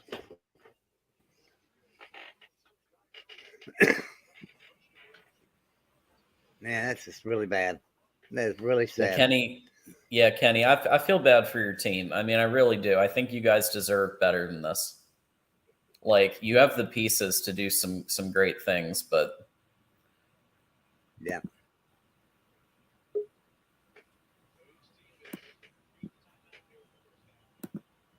Are you back with us, Fat Guy? You're muted. Well, hey, Joey, my internet is really bad. They're working. I got people working in my house, and so I hopped on my phone, and my service on my phone is really bad. But I will try to stop in here in a little while. All right, man. Okay. Well, but you guys have a sounds great good, day. man. I appreciate you coming in, Jeff. All right, have a good day, man. See you, Jeff. All right, so it's 4th down now for West Virginia. Yep. So just for anybody who's just joining us, we've got 2 games on right now. We've got West Virginia versus Iowa State, and we've got Georgia versus Tennessee. So what I'll try to do is be clear on what game I'm talking about, just so people know. So I just watched Daniels try to launch it. Georgia's back to punt. Yeah. And they're punting. That's more what I was expecting. Yeah. And it's a nice punt. Wow, look at this. Oh, man, it went out at the 1 yard line. That punt, it just keeps going. Wow. Did they get it at the 1? They got it out at the 1 yard line. Oh, my God. Special teams being very special today. Special teams were really special there. Absolutely. Yeah. All right, so another update real quick. Illinois leads Michigan State 7-0. Penn State and Indiana are tied at 7. Yeah. Oregon is over Colorado 14-0. Not surprising. Syracuse is over Pitt 3-0. And Kansas is leading Oklahoma State 7-0. And of course, Georgia and Tennessee are 7-3 favor of Georgia. All right, let me get over to the chat and see if there was any questions. Kenny says it's hard to watch. Yes, it is. Yeah. Yeah, that's what I was commenting on a minute ago, is that comment. And I just I feel you, man. And listen, as a Michigan fan, I've been there. We had we had the dark ages of I know you guys like Rich Rod, but Rich Rod didn't exactly work out for us. And then we had Brady. Right. Hope. Let me just tell you as a West Virginia fan, that turnaround there was fair play, that you stole our coach that was doing good for us, and y'all became a crap team because of it. Yep. So, very true. Well, I don't think Rich Rod wasn't able so to much. bring all of his people is the issue. He wasn't able to bring. Right. Was Castile the one who came, and one of them wasn't. One of them stayed with West Virginia. Well, Calvin McGee stayed just for the bowl game, and then he came to Michigan.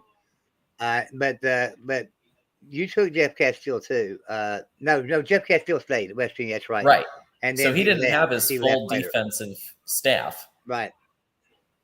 And another the rumor thing was that Michigan couldn't pay him enough. Yeah. It may have been. I don't know. Now, see, here's the thing about it. Rich Rod, I think, could have done a good job here. And I've seen a lot of his interviews, and he said, the culture was just a lot different in Morgantown. I was trying to build the culture back up, but they had a bad culture. He said, I just didn't get enough time. He said, unfortunately, that's just how it is these days. You don't get a lot of time to build a culture. Yeah. And that's why I'm kind of like, hey, we maybe need to slow down on Neil Brown here, because Dana had that place running the ground as far as culture. He did. So we might have to give Neil Brown another year. That's just not the way of modern college football, is it? No, it's not. We talked about this a couple of times, I think, on here, even that coaches that used to get 10 years, 15 years, now they get 2 or 3, maybe. Yeah, I go back and look at the coaches that are in the Hall of Fame now, that are Hall of Fame coaches, and think about where would they be in today's college football. Like for instance, Frank Beamer. He was horrible. I mean, horrible for 6 years. 6 years, he had a winning percentage for like 25% winning percentage after 6 years. That would have never happened. I know that Dabo did have a championship early, but he didn't get to that elite level of the playoff run until like 7 years in. So people used to give, like Harbaugh came in and he made it 10-3 right away. So like that was, I think, more than our expectations. But like if you're a coach and you go 5-7, 4-8, you're probably gone. Whereas before you probably would have been given, a couple extra years to get your guys in, get the culture in. Saban kind of spoiled it for everybody, because now everybody has to do what Saban did, which by the way is really, really hard. Georgia get a safety? They're talking about it, aren't they? Yeah, it looks like Georgia might have got a tough. I mean, you got to give Georgia so much special teams credit there. Like that field position is impossible. What did they call it? They're still talking about it on the field. Yeah, it might have been. Let's see what it is here. Oh, wow. Yeah, that's a safety. I don't think it was an incomplete pass. I think the ball came out before his arm went forward. Fumble, picked up, fumble recovery. Yeah, and then a safety. I think it's a safety.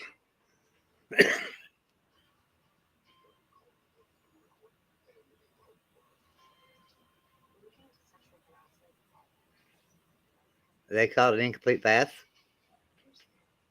Recovered. Oh, so they said it got to the half yard. But what? They said it got to the half yard. Because I don't have my volume on. Really, it got to the half yard, and you should look at this. He didn't get to the half yard. That's what they said. So they're counting in the end zone. The ball fell out. There. What? The ball's being fumbled right. He's down, and that ball's not across the line yet. They need to review that. Randall, I understand what you're saying about Michigan. There's a lot of wonderful people there too, and actually some of the nicest people I've ever met have been from Michigan. I spent 4 years in Ann Arbor, beautiful town, and met some great people. So maybe you just have met the wrong folks. I don't know. I used to date a girl in Plymouth, Michigan. Oh, really? I'd go up. I'd go up and see her. Her name was Leah. I'd go up and see her, and we'd drive to Detroit or something. Like we go to Detroit Red Wings game. She was friends with Wayne Gretzky. So I got this meeting, but he wouldn't know me or nothing like that. I mean, just it was at a game, and she went back behind. I guess what do you call it, like a backstage or whatever. She was back there and was talking to him and stuff, introduced us. But she was friends with him, and then we just hung out there for a while. But he was a nice guy, I guess. But I didn't really talk to him. He was playing a game. It wasn't like it was a. We talked to him a little bit before the game. We talked to him for a second after, and then we got out of there. When I was in college, I had a Detroit Red Wings. I had a Detroit Red Wings trash can, which I think sums it up pretty well.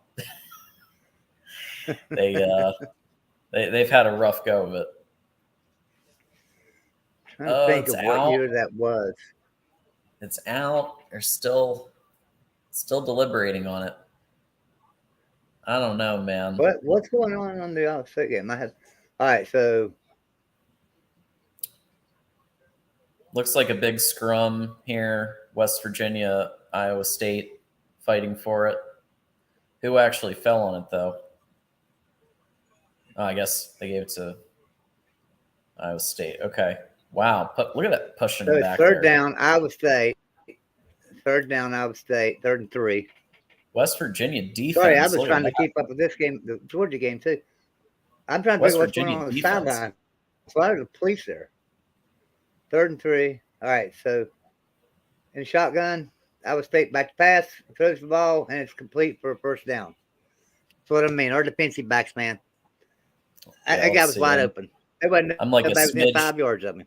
I had to find a weird stream because my YouTube TV doesn't cover this game. But yep, nice play. Just easy pitch and catch. I'm watching it on. I'm watching it on ESPN Plus. All right, Iowa State ball at the 29-yard line. He's in the shotgun. He's changing the play. Stepping up the line, changing the play. That's a great play call there. The throw to 14. Yeah. All right. So there's an option. Oh, he was down back here. Did he get that ball off, or his knee hit? He did the option, and he got the ball off, but I think his knee might have hit before he let go of that ball. Oh, snap. Look at that. One of the few times I've seen the speed option actually get a yard or two. Yeah, he got it out. I thought his knee hit before he got it out. But all right, so 2nd and 2 for Iowa State. Every time I've ever run the speed option on NCAA 14, it never works. Yeah. All right, so here we go. 2nd and 2 for Iowa State. Shotgun, throwing pass. And, of course, he's wide open because this is West Virginia's defensive secondary. And it's a first down. That's actually a shame that you got 2 yards to go and the guy runs 5 yards and turns around and he's wide open. There's nobody around him, Yep. That's sad. That's sad. If we don't get rid of Jordan Leslie as a defensive coordinator, Neil Brown's not going to have a job. There's no way. I don't think Neil Brown's going to have a job no matter what. I think he's gone. Yeah, it's a possibility. It's a possibility. And, I don't think it's all Neil Brown. I really don't. I think it's a lot to do with Jordan Leslie. And unfortunately, that means it's Neil Brown's problem. He's the head coach, and Jordan Leslie is his friend. And he won't fire his friend. And everyone in the chat, tell us, who do you think is going to be the next head coach of West Virginia? And if you want to say Neil Brown, say Neil Brown. Because, I guess it's not completely impossible. Yeah, tell us who you think the next coach of West Virginia is. Bam, look at that. Wide open again. I mean, this is ridiculous. I'm starting to think Hugh Freeze. I don't know. Well, Hugh Freeze signed that contract at Liberty. Yeah, we know that can be Well, now I heard, I don't know how true this is, but they said that that it's in his contract that he can take a Power 5 job if offered to him. Jamie Chadwell, Sorgy Story says Jamie Chadwell, which is what I think we were talking about him before too. Yeah, and Don K says Matt Rule. Mark Kern says Bill O'Brien. Bill O'Brien be a good one. Randall Lowe says going to be, I think I think Bill O'Brien's going to be Midwest. Randall Lowe says bring Gary Patterson. I say bring Gary Patterson as defensive coordinator. Why not? Sure. Yeah. I mean, they're just paying him as an analyst at Texas, and we're going to waste his talent. Let's bring him to Morgantown as a defensive coordinator, and maybe a coach in waiting. How about that? Bring Gary Patterson as defensive coordinator, coach in waiting if they fire Neil Brown.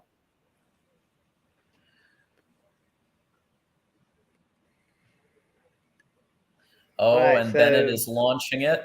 And touchdown. Man, they're just touchdown going Georgia. Right down the field. Yep. You know, touchdown Iowa State here in a second too. The way they're driving it. I was saying to Mark Rogers, I felt something that Tennessee was going to win this game, but so far I'm very, very wrong. I did too. Georgia's on it. Now that doesn't mean that Tennessee can't come back, and they have a very high octane offense, and they can score in bunches if they need to. So I don't think it's wife by asked any me means today. Out of it. My wife asked me today. She said, "Can I place a bet on your account?" And I said, "Well, yeah. How much bet you want to play?" She said, "I don't know." She said, "But can I place a bet?" And I said, "Sure." She took a parlay card, no lie. She bet $20 on it, made a parlay that will win her $108,000 if she wins. Wow. On a $20 bet. But she had a whole string of games. I'm like, there's no way you're going to win a parlay that big. That's not going to happen. Think about where y'all going on vacation if you win that. Man. Yeah. Go to Tahiti. Hey, Iowa State. I didn't care if she done that. Now the Tennessee game, I've got $100 on that one. I took Tennessee to win straight up, $100. Sorry, and I did the same thing last week to Kentucky. Sorgy Story says O'Brien to Nebraska with Paul Chryst. No, I think Paul Chryst is going to get a head coaching job. There's going to be too many positions open, and he's had enough success where I think he's going to get a head coach. It might be like Kansas, but I think he's going to get a head coaching job. You know, somebody that would be good at Nebraska, nobody's mentioned, is the same one we talked about a while ago, Gary Patterson. He'd be a great coach at Nebraska. Sure. Yeah. I mean, he would fit the culture right in. He would be an awesome coach at Nebraska. I can see Rule and O'Brien taking Nebraska, Wisconsin. Like that sounds right to me, but who knows? There's going to be a lot of open jobs. Yeah, it does sound right, but I wouldn't count Gary Patterson out of that conversation. No, I wouldn't. I think that could be. I wouldn't either. I think that could be a good fit because they like their defense in the Big Ten, and he's a great defensive mind. So DeGrime I can't even pronounce that. Georgia low-key number 1. I mean, they look like it right now. Ohio State looked like crap today. Who else would be in Tennessee would be in the conversation if they're losing.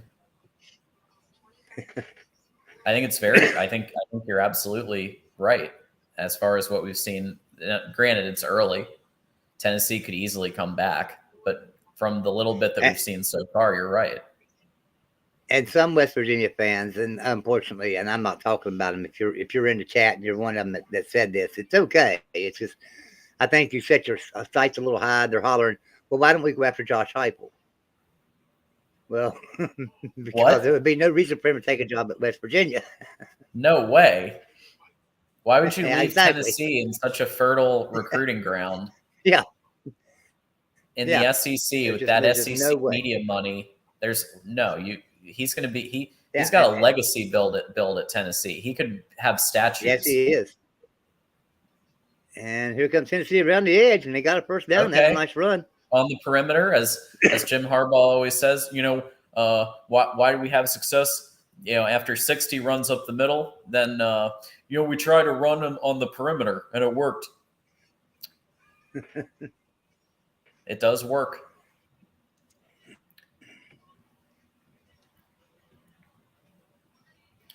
Don K. If ISU scores a touchdown, they will end up winning. I don't think you're far off. Okay. So we're at a commercial on the West Virginia Hooker game, can guys. run. If you're wondering why I'm not talking about that. Hooker can run. All right. Yeah, he can.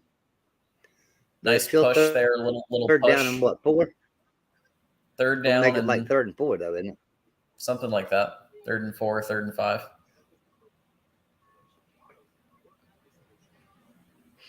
Good push there, though.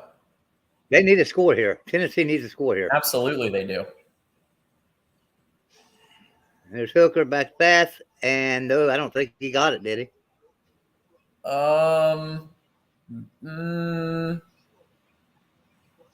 No, they didn't get it incomplete. 4th and 5. I wasn't sure from the camera angle, but yeah, it skipped right in there. Yep. Oh yeah, that's a much better angle. Yep, obvious. All right, so Iowa State's up 3-0 on West Virginia. Fickle, Sorgi. So here's the thing: if Fickle didn't come to West Virginia because there weren't enough Catholic schools, why didn't he go to Notre Dame? Notre Dame is like literally Catholic university. So I think he just knows that Cincinnati, he's about to go into the Power 5, and he knows that he can wait for Ohio State. Actually, that's true. That is true, though. He was offered before Neil Brown, but his kids go to some kind of special, I don't know what. I don't understand the different types of all the Catholics. But they did not have a school in West Virginia for it. And so he took the job at Cincinnati because his kids go to. That's caught for a touchdown. Iowa State with a flag on the ground. Yeah, I have to think that Notre Dame at least called Fickle. Yeah, you would think. Maybe they couldn't do a deal. And looks like touchdown, but a flag. What was the flag? Is it a hold? That's interference. That's that, and they declined it. Touchdown, Iowa State. Oh my gosh, boy, we got to make a comeback here. Make a comeback.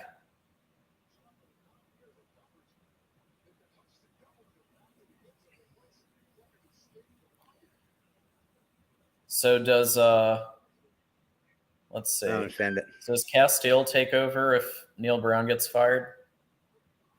Well, no, actually, it would be Matt Moore as the assistant head coach. Okay. So he would be there's the head coach. If they don't come back here, I think there's a chance. Yeah, Matt Moore's our assistant head coach, so they would just make him a head coach. Interim head coach. Yeah. Then, but Jeff Castile is just a analyst, is all he is. So, and I don't know why they need to make Jordan Leslie the analyst. Yeah, you got to give Iowa State credit for just like an excellent play call, great catch. It's not like it was wide open. Like they had to execute in coverage. Look at Georgia, man. They are moving. Yeah, they Holy crap, man. Well, they are tearing Tennessee up. So far, one of my wrongest ever predictions in the history of me doing this, because Georgia's just rolling. I mean, I've always and even with Matt with Mark Rogers last night, I said, even though I'm saying Tennessee, I can't count out Georgia completely because I remember what they did to us, and honestly, this game so far is looking like Michigan v. Georgia. Yeah, except Tennessee is slightly better matchup in terms of the line play, but nope, they're almost, but no. So I'll give you some core updates here real quick. Yeah. Let me make sure they all updated. I believe they did. Illinois leading Michigan State 7-3. Penn State and Indiana tied at 7. Oregon leading Colorado 21-0. Pitt leading Syracuse 7-3. Kansas leading Oklahoma State 10-0. Way to go, Kansas. And of course, Georgia over Tennessee 14-3. 2nd and 3 here. We had a commercial in the Iowa State game, and now it's 1st and goal for Georgia. Yep. Edwards got the first down there. Man, Georgia scores here again. You know, Stetson Bennett is going to the NFL, people. Let's just admit it. He's going to the NFL. I can see him being a really good clipboard holder, making, $5-10 million a year. Yeah. And then he'll get his opportunity to start. He will. Can you imagine on the Falcons? I could see him on the Falcons really easily. That's a good point, Will Klein. He said first time Tennessee's been number 1 since 1998, and they're getting slapped in the face. Yeah. But Georgia's a really, really, really good football team. And they have say they have a better defense than Alabama. So Mr. Temple Man Live is a BYU fan. Welcome in, buddy. BYU Randall fan. says worst WVU team in 50 years of watching WVU play football. I agree, Randall. It's a pretty bad team. I don't know if it's as bad as what year was that? Rich Rod's first year, 2002. I mean, we went 3-8. It was horrible. That was a bad game, bad team. So, is there a possibility of Rich Rod coming back?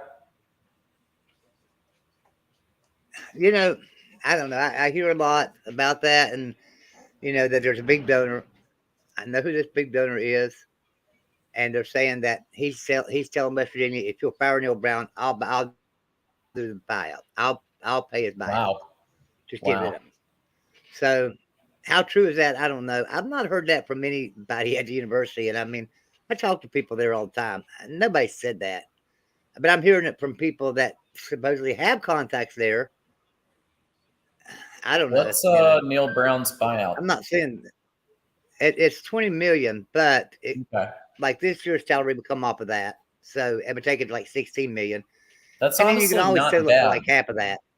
You could honestly settle it for half of that. In this day and age, that's low. Yeah, but you could settle it for half of that too. There is one clause. I was talking to an attorney, Travis Kenobi, and he read the contract. There's one clause that they do in the NFL that they've got in Neil Brown's contract. If he takes another Power 5 job, if they fire him and give him his buyout, he takes another college football job, he don't get the buyout money. He would lose it. It come off his salary. West Virginia a little low so on they that can one negotiate there. it and say, right? They give them a negotiating power to say, "Hey, we'll give you $8 million, and you can leave right now, or we'll give you the full $16 million over the next 4 years, and you can and you can't work. If you work, it's coming off." So there's some negotiating power there. Don't forget, everybody, to smash that like button, subscribe. Golden Blue Dude has some great content, and we've got a launch there. Just a little. We got a punt again. Line. West Virginia's got a punt again. It's 4th and 4. Sorry, guys, that I missed all those plays. I'm trying to keep up with chat, reading chat, and understand. But it's 4th and 4. West Virginia's got a punt. They did have a nice pass, but it was a little bit out of reach of Bryce Ford Wheaton. It was close though. Yeah, it was very close. It was. You got to be, but occasionally you got to connect on one of these. Yeah, I'm wondering. Bryce Ford Wheaton probably could have extended and caught that maybe. But at the same time, JT's not throwing real well. He's not throwing very good.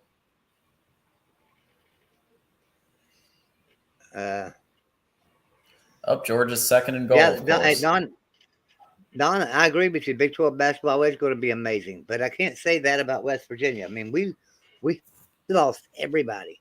We lost so many players, and we've had to hit the transfer portal hard, and we've got new recruits and transfer portal players. So I don't underestimate Bob Huggins, but at the same time, I don't look for us to be an amazing basketball team. I don't look for a 20-win season.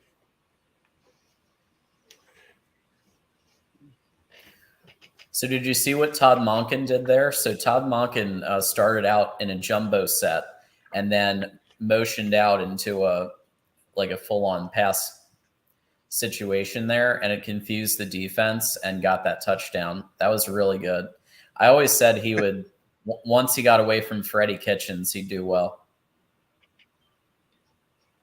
Man, I tell you what, Georgia's just absolutely ripping a new one on Tennessee.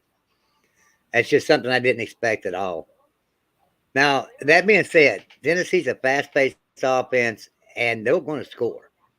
And if they can hold Georgia, if they can score here and hold Georgia one time and score again, we're back in the game.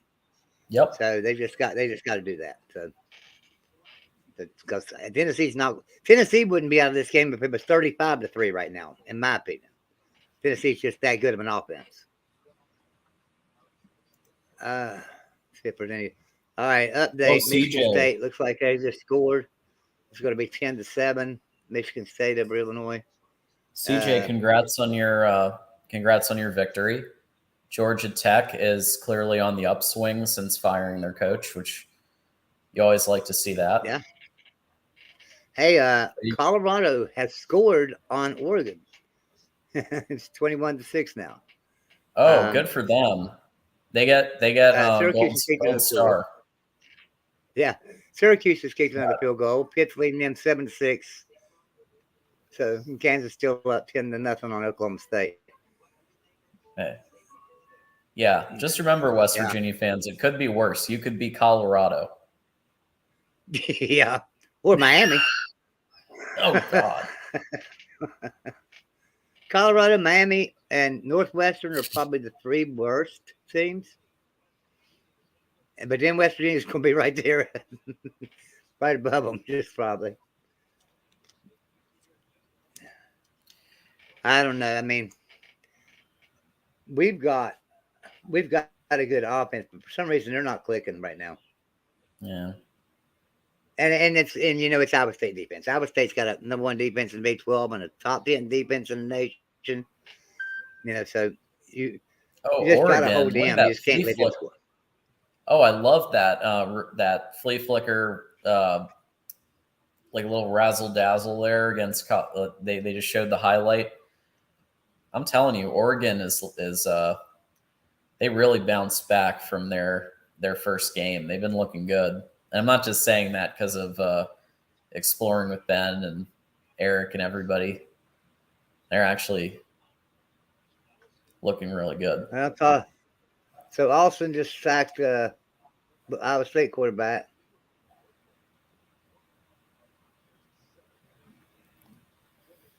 So it's going to be third down for Iowa State. They're leading 10-0 right now. Third and 19. If Hendon Hooker wants to get the Heisman, he's got to start turning it on here. And shotgun back. Iowa State throwing the ball, and it's incomplete. But nobody there. I don't know what they were trying to run, but there was nobody in the area where he threw the ball. So it's 4th and 19. They got a punt. Iowa State's got a punt. Now West Virginia needs to score here. Hooker had a nice fake there. He got a little short completion. Just start getting short yardage. You don't need to get it all. You don't have to lob it down the field 50 yards. You just need to get to the first down line. And that was a little Iowa State punted. Are they going to draw a PI? Oh, my God. I think they drew a PI. And we got the ball at 35-yard line now. So it's going to be 1st and 10 from 35 for West Virginia. Iowa State still up 10-0. West Virginia ball.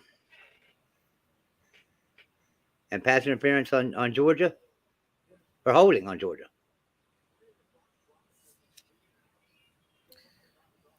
Wow. Yeah. Georgia gets away with that 8 out of 10 times. Yeah, there it was. That was a hold. All right. So here's West Virginia's up 1st and 10. 35-yard line. Mark Shotgun Kearns, don't formation, forget. snaps back, and JT's going to run for some reason. Oh, I have no idea what the hell they're doing.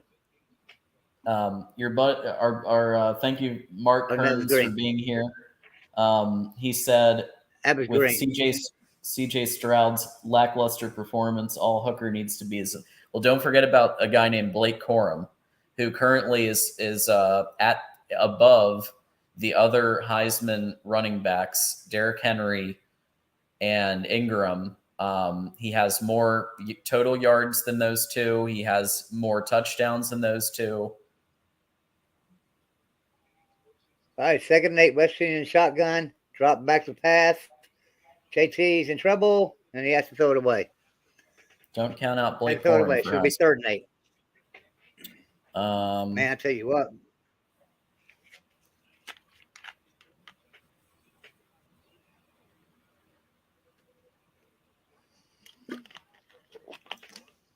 So, go figure. I can't figure this out. All right. Here we go. 3rd and 8. We need a first down badly here. We got to keep this ball. It's 5 minutes to go in the half. We need to score. It's 10-0 right now. 3rd and 8. Here we go. JT's in a shotgun. Snaps back to him. He's back to pass. Going deep. And intercepted. Underthrew it and intercepted.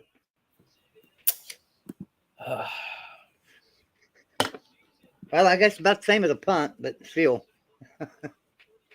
Yeah, but you don't want. Yeah, needed a first down. This is a 3-5 football team with 0-5 conference record. You should be, completing some of these. I understand West Virginia's close to the same record, but like the talent on West Virginia's team should be enough to edge out Iowa State. It should be. It should be. But like Matt Campbell says, they got 3-star recruits with 5-star talent. Playing like 5-star talent. So Iowa State now has an 84.9% chance to win, which means hope isn't lost. Still got 15.1. So hang in there. I agree, Bo. I don't know. How did we stay with Pitt and take them to overtime? Kansas take them to overtime. Lose those games. How we have gotten worse. We are worse now than we were the first year. We're a lot worse. I agree. Four of our losses, four losses by combined 14 points. Plus, Iowa State defense is best in Big 12. Okay. Yeah. Iowa State defense is best in Big 12 and top 10 in the country. Since Knowles left, yeah. They no teams rushed. Well, only 2 teams have gotten over 100 yards against them. That I can't remember what the 2 teams were, but one of them was Texas. I think they were the biggest. They had 145 or 150 yards. That's the most anybody's rushed against them. Now, when you're talking about West Virginia, just like that play there, here it was 2nd and 12, and they throw a pass and pick up tons of yards. I mean, our secondary is just horrible. And I just can't figure it out. It's just bad. All right, so let's see what down it is. It's 3rd down 6. 3rd and 6 for Iowa State. Come on, we need a stop. Can we get a stop? Secondary, please, just tighten up a little bit. One time. I mean, just one time. Just get a stop. Right. That's all. And all right, we got it. We got to stop. All right, good deal. 4th down. They got a punt.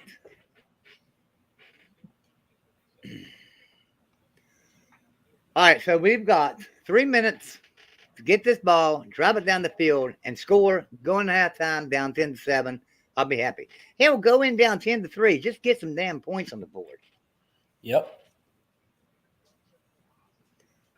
What's going on in the Georgia game? Has Georgia done scored another 3 times? I kind of tuned out from that one. They're on a commercial right now.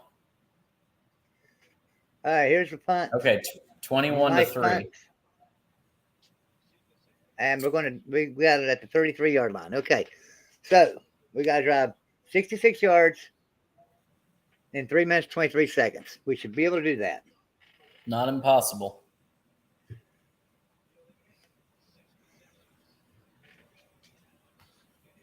Did you see that? We've had 6 possessions and 3 3-and-outs. It's ridiculous. Kansas is up 17-7. Wow. With the ball back. And they get the ball to start the second half. Kansas. There you go, Kansas. I think I picked Kansas. Well, the way Iowa State played against Kansas State, you just pretty much have to pick Kansas. Oklahoma State's another one that fell apart. Okay, we got a nice pass off here, and we got 8 yards. So it's going to be 2nd and 2. Okay. All right, so lining up quickly. JT and the shotgun. This is probably going to be a handoff, I would think. I don't want it to be. Probably that. And we did a false start, just like always. The hell are we doing? Here comes Tennessee. Man, we got shoot like 2 ourselves yards, 3 yards. They're almost there to the down line. So Tennessee is now almost in touchdown in red zone area. So we got an under center attempt here. Now what? False start? This is a shame that we do a good play and then we go backwards. All right, 2nd and 7. Tennessee has been killing themselves with false starts today. Delayed draw handoff that goes for nothing. We lost 3 yards. So now it's going to be 3rd and 10. Golly. So would you call this on the coaching? I would call this on the coaching. Yeah. 3rd and 9. It's a long 9. Should be 3rd and 10. All right, 3rd and 9. We really need this. Come on.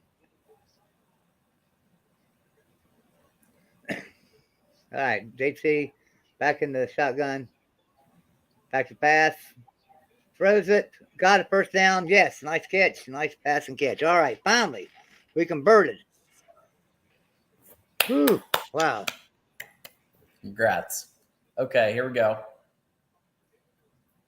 Oh, this is the false start. They're just showing that again. Okay, so Tennessee's 3rd and 12. Not like Hooker's never converted that before, but it is a tougher passing situation. They know that they're going to pass. Oof. All right. Oh, that's they're going to have to JT's back to pass. They're going to have to kick a field goal. That's really not what you want against Georgia. Nice run. We got a nice run for 6 yards. Looked like he was going to be stuffed at the line of scrimmage, and he broke out of there. So that was a nice run. We picked up 6 yards. I like that. 2nd and 4. Or they're calling it 5. But, all right. Tennessee, 45-yard 36-yard field goal attempt. And good. 21-6. Run, and we got the run and a 1st down. Good run of about 9 yards. Good, nice. So Johnson's doing pretty good. 1st and 10, West Virginia. There you go. Liking this. I'm liking this drive. Johnson Jr. is running pretty good. All right. You're getting closer. 38-yard line. JT Downs back to pass. Throwing it. Oh, and he dropped it. My gosh. Nope. Drop that. Drop. Who's your wide receivers coach? Washington. They got him from Coastal Carolina. Okay. Yeah, I think he's in the Josh Gaddis school of wide receiver coaches. Am I right about that chat? Is it Washington? Is it I think it's Washington's his name. All right, so here we go. 2nd and 10. JT back to throw. He's in trouble. He got out of it. Got He's out running of it. for it. Touchdown. First down. All right, way to go. JT Okay. just did it himself there. That's a nice run.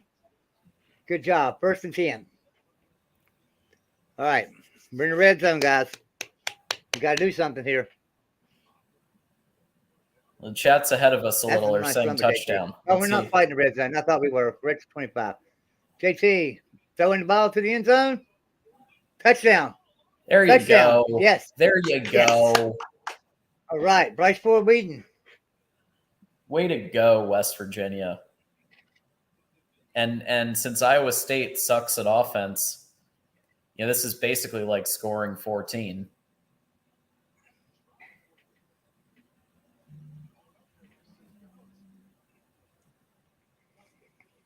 DJ says Harold back to calling plays. That's a nice throw and catch there by JT and Bryce Ford Wheaton. Come on, Illinois. You got to beat Michigan. I want you to cream Michigan State after the BS they pulled. I think they're going to review like this. 30. I think they're going to review this touchdown. They're taking way too long. Yeah, they're taking way too long to call it a touchdown. I don't like that.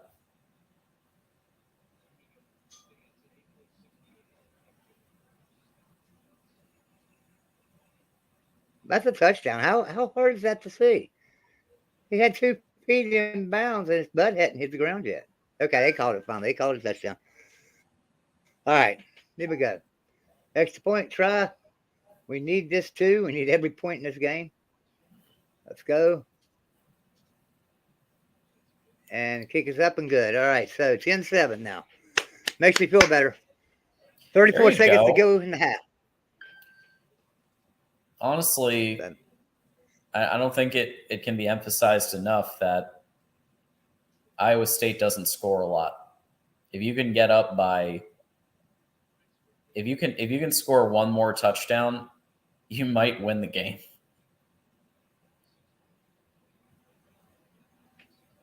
So Golden Voodoo guys, looks like that Golden Voodoo put out a video a few months ago, new video. And he streamed with us today for about 3 hours. Nice. And he had some stuff to do, so I was going to stream the game. All right, so 34 seconds left in the half. All we got to do is just hold them. Bowers is so good. Range or something. Bowers is so good. Georgia is What's just... that, Alan? Hey, Welcome in, Alan. Glad you're here. Georgia's just rolling today. That they are. I mean, they are right on cue on everything.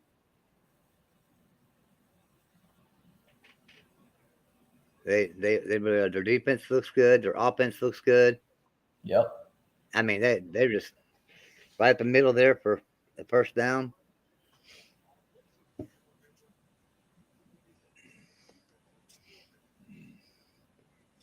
Matt Campbell's on the sideline saying, "Come on, fire Neil Brown and bring me to West Virginia." That's what he's saying. That's, he's been wanting to get out of there for a little while now. I remember, I think it was Tony who mentioned that, that Tony Altimore who mentioned that Matt Campbell did like a goodbye speech last year because he thought he was going to get one of these jobs, then he didn't. Yeah. Georgia going deep.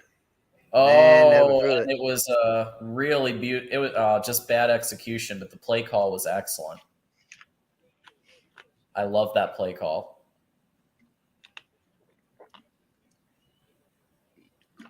I like that. That was good defense. He didn't interfere with him and Good still defense. kept himself in a position to try to make a play. That was good defense.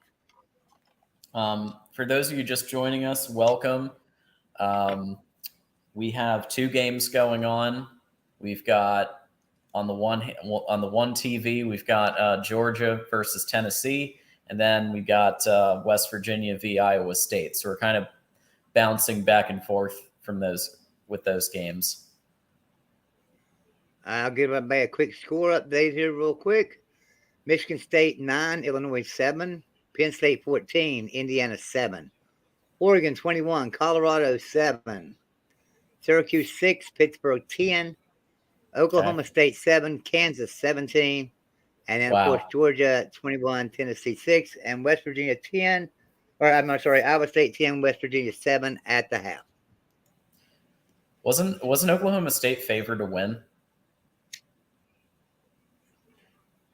Yes, I think they were. No, wait a minute. Really? I think it was a pick'em game. I don't think it was a favorite. Oh. I think it was a pick'em game. Pick'em? Yeah, I don't believe it was a line. Oh, Somebody correct me Bauer's if I'm got a wrong. false start.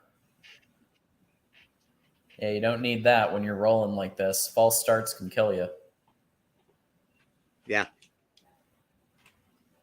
Third and 14 now. Let's see what they dial up.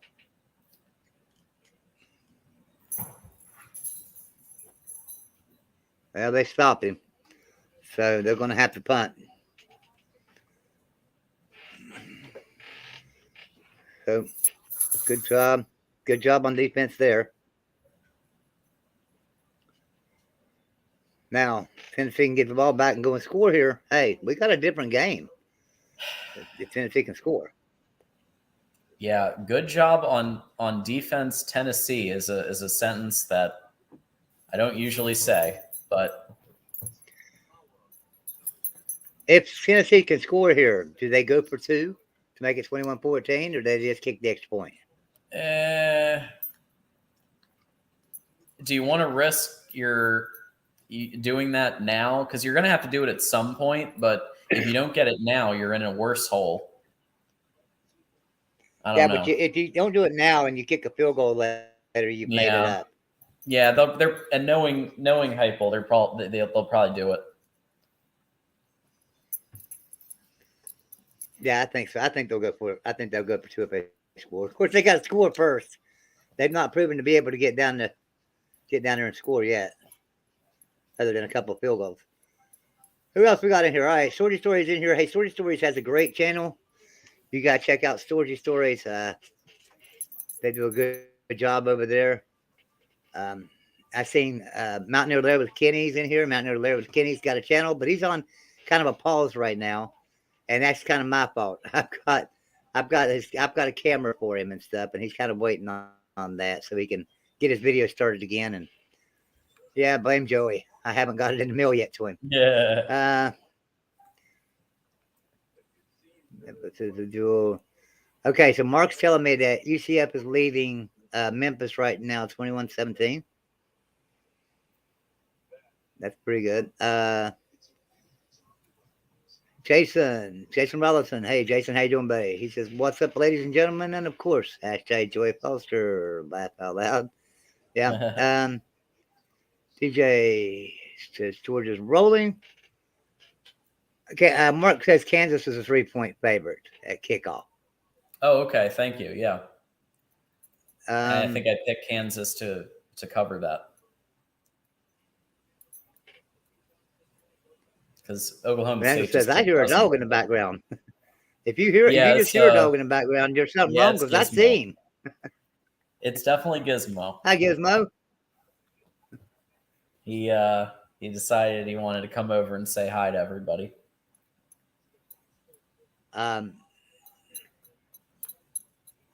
So Kenny, Sorgy Stories put Kenny's link in there. Nightbot, if somebody will just type Sorgy Stories, Nightbot will give you the Sorgy Stories thing. I haven't got it set up for Kenny's yet. I don't think. I might. If somebody types Kenny, it might come up and Nightbot might give you his link. All right, so let's see what's going on here. Let's check. Here's what I hate. When you go to check scores of football games today, it only gives you a top 25. Yeah. That makes me so mad. You've got to go on to, you got to click like 50 times. Okay, so let's get some more scores here. Yeah, Liberty is leading Arkansas, and this was my upset lock of the day, guys. I said Liberty would beat Arkansas. They are leading Arkansas 14-0 right now. Wow. That was my upset lock of the day. Wow. So You nailed that one. Right now, I'm pretty happy because when I told Mark Rogers that, he said, "Well, now, Joey, I don't know about that." And I said, "Well, I do. And that's going to happen. Liberty is going to beat Arkansas. It's still early. It's still early, but I still think Liberty is going to beat them. There's 8 minutes left in the second quarter of that game. So, all right, let's see. There was if anybody missed it last night, Oregon State and Washington played a great game. I mean, it was a really good game. Washington come out on top 24-21.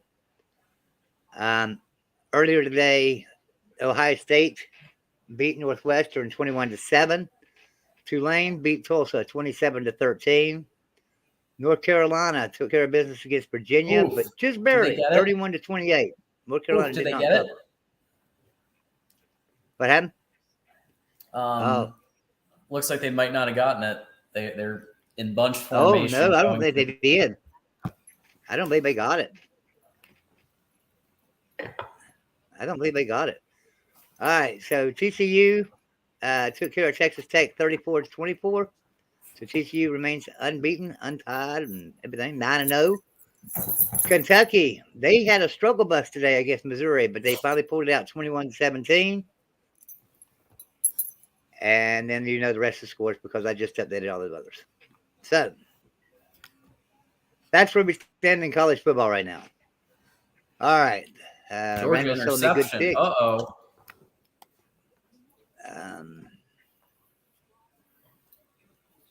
Sorgy says we hope to do an in-person stream with TBD and Joey at some point. Hey, you know what? Sorgy set that up. We'll come over. Yeah. You set it up. We'll be there. Am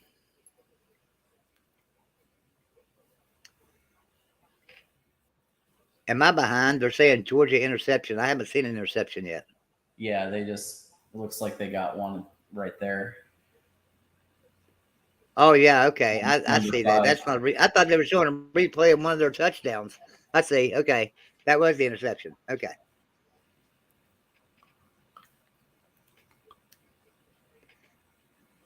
Yeah, Alan, you did say it earlier, and I will agree with you. Let's go Mountaineers. That second part, sure, why not? Marshall Thundering Herd. No, I really do support Marshall, Allen. I really do. I like Marshall, and you know I was really excited when they beat Notre Dame this year and things. But at the same time, that there's no rivalry, and I just hate that Marshall fans think that there's a rivalry with West Virginia. You got to win a game before there could be a rivalry, right? And they call it the Friends of Coal Bowl, and. Yeah, sure. I mean, I guess, it is a great game to play, but there's nothing in it for West Virginia.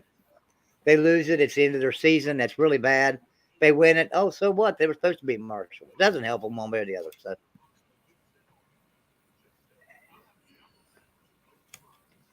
all right.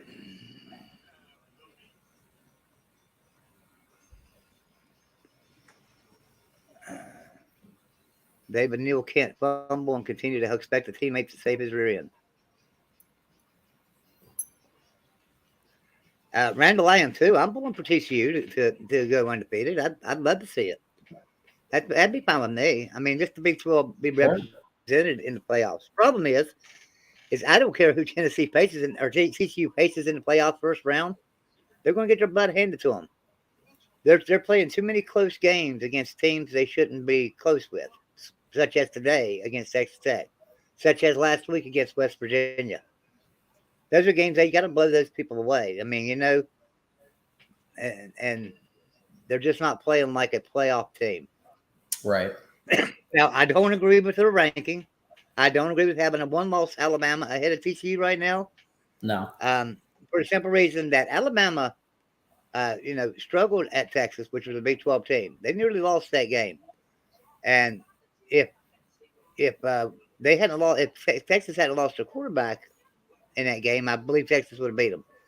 So now that being said, TCU has not played Texas yet, but still, there's a lot of other teams that have beaten up on Texas in the Big 12, and TCU's taking care of business against all of them. So, Randall says Marshall will always be our little brother. Yeah, or little sister. See, like Shorty says, his grandma went to Marshall. See, they'll be our little sister. Yeah, you gotta give Stetson Bennett and also the play calling of this Georgia offense. You got to give them a lot of love there, because what they've done is they've mixed it up. They've brought the deep ball. They've brought misdirection, and they're just confusing the hell out of the Tennessee defense. Like, I'm just as impressed as I was when they were whooping our butt in the playoffs.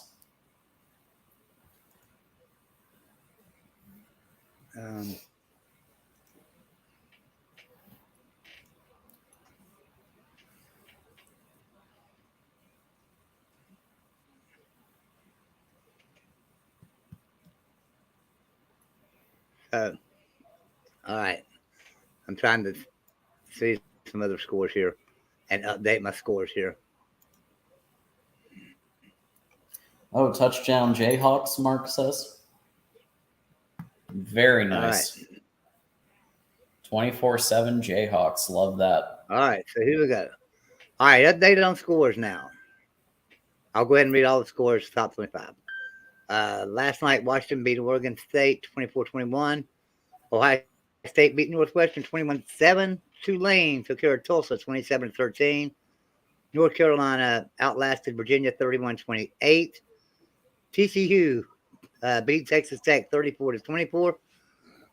Kentucky struggled, but finally pulled out a win against Missouri 21-17. There you go, DeReal MVP if you're watching. Yeah. Michigan State at halftime is leading Illinois 9-7. Penn State 21, Indiana 7 with 2 minutes to go in the half. Oregon at halftime leading Colorado 28-7. Pittsburgh is leading Syracuse 10-6 right now with 5 seconds left. Syracuse does have the ball with 5 seconds left, and it must be a timeout, so Syracuse may be going to kick a field goal. Oklahoma State 7, Kansas 17 right now with 36 seconds to go in the half, which is the same score as a while ago, so maybe the score didn't update yet for Kansas's touchdown. Georgia 21-6 right now over Tennessee, and Liberty still leading Arkansas 14-0 with 6 minutes to go in the second quarter. All right, that's the update on that. What's going on in the Georgia Tennessee game here, buddy? So we got 21-6. It's 2nd and 11. Georgia just attempted a run and just got stuffed.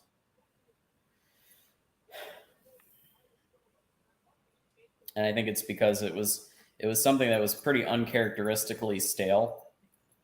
We haven't seen a lot of that this game, but that was definitely kind of a traditional run, and Tennessee was expecting it. While we're at halftime, I'm gonna use the bathroom real quick, and I'll be right back. Okay? Sounds good. All right. Gizmo and I will run the stream for a minute.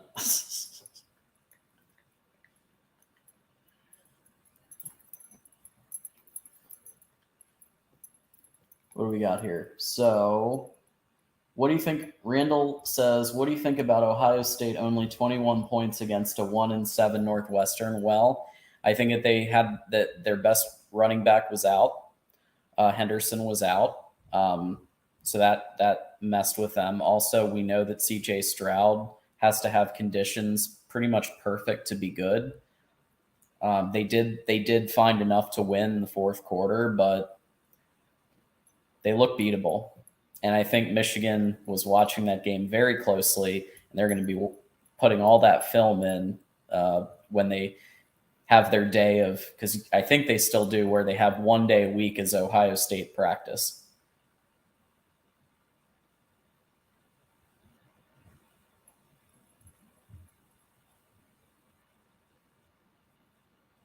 So we're about 2 minutes in the Georgia-Tennessee game still. Stetson Bennett calling the play right now. in the huddle. Let's see what they.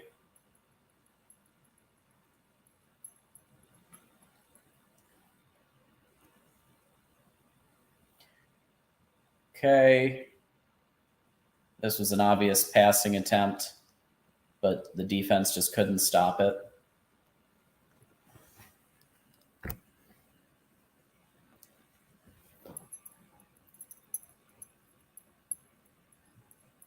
Thanks, Randall. Go blue. Absolutely.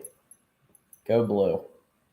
I'm actually going to be, so those of you who don't know me, I'm John Diadamo, aka One Scoop John. You'll find me on Voice of College Football, hosting College Football After Dark, and I do a show on D4 Sports where we review the previous Michigan game and preview the next Michigan game.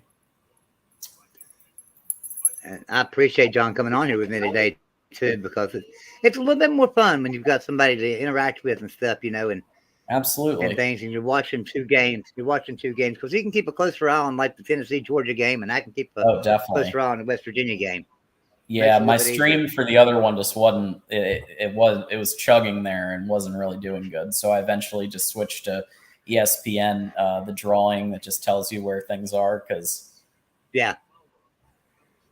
So, but I do have Georgia Tennessee on, and it does look like Tennessee should get another shot here, and we'll see.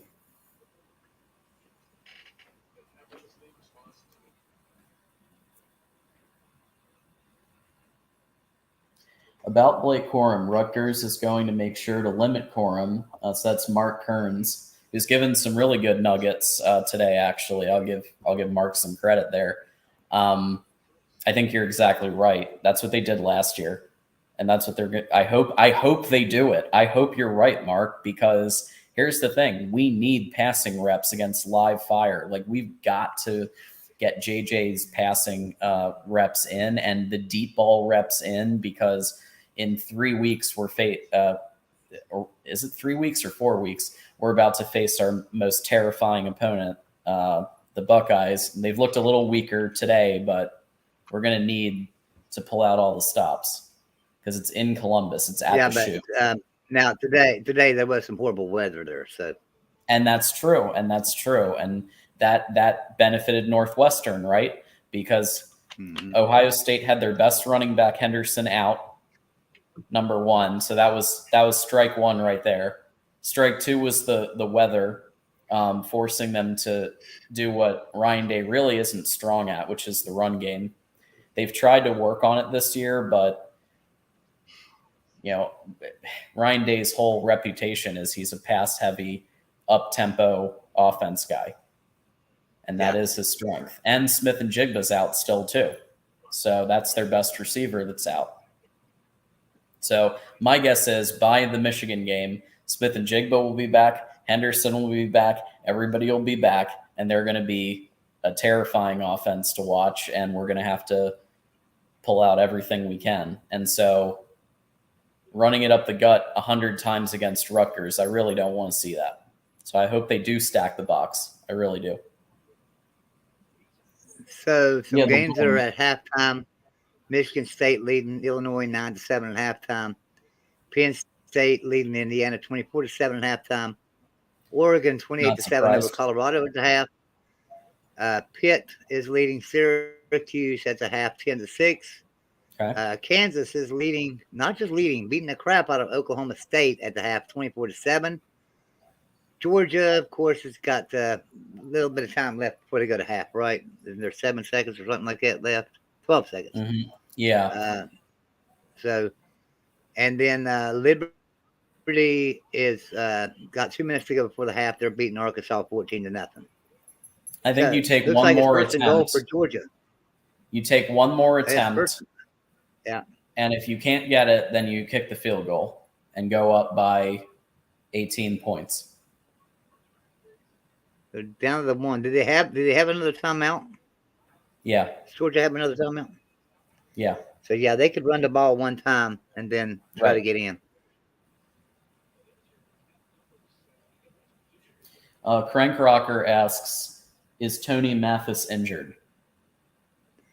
I didn't think he was. I knew he was banged up a little bit, but I didn't think he was going to be out. Although I've not seen him, so yeah, it could be that maybe he's out. The only thing I heard was C.J. Donaldson would be out, so I knew that one. But if Tony Mathis is injured, I don't know. I know he's been playing banged up for the last couple of weeks. So, all right, 2nd and goal, and here they go breaking the huddle and going to get up to the line for Georgia. And looks like second half is underway in Ames, Iowa. Which, by the way, I will remind everybody because Ames, Iowa. Almost. Jeff Webster, a good friend of the show. He's in the hospital. Don't know what's going on there. I'm not going to speculate. I'm just letting you know he's in hospital. Oh. All right. Well, thoughts and prayers. So West Virginia's got to kick off. J-Dub. West Virginia's got to kick off the second half. Did he make it? So Georgia just tried a design rollout, and Tennessee was able to defend it. So they're going for the field goal. All right.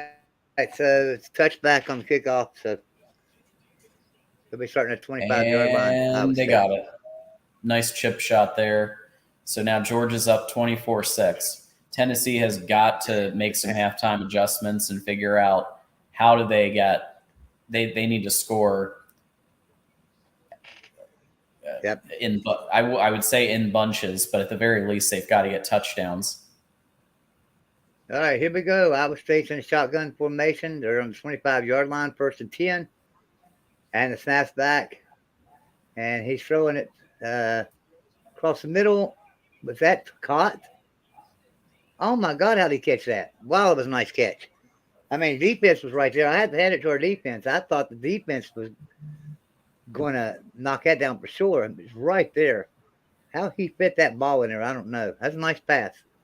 All right, so here they go again. Another nice running catch for another first down, it looks like. Hey, Joey, I'm going to leave you for a couple of minutes so I can take okay. Gizmo has clearly wanted to go out for a little while, so I'm going to do that, and I'll be back soon. Okay. All right, buddy. See you in a little bit. All right, here we go. 1st and 10, and now it's 2nd down. They run it on 1st and 10 and didn't get anywhere. So now it's 2nd down and 12. They lost 2 yards. Iowa State did. Our secondary is, Randall. Our secondary is just horrible. Yeah, if we don't tighten up at secondary, this is just bad. All right, so 2nd 12 for Iowa State. The ball's on the 48-yard line. Dropping back to pass. Throwing it over the middle, and he's wide open. But they got him down before the first down. Looks like it's going to be a 3rd and 5, 3rd and 4.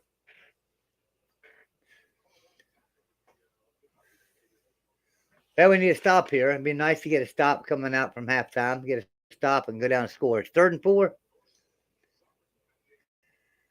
Come on, boys. Tighten up.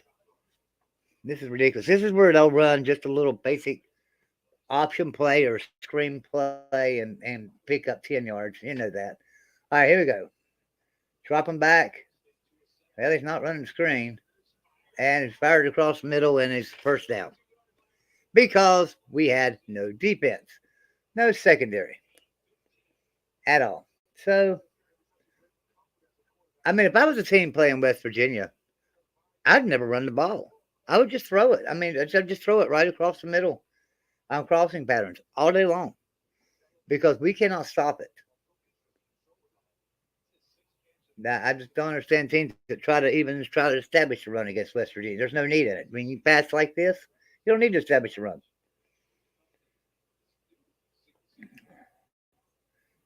There they go, trying to run again. But I got good yards out of it. He got 7 or 8 yards. But I guess they're trying to keep the defense a little honest. But there's no need in keeping the defense honest. We don't have any defense. You got to have a defense before you got to keep them honest. 2nd 1.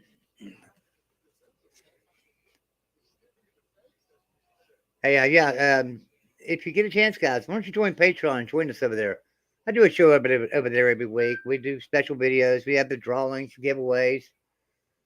If you can join for as little as $2 a month, I'd love to have you over there with me.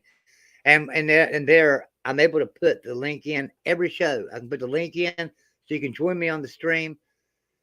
Here, you have to watch who you let in because people are coming in acting like they might come in here and say, "Hey," like John's with me right now. They might come in on the background and have that same picture that John uses with his name and act like they're them. And I bring them in a stream and it's somebody wanting to, you know, show some sexual, some man's act of sex or something, So we have to watch who we let in.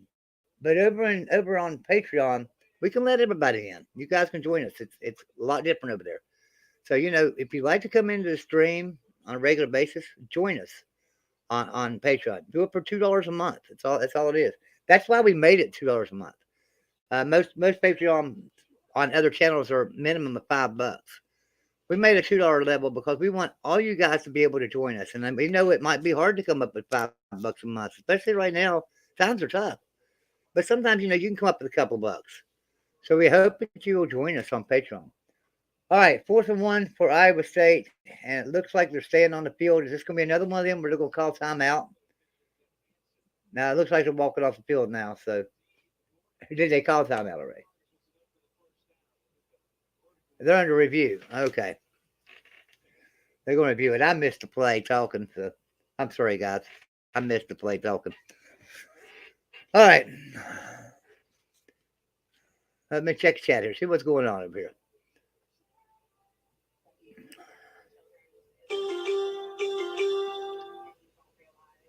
All right. So, let's see. I'll go up this high here. Let's see. Let's start with Brothers K. He said, if Georgia wins, how far did the Volunteers fall? Wow. That's the thing about it. Here's the problem with that. This is what I was afraid would happen. If Georgia wins, Tennessee's number 1 right now. Okay, so they'll put Georgia at number 1.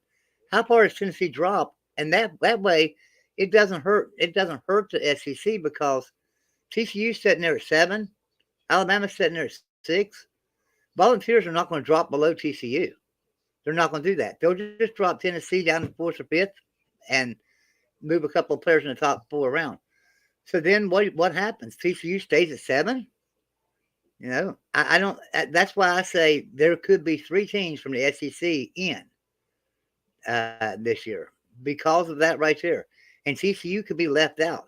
There's a possibility TCU does not get moved up anymore because even Ohio State and Michigan, they're both ranked ahead of them. Let's say Michigan beats Ohio State, and Ohio State's number 1 at the time, right? If Michigan was to beat Ohio State, they would drop Ohio State back to 4th or 5th and still not move TCU up.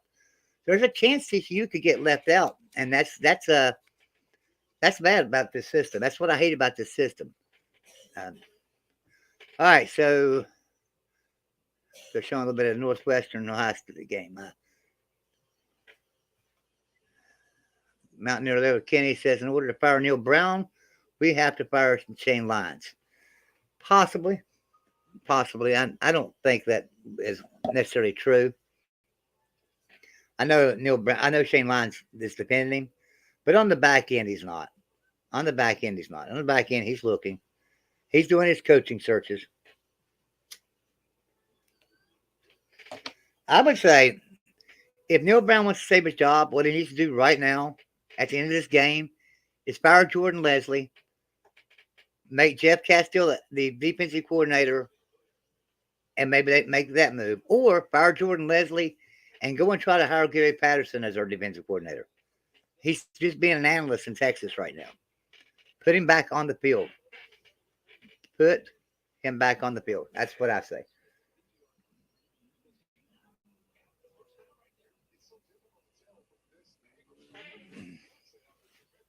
So, I don't know what they decided on this review. They're showing replay of it. It was going to be close no matter what. So, but it's 4th and 1. They're still showing 4th and 1. So apparently the review didn't overturn it. Didn't overturn the play on the call on the field. So now Iowa State is out there to go for it, looks like, on 4th and 1. They're 67% this year on 4th down. So here we go. 4th and 1. This quarterback sneak, and they've got the first down. That was simple. Now, see, that's what I hate about the review. So it's 4th down and this far to go. That was it. That's all they lacked. You know they're going to do a quarterback sneak. Why review it? There wasn't nothing really to review. Very seldom do they overturn, but they spotted the ball, unless it's just obvious, and there it wasn't obvious. So that was just silly to take all that time to review that when they could just play it on. All right, here we go. It's 1st and 10 for Iowa State, ball on the 31-yard line. And they hand off, and we've got him sewed up, but he still broke out for 2 yards. So nice little run. So it's going to be 2nd down, and they're in the red zone now.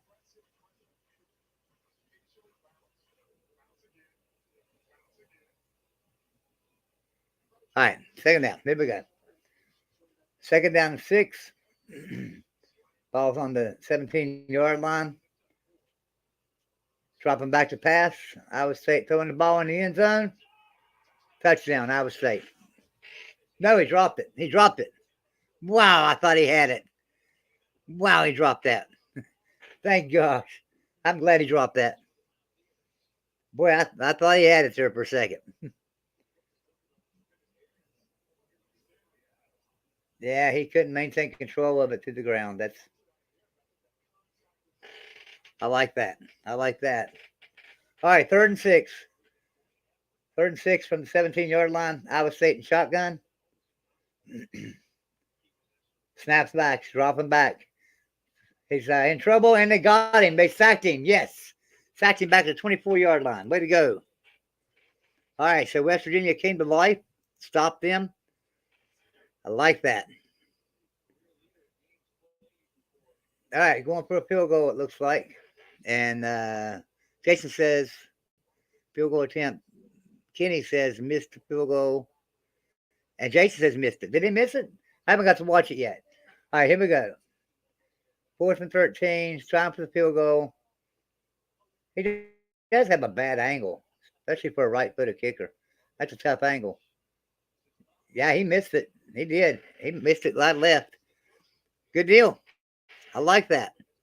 All right, so West Virginia gets a hold. Can we get some points? Can we get down the field and score? Let's do it. Let's do it. I like that. All right. Let's give you guys some score updates here real quick. Let's see what's going on. All right. Michigan State, 3rd quarter, up 9-7 over Illinois. Halftime, Penn State 24, Indiana 7. 3rd quarter, Oregon 28, Colorado 7. 3rd quarter, Syracuse 6, Pittsburgh 10. Halftime, Oklahoma State 7, Kansas 24. They're all over Oklahoma State. I like that. Oklahoma State, that's who I meant, not Oklahoma. Of course, Georgia is beating Tennessee. And Liberty is still beating Arkansas. 2 minutes to go in the 2nd quarter, 14-0. So I like that. As I had said earlier, that was my lock of the week. My lock of the week was the Liberty beating Arkansas. As a matter of fact, I could show you. I put $100 on that game. So I like that. Liberty up 21-3 now. Sorry, 21-3. My thing hadn't refreshed. Now it's refreshed. Halftime. Liberty 21, Arkansas 3. I love it. I love it. There you go, Liberty. All right. What's going on in the chat? Everybody just saying, let's go Mountaineers. Iowa State missed the field goal. Yes. Randall, I agree. It's time to step up.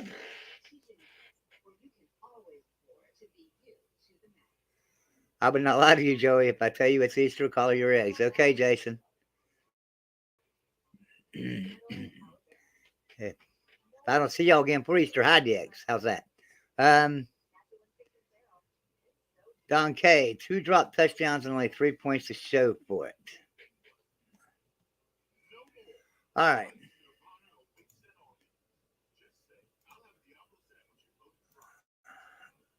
I was trying to get an injury report real quick offline to see if they had announced anything about Tony Mathis not playing in this game. But I can't find anything. So. All right, back over here. All right, let's see.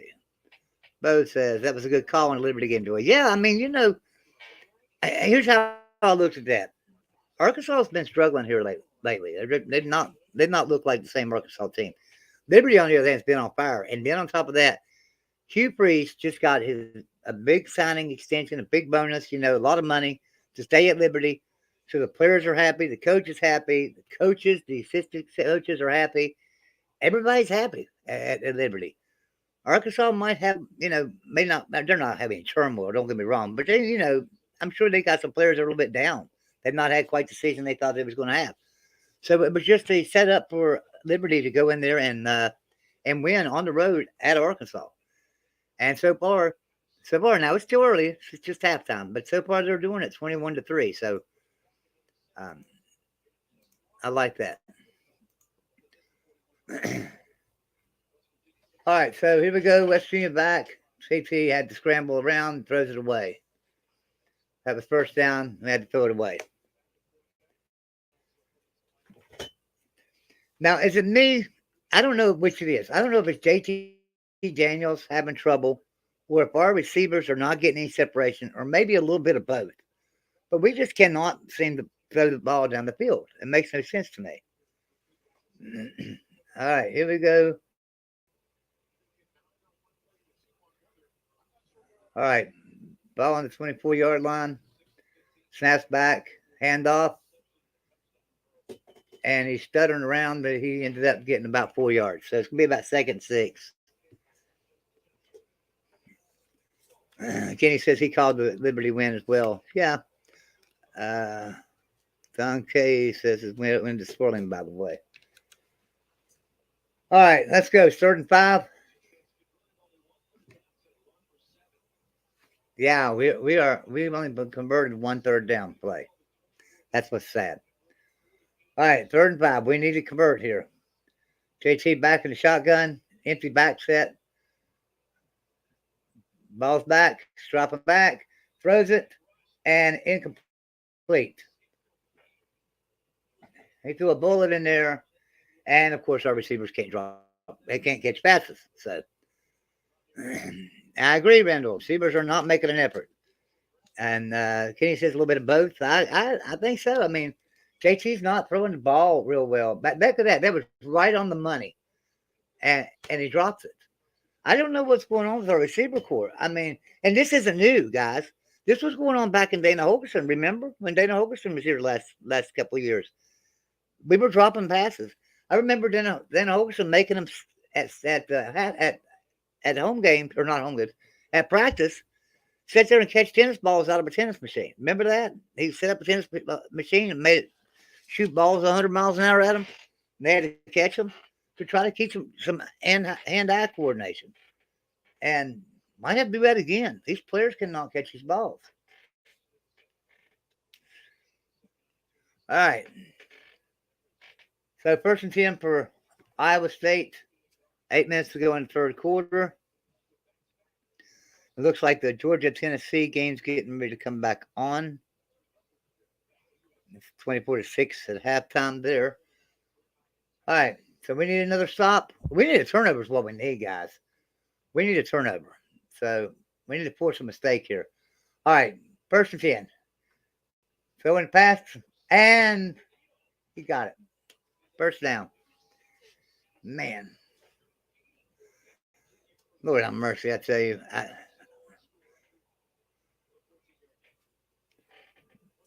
Yeah, it was a good tackle by him. Actually, would have been gone, that's for sure. All right.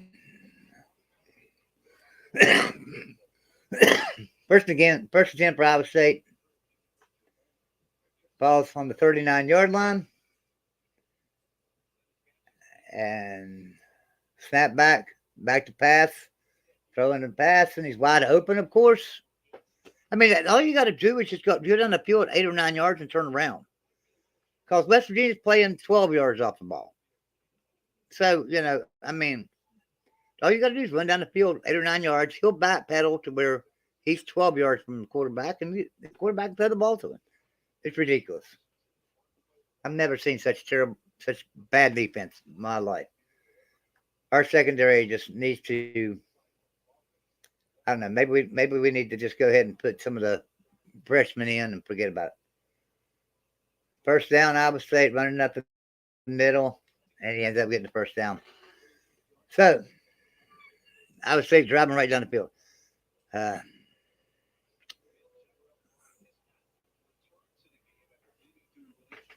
Levi's t-shirt says JT not very consistent across the middle, and they keep trying it. Right. Exactly right.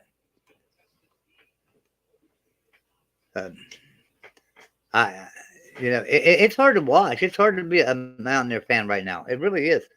Not that we haven't had bad teams in the past, but we've not had a bad secondary like this in a long time. A real long time. Even in 2018, when people were putting up a lot of points against us, even in 2016, 2015, even 2012, I remember Baylor in West Virginia, 70-63. Our defense wasn't this bad, just the players, the opponents that we were playing were that good. The offenses were that good. The offenses are not the same as they were in 2012.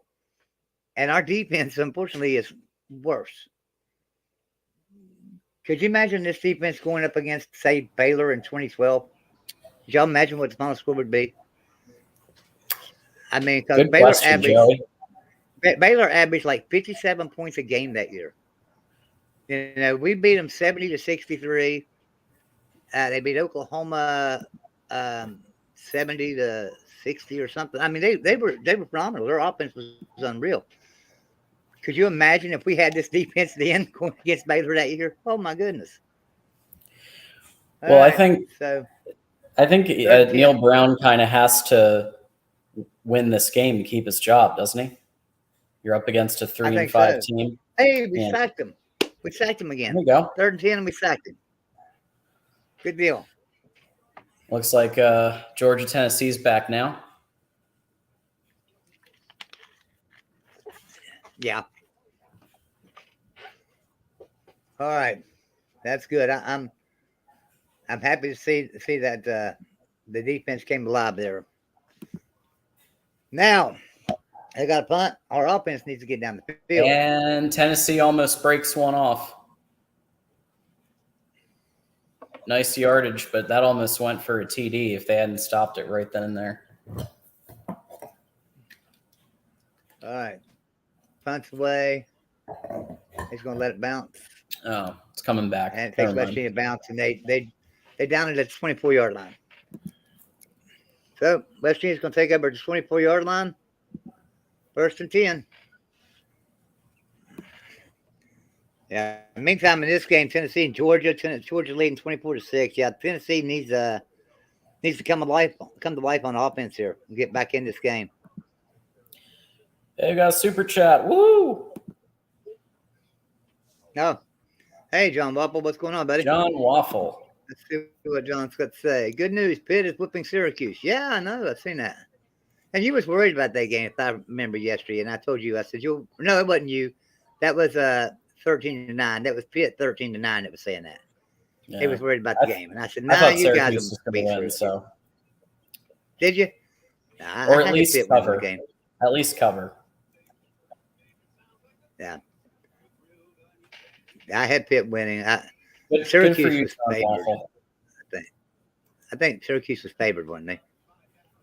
Trying to remember that game. As that Pitt, so maybe Pitt was favored by a point or something. We don't want to see injuries. Looks like he says we have to score another touchdown fast. Yeah, we just need to score another touchdown. I don't care if it's fast right now. We don't have to go straight down the field and real fast. We just need to score a touchdown. I'll take an 11-play drive right now. I mean, you guys do understand that if you score one more touchdown, it's very possible you win the game. Like Iowa State has been struggling hard on offense. I know.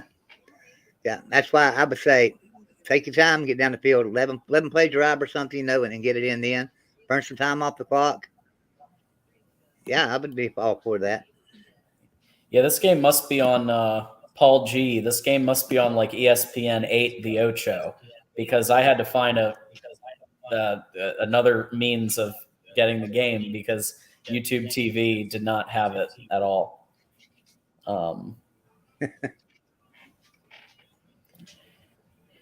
There we go. Yeah. 3rd and 1. And they looks like they got it. I think that first push was enough. Which game were you on? The Georgia game? Sorry, this is the Tennessee. And it looks like I would challenge that spot. I don't know. But I guess they're just going to ram it in. Nice job. Look at that. I think that was a bad spot, but I think Heupel knew he could get it in no matter what. Yeah, he got first down anyway. Yeah. Well, I was talking about like a couple seconds ago when they were when they called it 4th down instead of 1st down. I think they got the 1st down both times. But Tennessee's got a player injured.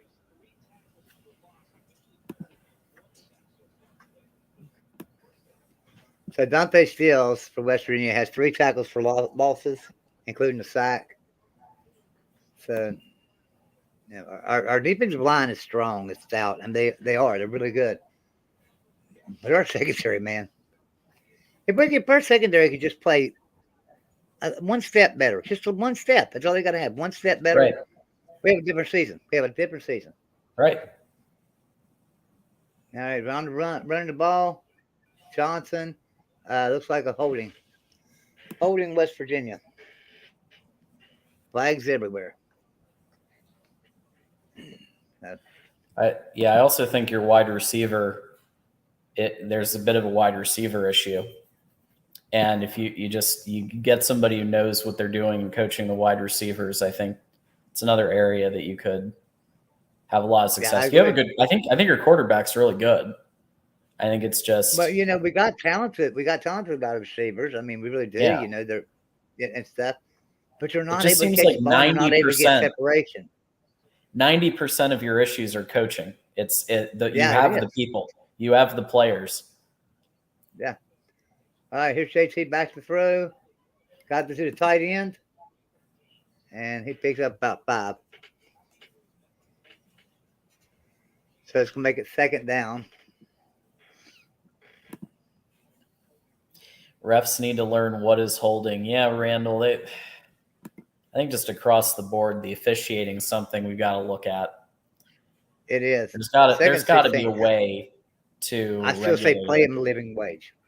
I just think every referee, every official needs to make $100,000 a year plus expenses. Sure. Plus expenses.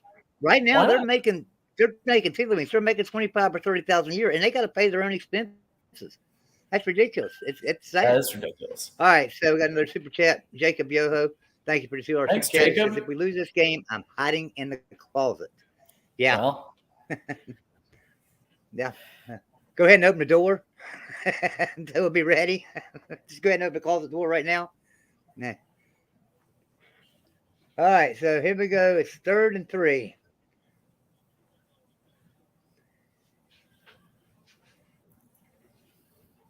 All right, come on. What are we doing? All right, 3rd and 3 on the 30. Decent run for Tennessee there. And we didn't get the 1st down. Jimmy Christmas. It's going to be 4th and 1. Tennessee just 4th and 1 on the 33. I mean, you got to punt it here. You're only down 10-7. Yeah, punt it. Play the field position game. Got to play the field position. Yeah,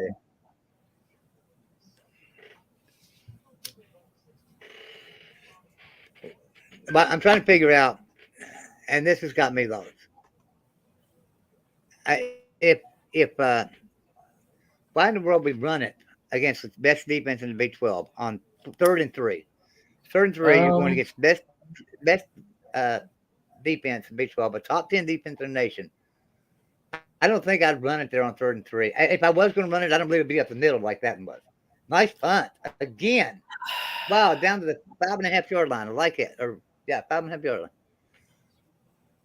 I think they're just playing conservative and playing field position, and even that run call was a conservative, like give your punter more room, more than okay, if we get this, we get the first down. If we don't get this, we give the punter more room, I think is the mentality.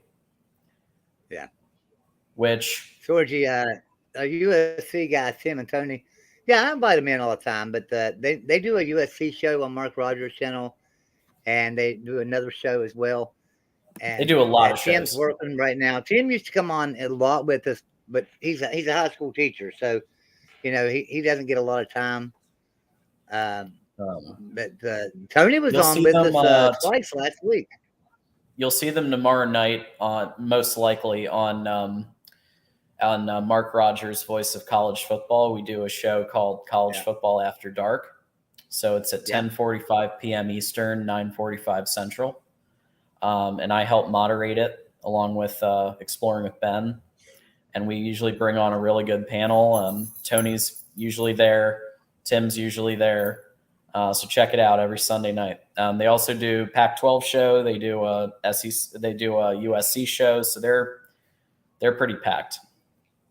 Yeah, they're pretty busy, and I go to that show sometimes too on Sunday nights. Yeah, not real. We'd love to have you when you come. I don't. Well, I'm not like these guys. These guys know everything about college football. I'm a fan. I'm a fan. Yeah. I'm not gonna pretend to know everything about college football. Me neither. Yeah. That's why I'd assume not go. But I like going in on the panel sometimes and having some fun.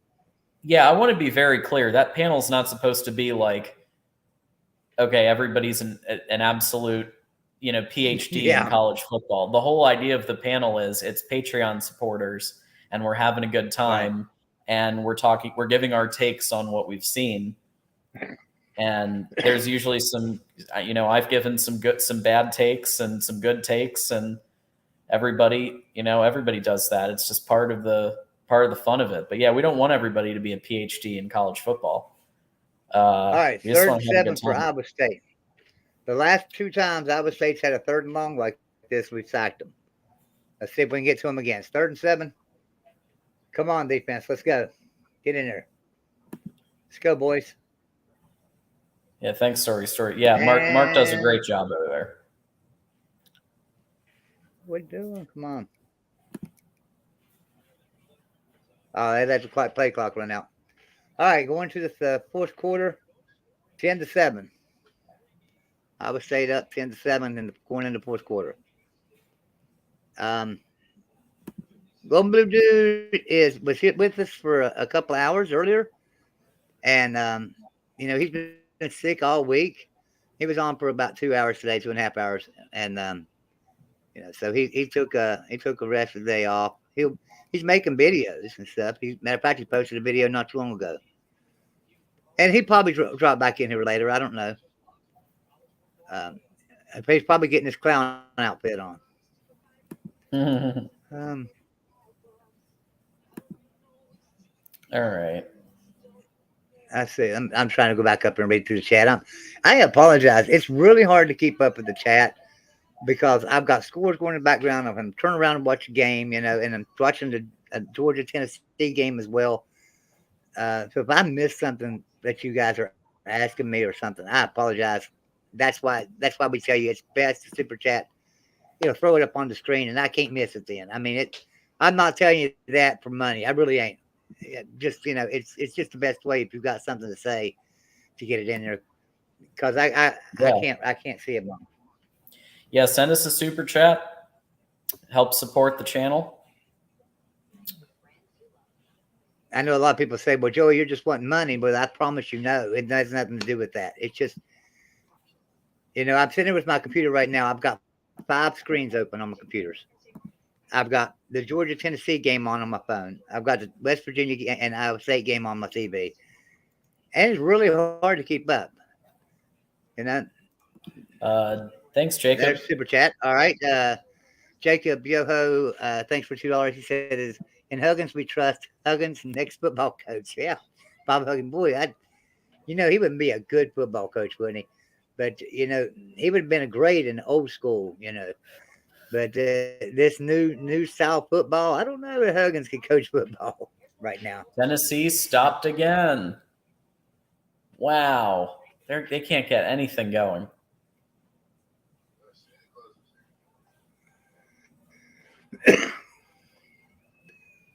Let's see. I have to get some score updates here. Let me refresh the score update page where I'm getting my score updates from. Let me refresh that and stuff. And then I will give everybody some score updates while we're at commercial on the West Virginia game. And it looks like we're going to go to commercial on Tennessee, Georgia as well. So, here we go. All right. Score updates. I won't give no final scores this round. All right. Michigan State up 16-7 over Illinois. Kind of surprising there. I mean, that's a surprising score. I picked Illinois in that game. Penn State up 30-7 over Indiana. I think I picked Indiana to cover. I took Penn State. I picked Penn State. Yeah, I took Penn State. They're pissed about Oregon. The Ohio State and Michigan games. Yeah. So Oregon up 35-10 on Colorado right now. That's what I figured. Pittsburgh. Yeah. Pittsburgh up 17-6 over Syracuse. Kansas is absolutely laying the wood to Oklahoma State. 30-7.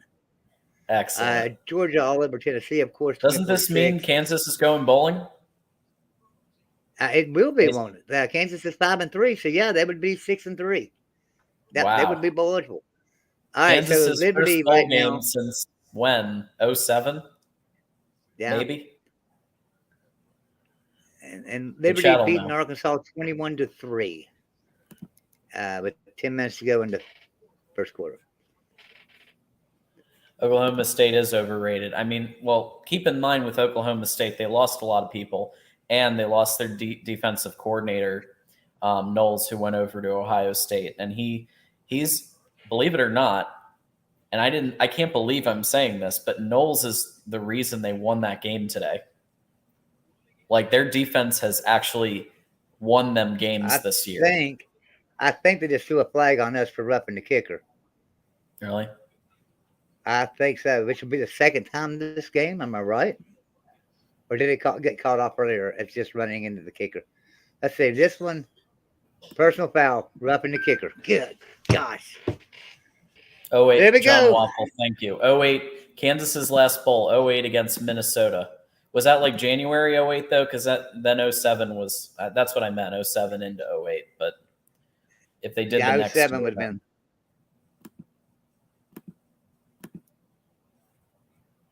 Either way, my point was it's been a long time, and I'm happy for him. 08 season. Thanks, John Waffle. So 14 years though. All right, Georgia's got the ball again. My TV just went off. Uh-oh. I lost my signal on my TV. It's got it on ESPN Plus app.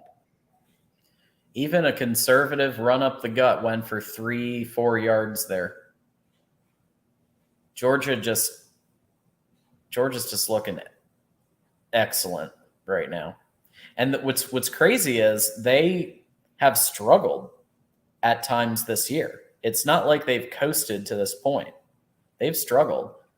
And now they're looking this good. So their improvement, I think, from game one to now, I think they finally figured out how to replace their NFL talent that left them. And now they're back to being terrifying again. Now, Paul Gee is saying Brown needs to be fired. My uncle is at his breaking point. I told him Shane needs to go too. Now seriously, Paul Gee, is Gordon Gee your uncle? I'm just curious. Be honest with me. I'm just curious about that. I want to know in the chat, how many of you think Neil Brown gets fired if they lose this game? If West Virginia loses, does Neil Brown get fired? Yes or no? I'm curious. All right, Bennett's launching. Nice completion there to McConkey.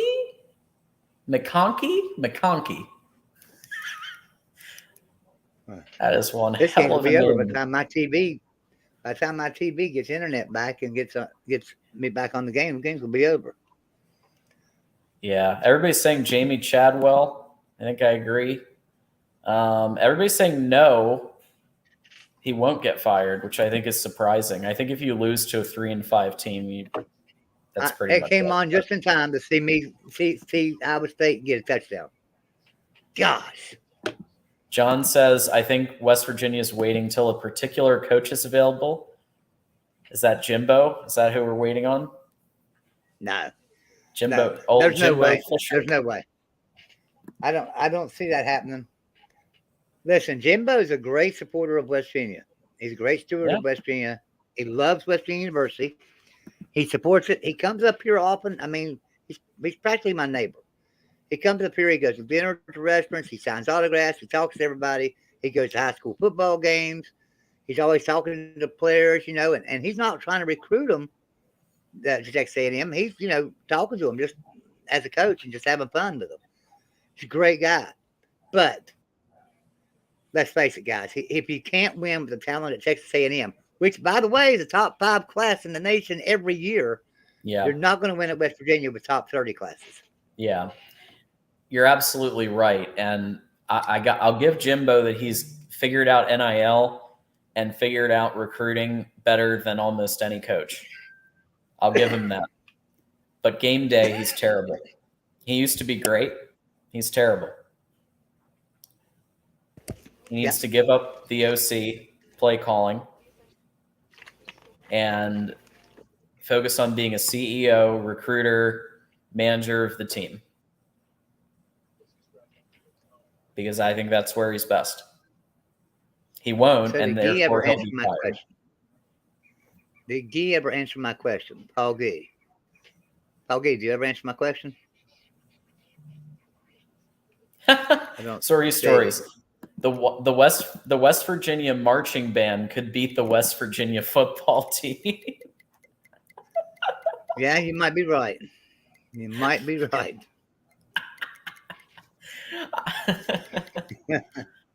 Yeah, that was a good one. Stories got off a ripper there. Oh, and Nightbot put that in there. So a lot of people wonder where I get my lines on the games from and where I bet at. So right there's where I go is BetUS, and if you use that link, you'll get 125% match bonus. So and we all talk betting around here, and we love it.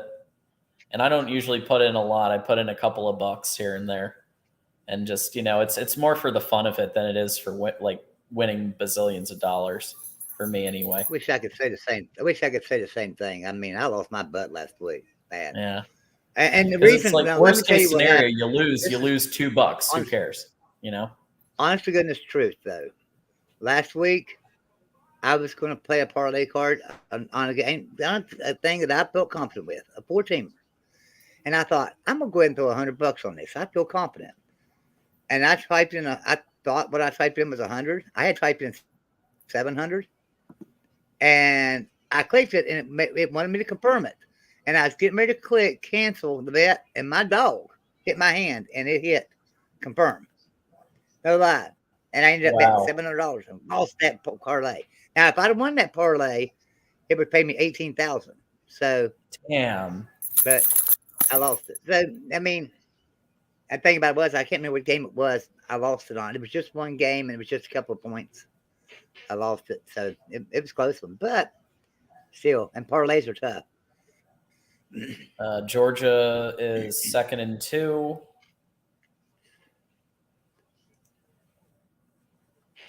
At the 32-ish.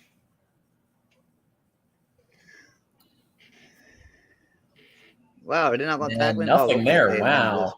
Good job, Tennessee defense. You got to be a little more creative than that, Monken.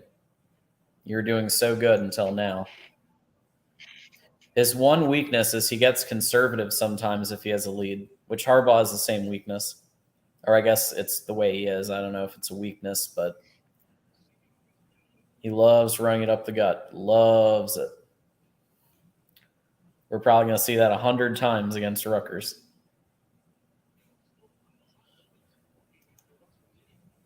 Okay, 3rd and 2, Georgia. Right. So score right now, 17-7, Iowa State. 1st and 10, West Virginia. 13 minutes to go in the game. So did you ever open that closet door? I'm just wondering. Hey, Manimal Matt, go blue. We got Manimal Matt in here. He is and I have lost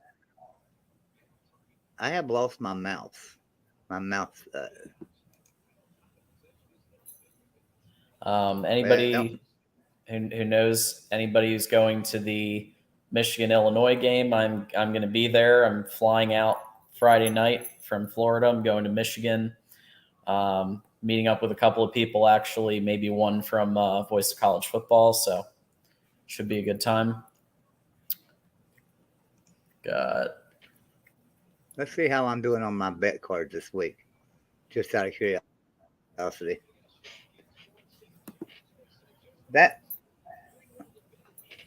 Man, I don't know. JT Daniels just seems to, like, his deep balls are all underthrown.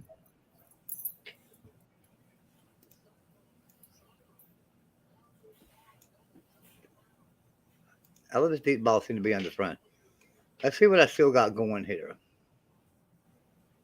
So I still got my Liberty game. Wow. I risked $100 to win $400 on that, and it's looking good. And I've got the Tennessee game is not looking good at all. We won't talk about that one. Monken just keeps running it into the teeth. I don't understand. Well, did they intercept it again? Touchdown, Iowa State. Oh, wow. Touchdown, Iowa State. My gosh. And thank you for the super chat there, Jacob. He says, yep, I got my ice cream with me. He's going to the closet. There you go. Yeah, I don't blame you. Man, I tell you what, this team, this is sad. Yeah, I agree. It is time to get JT out of there. JT is not doing anything. I mean, that's 2 interceptions in the last 2 drives. He threw 3 interceptions last week. Am I right? I mean, yeah, there's something got to be done here. It's time to take him out. But it's just his coaching staff, man. What are we going to do?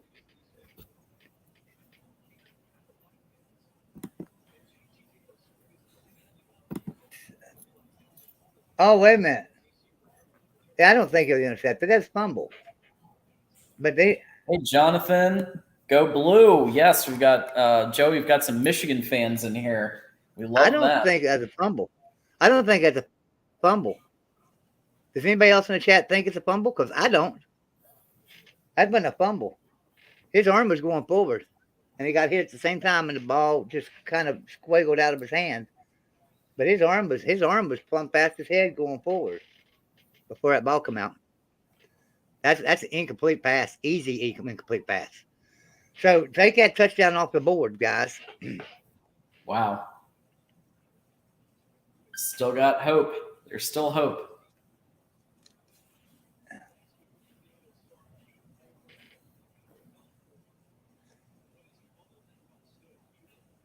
Yeah. That's incomplete pass.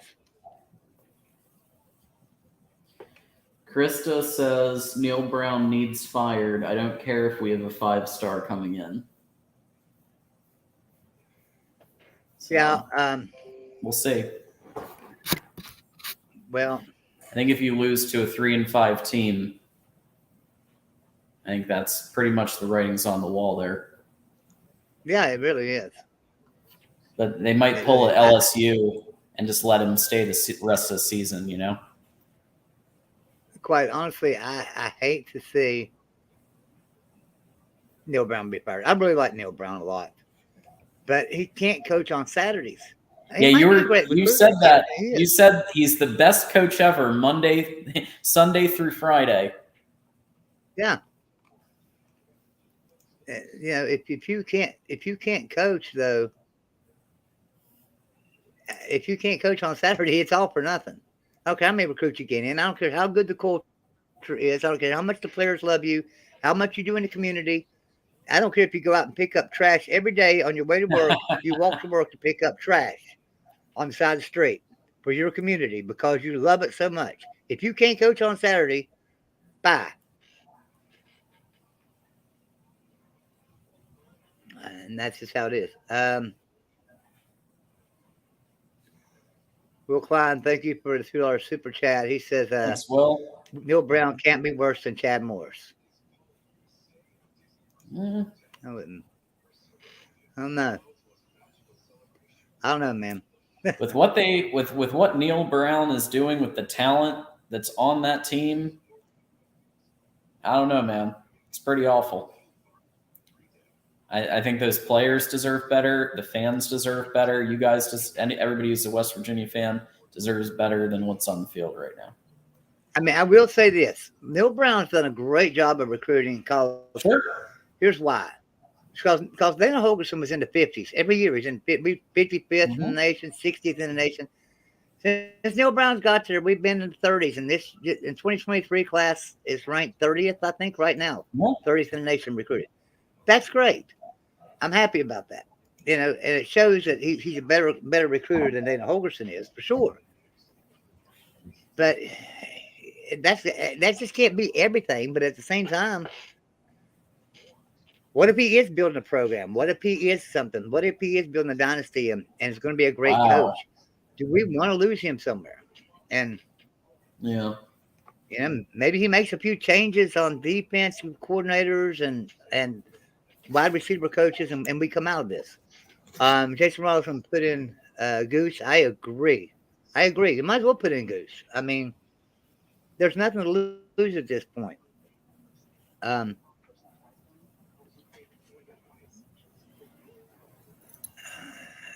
Yeah, Randall, I agree. Incomplete pass. Hunter Mike, if WVU retains Neil Brown, he'll be the longest tenured coach with a losing record.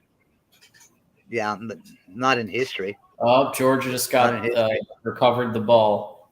That seems to me like the worst Iowa State coach was Gene Chesnick. Don K is saying Gene Chesnick was the worst Iowa State coach. Yeah, Gene Chesnick was rough.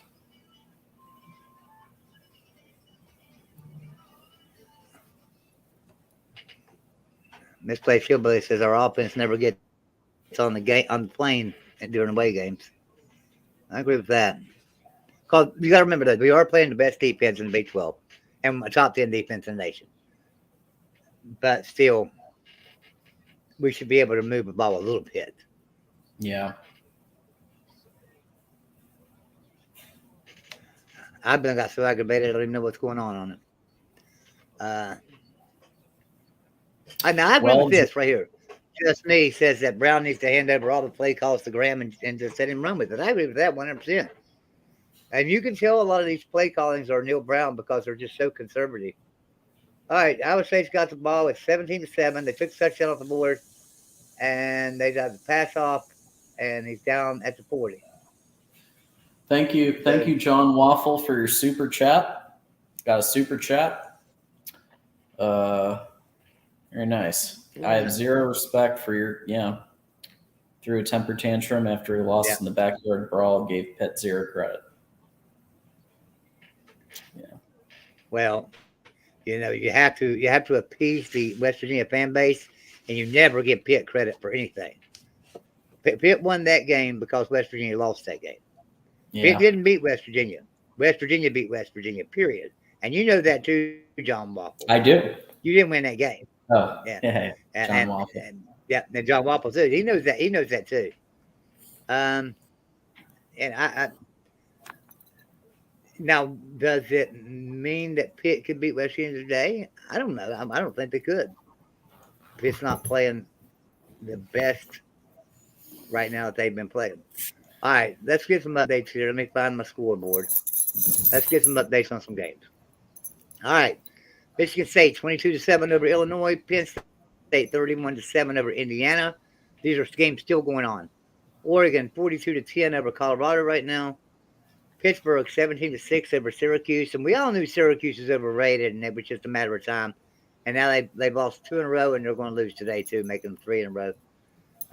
Kansas all over Oklahoma State 31-10, and of course Georgia all over Tennessee, and then Liberty still up 21-3 over Arkansas. So unless that didn't refresh, I'm gonna refresh that again because something tells me that didn't refresh.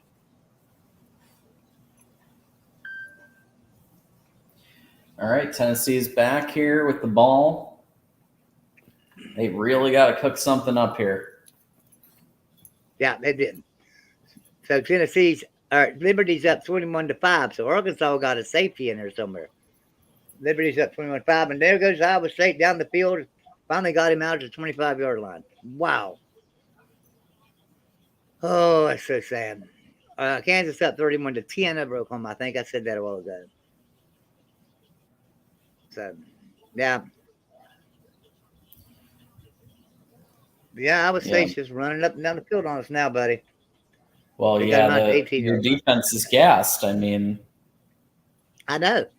Our offense can't move the ball. It's 3 downs and out. You might get to stay in there for six downs or something, but you're just getting off the field in a hurry. If you can't sustain a drive, your defense can't get any rest.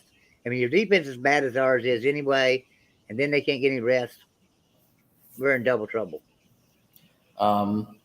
Sori says, which one do you agree with? Fire Neil Brown, keep Neil Brown. Oh, he got rid of it. Well, I think you got to fire Neil Brown. I think you got to do it Monday. I've still got it up here. It's on StreamYard. Which one do you agree with? Fire Neil Brown, keep Neil Brown until the end of the year, or keep Neil Brown past the end of the year, or another? Yeah. Here's what I think. Give Neil Brown. We'll make a change and get rid of Jordan Leslie as our defensive coordinator. Bring down either Jeff Castile from being an analyst, or bring in Gary Patterson, and let him be a defensive coordinator. If Neil Brown will make those changes and turn over complete play calling to Graham Harrell, let him do all the play calling, I would say keep Neil Brown. He's a great recruiter. He's doing a good job there. But the problem is he won't keep his hands out of the offense on game day. And so you see us throwing these little dump out screen passes every game. And our defense is falling apart, man. It's just terrible. So Mountaineer Mike says, don't let him board the plane. So you want to do a Lane Kiffin style. Lane Kiffin style firing. Hey. They better throw a flag on that Iowa State. They got a flag down. It better be on number 50. I don't remember what his number was. I think it was 55 for Iowa State. Hey, they're calling offsides on us. Oh, okay. And we just let players fight and stuff and don't care. All right. So my phone's going dead, so I'm not going to be able to finish the Georgia-Tennessee game on my phone. It's dead. So here we go. 1st and 10 for Iowa State, down to the 12-yard line. There's a snap back, handoff, fake handoff of running around the corner. The running quarterback is down to the 9-yard line.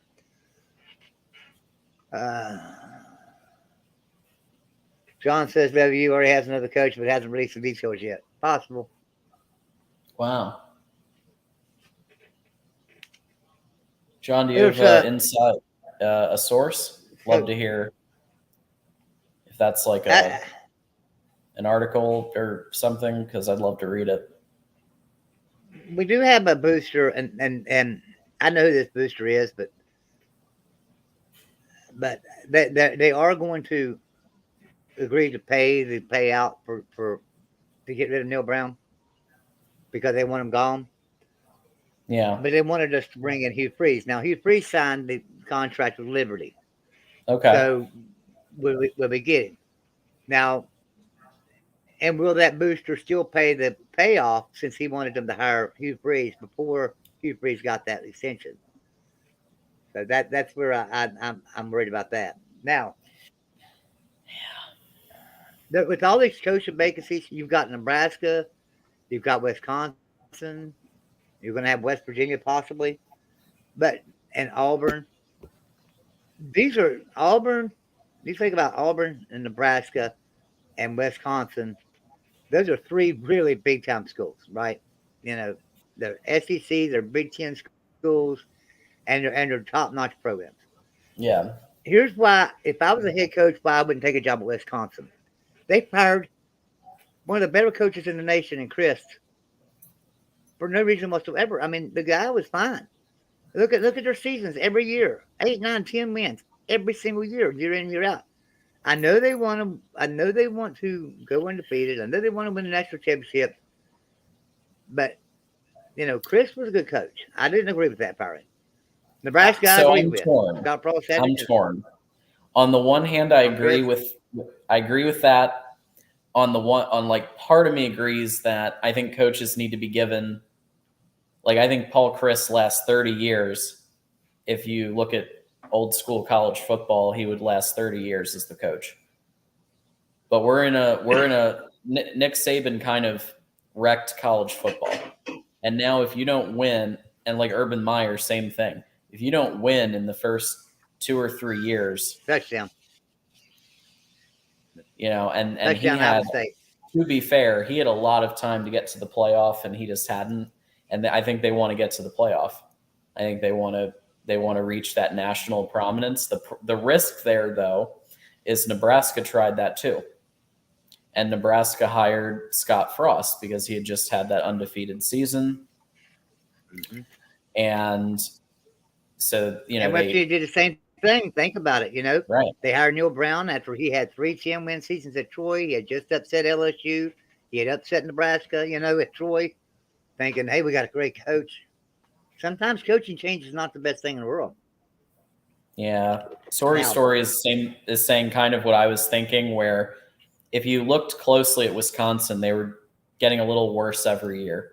They always had a good run defense, a good rushing game, but at the same time, they've gone down every year, and they don't have a Bosa or a Bosa type or what was the Jonathan Taylor, the running back who did all those amazing things. I think he covered up a lot of stagnation. Yeah. This is an embarrassing loss right here. It's 24-7, I would say. I mean, Krista, I agree with you. Tom Herman is just chilling. Yeah, grab him now. Grab him now. I'm serious. If they would hire Tom Herman, I would be so excited. That's without a doubt, in my opinion, the better coaches. That if Texas would have given him a little bit more time and left him alone, if the boosters at Texas would have stayed out of Tom Herman's way, I think he would have had that program on top already. I think the boosters at Texas getting in coaches' ways. Don K has a question. If Tulane gets 10 or 11 wins, does Joey Fritz get a Power 5 look? And if so, should he take it? I don't know. I mean, I'm sure he's on a list. How far down the list? All right, Tennessee, second and 7. I agree, Mike. West Virginia's done. All right, I'm going to turn the West Virginia game off. If y'all don't mind, it's 24-7. There's just a few minutes left in this game. There's no way we're coming back from it. So I'm going to go ahead and turn over on the Georgia game. That's pretty much over as well. Although I was going to say that one's kind of over too. I tell you what I'm going to do. We'll go to YouTube TV here and see what other games are on. We'll find another game to watch real quick. But I'm not going to be on here much longer, guys. I'm going to run. Nice. But I will check some scores here real quick for you, and we'll see what's going on. BPA says Gee should fire them both on Monday and host a big barbecue at Mountaineer Lair to celebrate it. Yeah. Yeah. At Mountain Lair. Yeah. That's a good idea. Turn it to Fox. Insane game. All right. What game is that? Sorry stories. But the Kansas Oklahoma State game, that's Fox Sports 1. I was going to say, I thought that was pretty much done. I don't see a Fox game. Let's see. Let me go down here to this. Which game is it, Sorgy? Oh, soccer. Got it. Oh gosh, no, I ain't watching no soccer. You'll have to get Will in here for that. Draw the line on soccer. Let's see what Michigan State. I'm gonna put it on the Liberty. Hey, that's $400 on the line here for me. I'm gonna put it on the Liberty Arkansas game. Liberty wins. I win $400. I'm going Michigan State Illinois game because Illinois is got the ball right now. They're down only by 8 points. So Liberty's up 21-5. 13 minutes to go in the fourth quarter. My phone keeps going off. Sounds like Liberty's going to win. I can't see it. Yeah, I know it.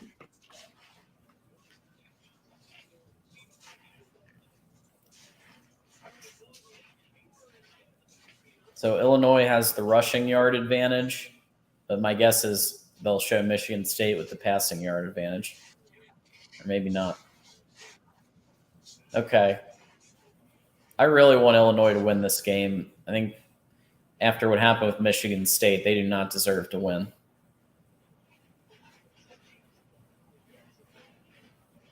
Okay, flag.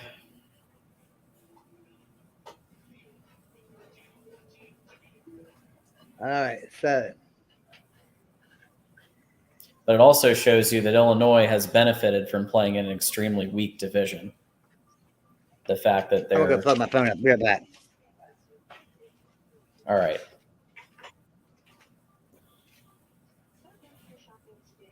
Yeah, Tron. Yeah, West Virginia. And I've been saying this all show. I think West Virginia deserves better. You have the talent. You have the pieces. You just don't have the conductor.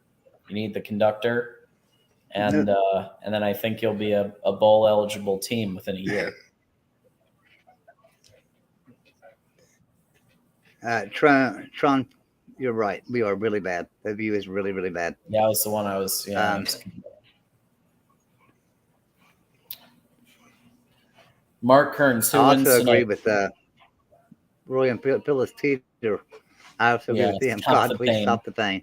Yeah, I agree. Mark Kearns said, "Who wins tonight? Phillies and asked. I think it's Phillies because they're down. They're down by 1. They're going to come back. Hold on, man. I'll see who's in that game. Bryce Harper. Let me find a quarter, and I'll tell you who's going to win that game. You'll have more luck out of a quarter guessing the game on baseball than you would me. Yeah, I think it's going to be I'll Phillies. flip a coin here. All right. Let's see. It's heads, so Phillies.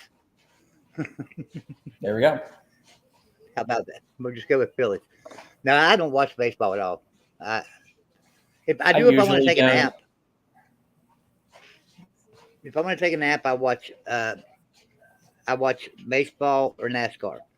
There you go. Yeah, now, NASCAR is not that I don't like the sports. Not that I don't like the sports. I love both sports. You know what's the ultimate nap time sport? Golf. I get if somehow golf comes on, I'm asleep in 5 seconds. That's because the announcer's like, he's standing on the tee. Yeah, he's standing right. He has a 9-iron. He's going to drive it down the field.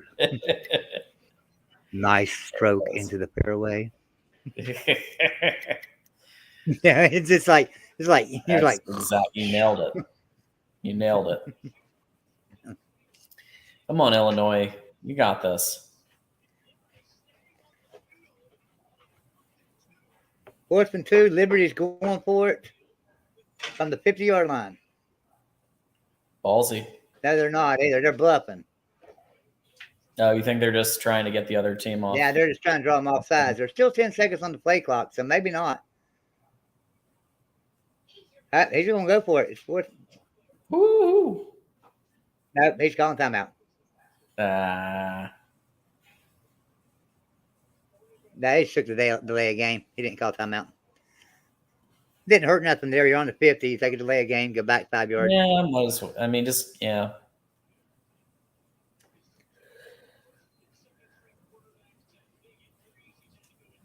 Now, see, if that had been West Virginia doing that, we would have had 3 false start penalties. we would have false started ourselves. Knowing that we were trying to draw them off sides, we'd have false started. Yeah, Penn State's just taking out all their frustrations on Indiana there. But anyway, what I was saying, I love baseball and I love NASCAR. But I love golf. But you're right, I sleep at all 3 of them if I sit and watch them at home. Now, if I go, because like I'll go to the Greenbrier Classic a lot of times here in West Virginia. I'll go to the Greenbrier Classic and PGA. I like doing that. I'll go to NASCAR races. I'll go to Charlotte and stuff and go to NASCAR races. I've been to a few Cincinnati Red games. I don't mind the sports. I love the sports. The problem is I just can't stay awake watching them on TV. Yeah.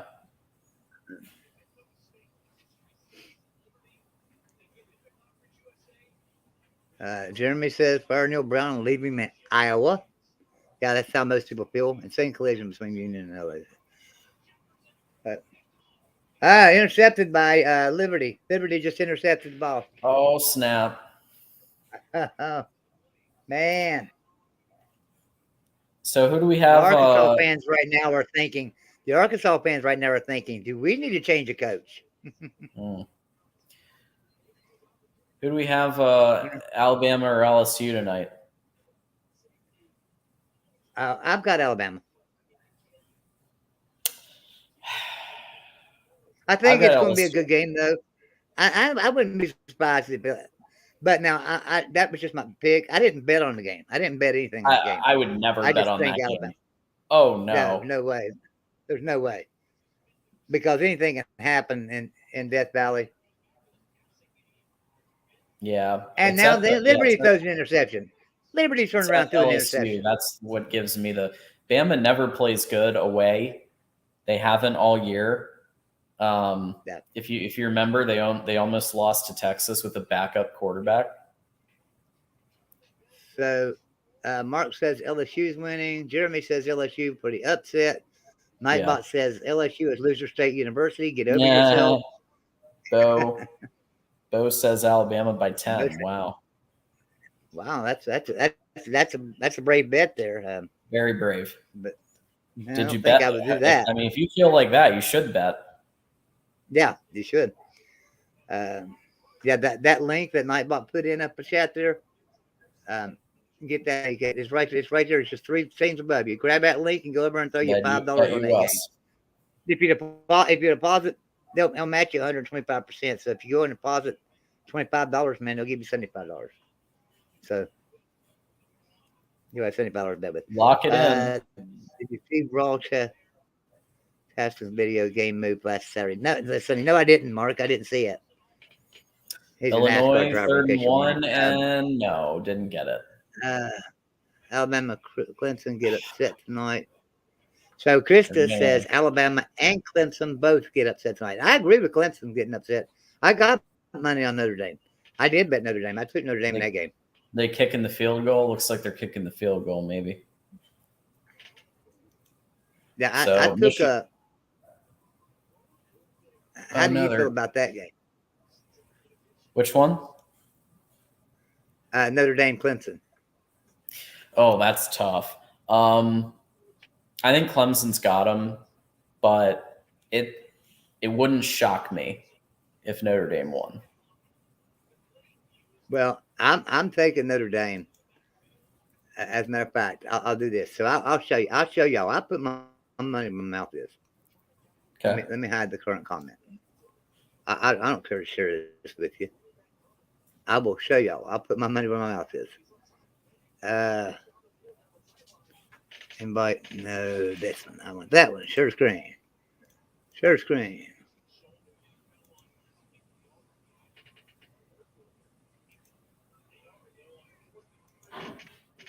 All right. Got that up? All right. So there we go. I'll make this full screen so y'all can see it. I will do this. I'll go back in here. And I will find the Notre Dame game. Where is Notre Dame game?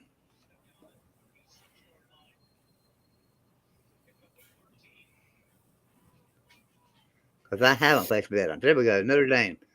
I'll pick them straight out to win it. I'll play the money line. Wow. Oops. I'll log in again. I was logged out. Sorry. All right. Now.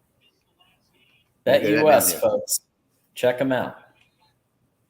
Let me go back down here. There we go. All right. I'm going to take Notre Dame. They're plus 160. And whoops, no. I don't want to do that. No. I ain't betting $2,000. I'm betting $100. There we go. $100. Wow. Win 160. And confirm it. That's a big bet, man. I hope you get it. I will do that. All right. So, there. I put my money where my mouth is. Yeah, you did. Absolutely.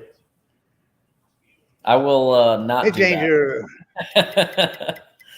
Because I think it could go either way. I think Clemson could get them. I also think Notre Dame could pull it out. To me, it could go either.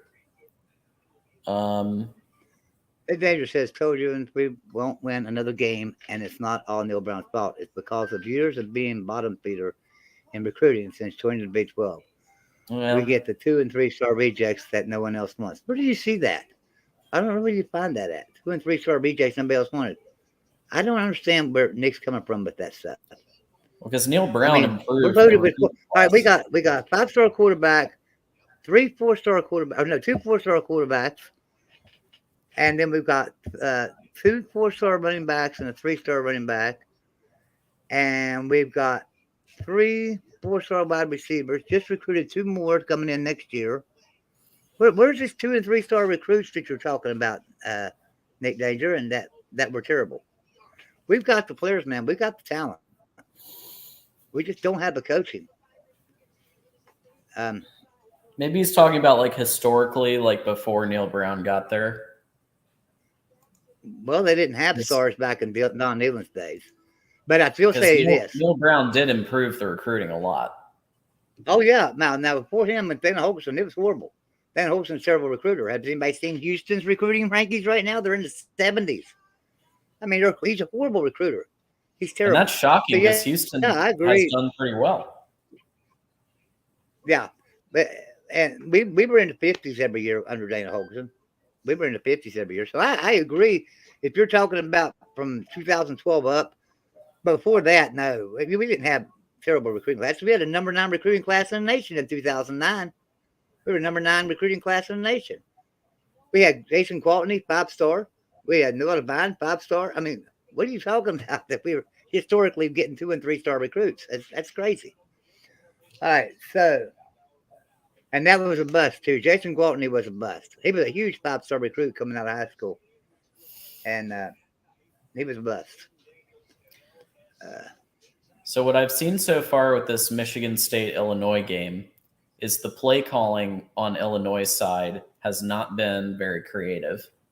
And they have one of the best running backs in the country. And I think they're doing a huge disservice to him. Michigan State should be getting their butts whooped right now.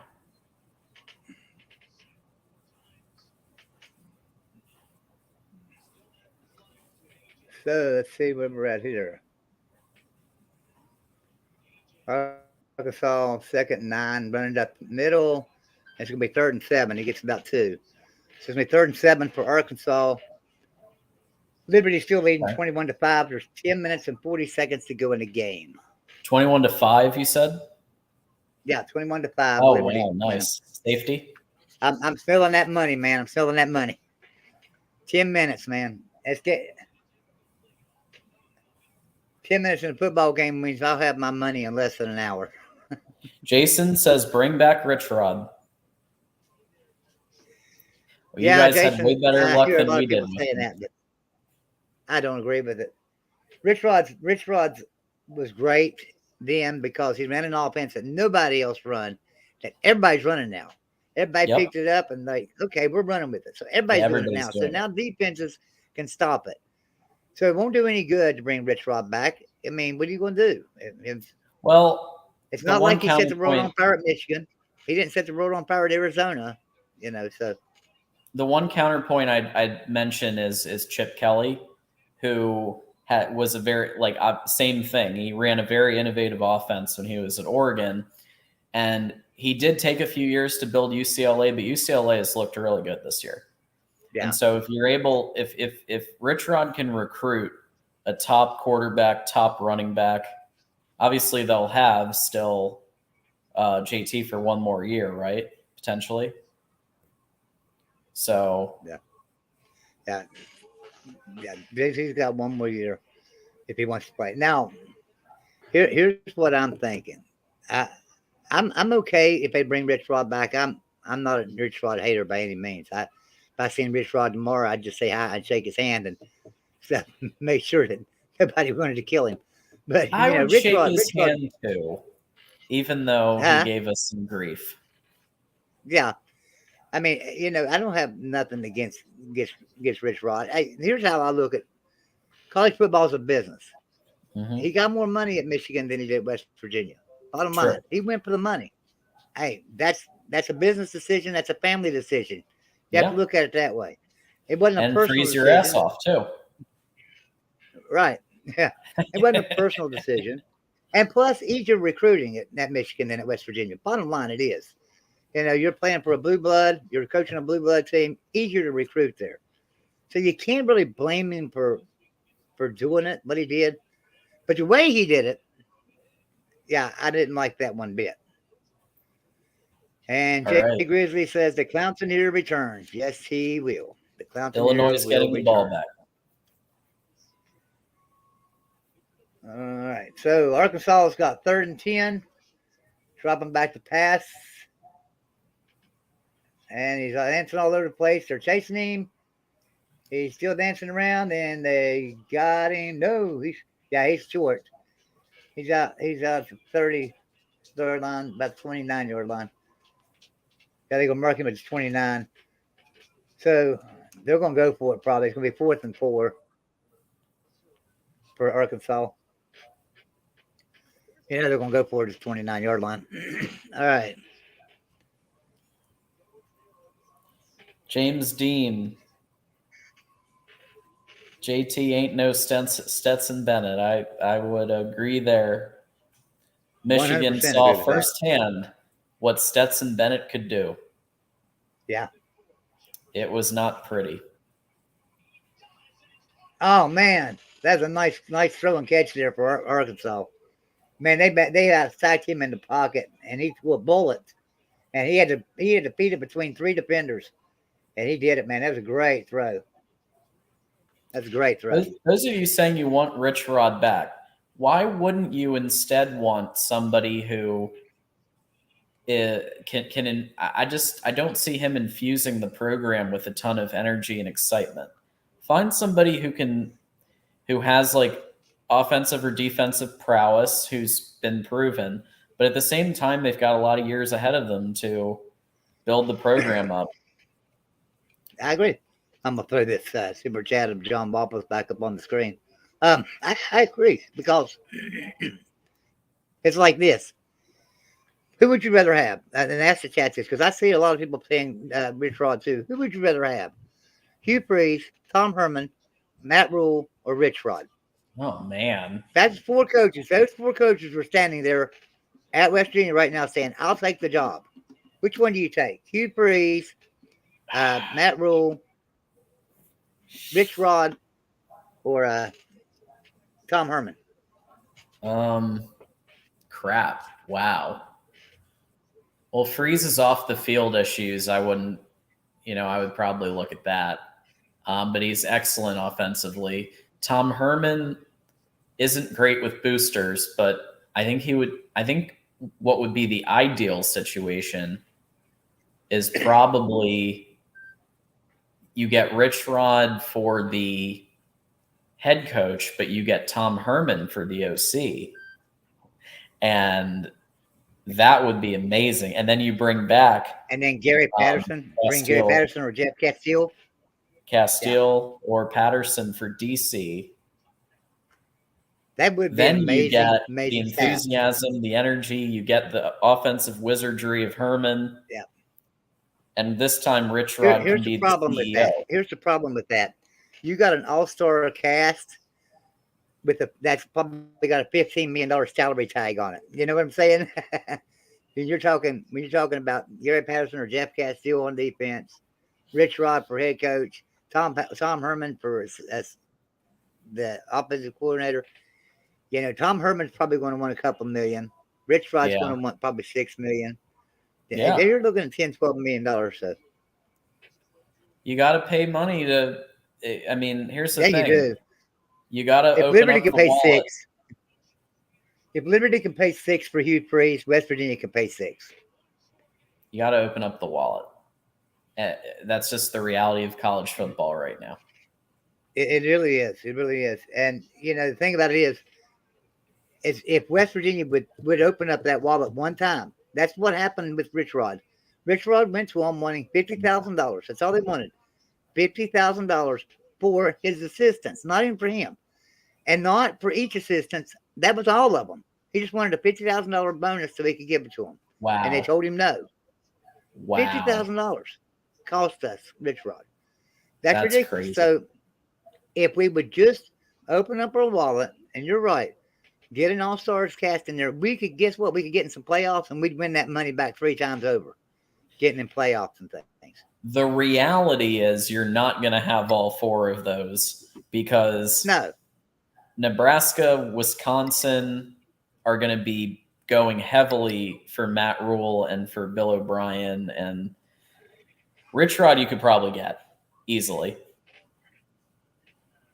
That's the others saying Dion. The others are going to be courted by everybody, and there's a lot of open jobs.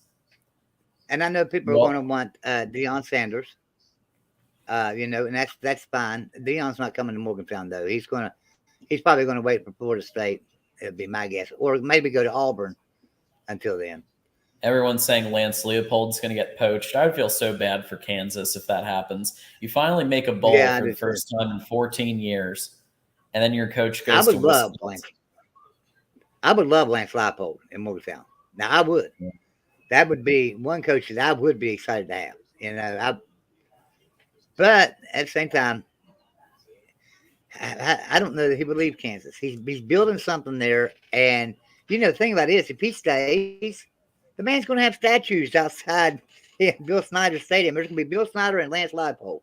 I'm not Bill Snyder. And Michigan State that's that in Kansas, period. But Kansas State's got Bill Snyder. Well, across the way there, they're going to have Lance Leopold statues at Kansas if the man stays. So I think he would probably stay. He's not got any pressure on him there. He wouldn't have no pressure on him there if he had a losing season. Not a big deal. My face is because Michigan State just basically won the game. So Illinois was 4th and 10, close to their own goal line, and quarterback got sacked. And Michigan State's now just got to really run it up the gut a couple of times, and they'll win the game. All right, so let me give everybody some score updates here real quick. We'll go through all of them. So last night, Oregon State fell to Washington 24-21. Today, Ohio State took care of business against Northwestern. Even though they struggled at first, they did take care of it 21-7. Tulane beat Tulsa 27-13. North Carolina over Virginia 31-28.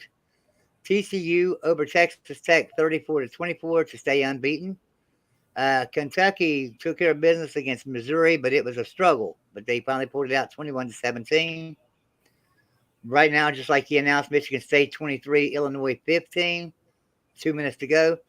Penn State 45, Indiana 7 with 9 minutes to go in fourth. So Penn State's well in hand there. Oregon up 49-10 over Colorado. Nothing surprising there.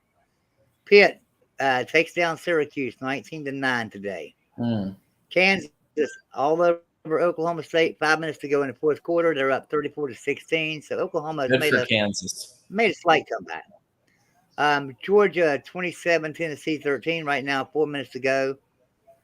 And Liberty up 21-13 on Arkansas with 7 minutes to go. So Arkansas making the big comeback too. So at 7 o'clock, Texas and Kansas State will kick off, and also Alabama and LSU.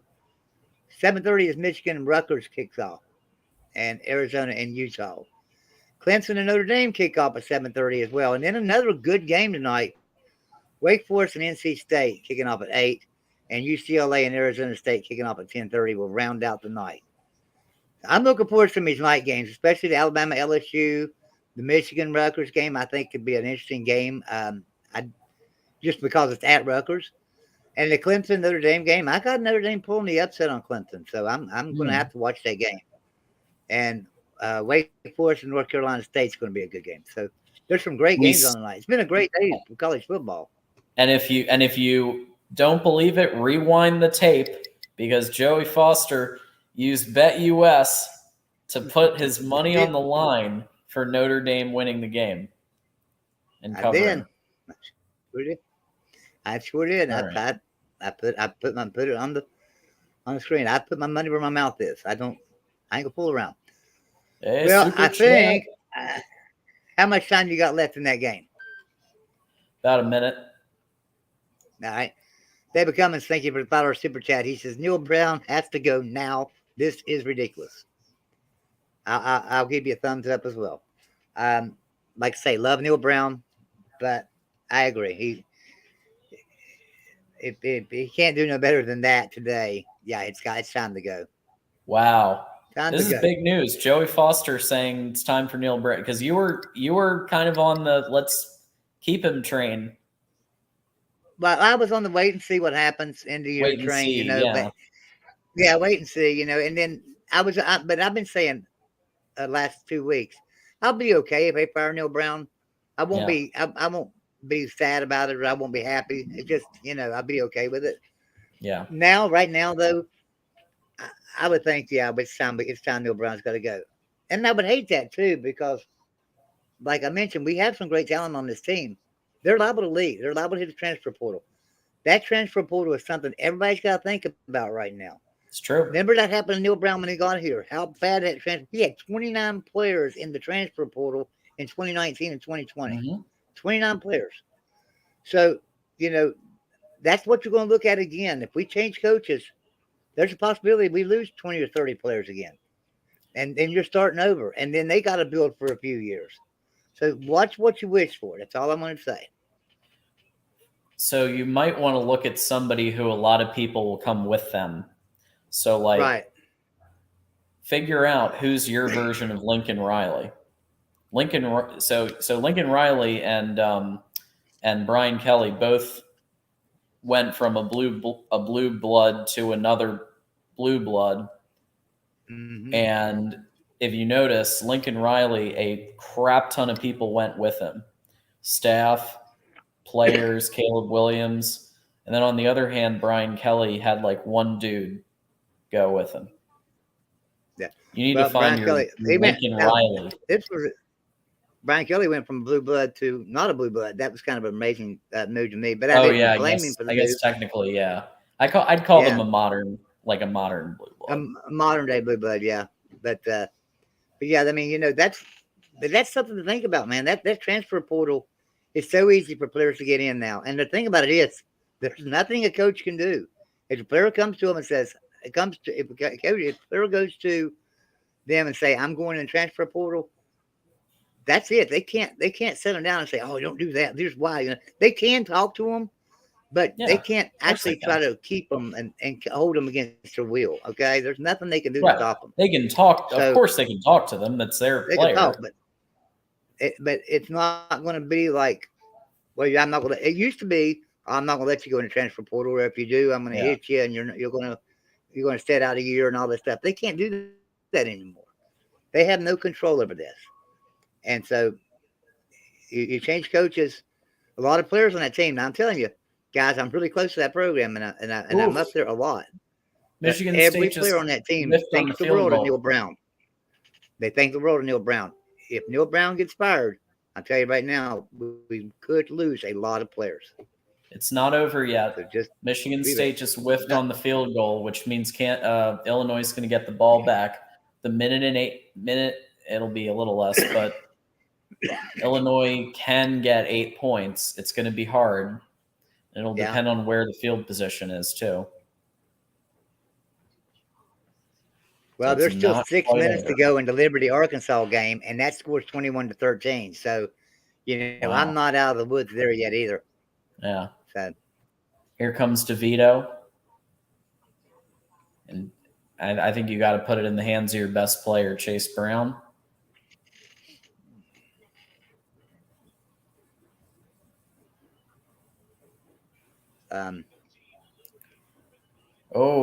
Almost. Also, catching the ball would be a good idea, too. You're trying to get 8 points in a minute. Probably should catch the ball. Ugh. All right. Well, listen, guys. My wife's telling me that supper's ready. I think I'm going to end this stream. If you don't care, John, that's all right. Guys, I appreciate everybody coming in. Thanks, everybody, for the super chats and everything. But I tell you what I will do. Well, no, I can't. I was going to say I'll message Golden Voodoo and see if he wants to come back in. But my phone is dead, so I can't do that. It's been awesome being on. Those of you who know me from Voice of College Football, I do the Sunday night.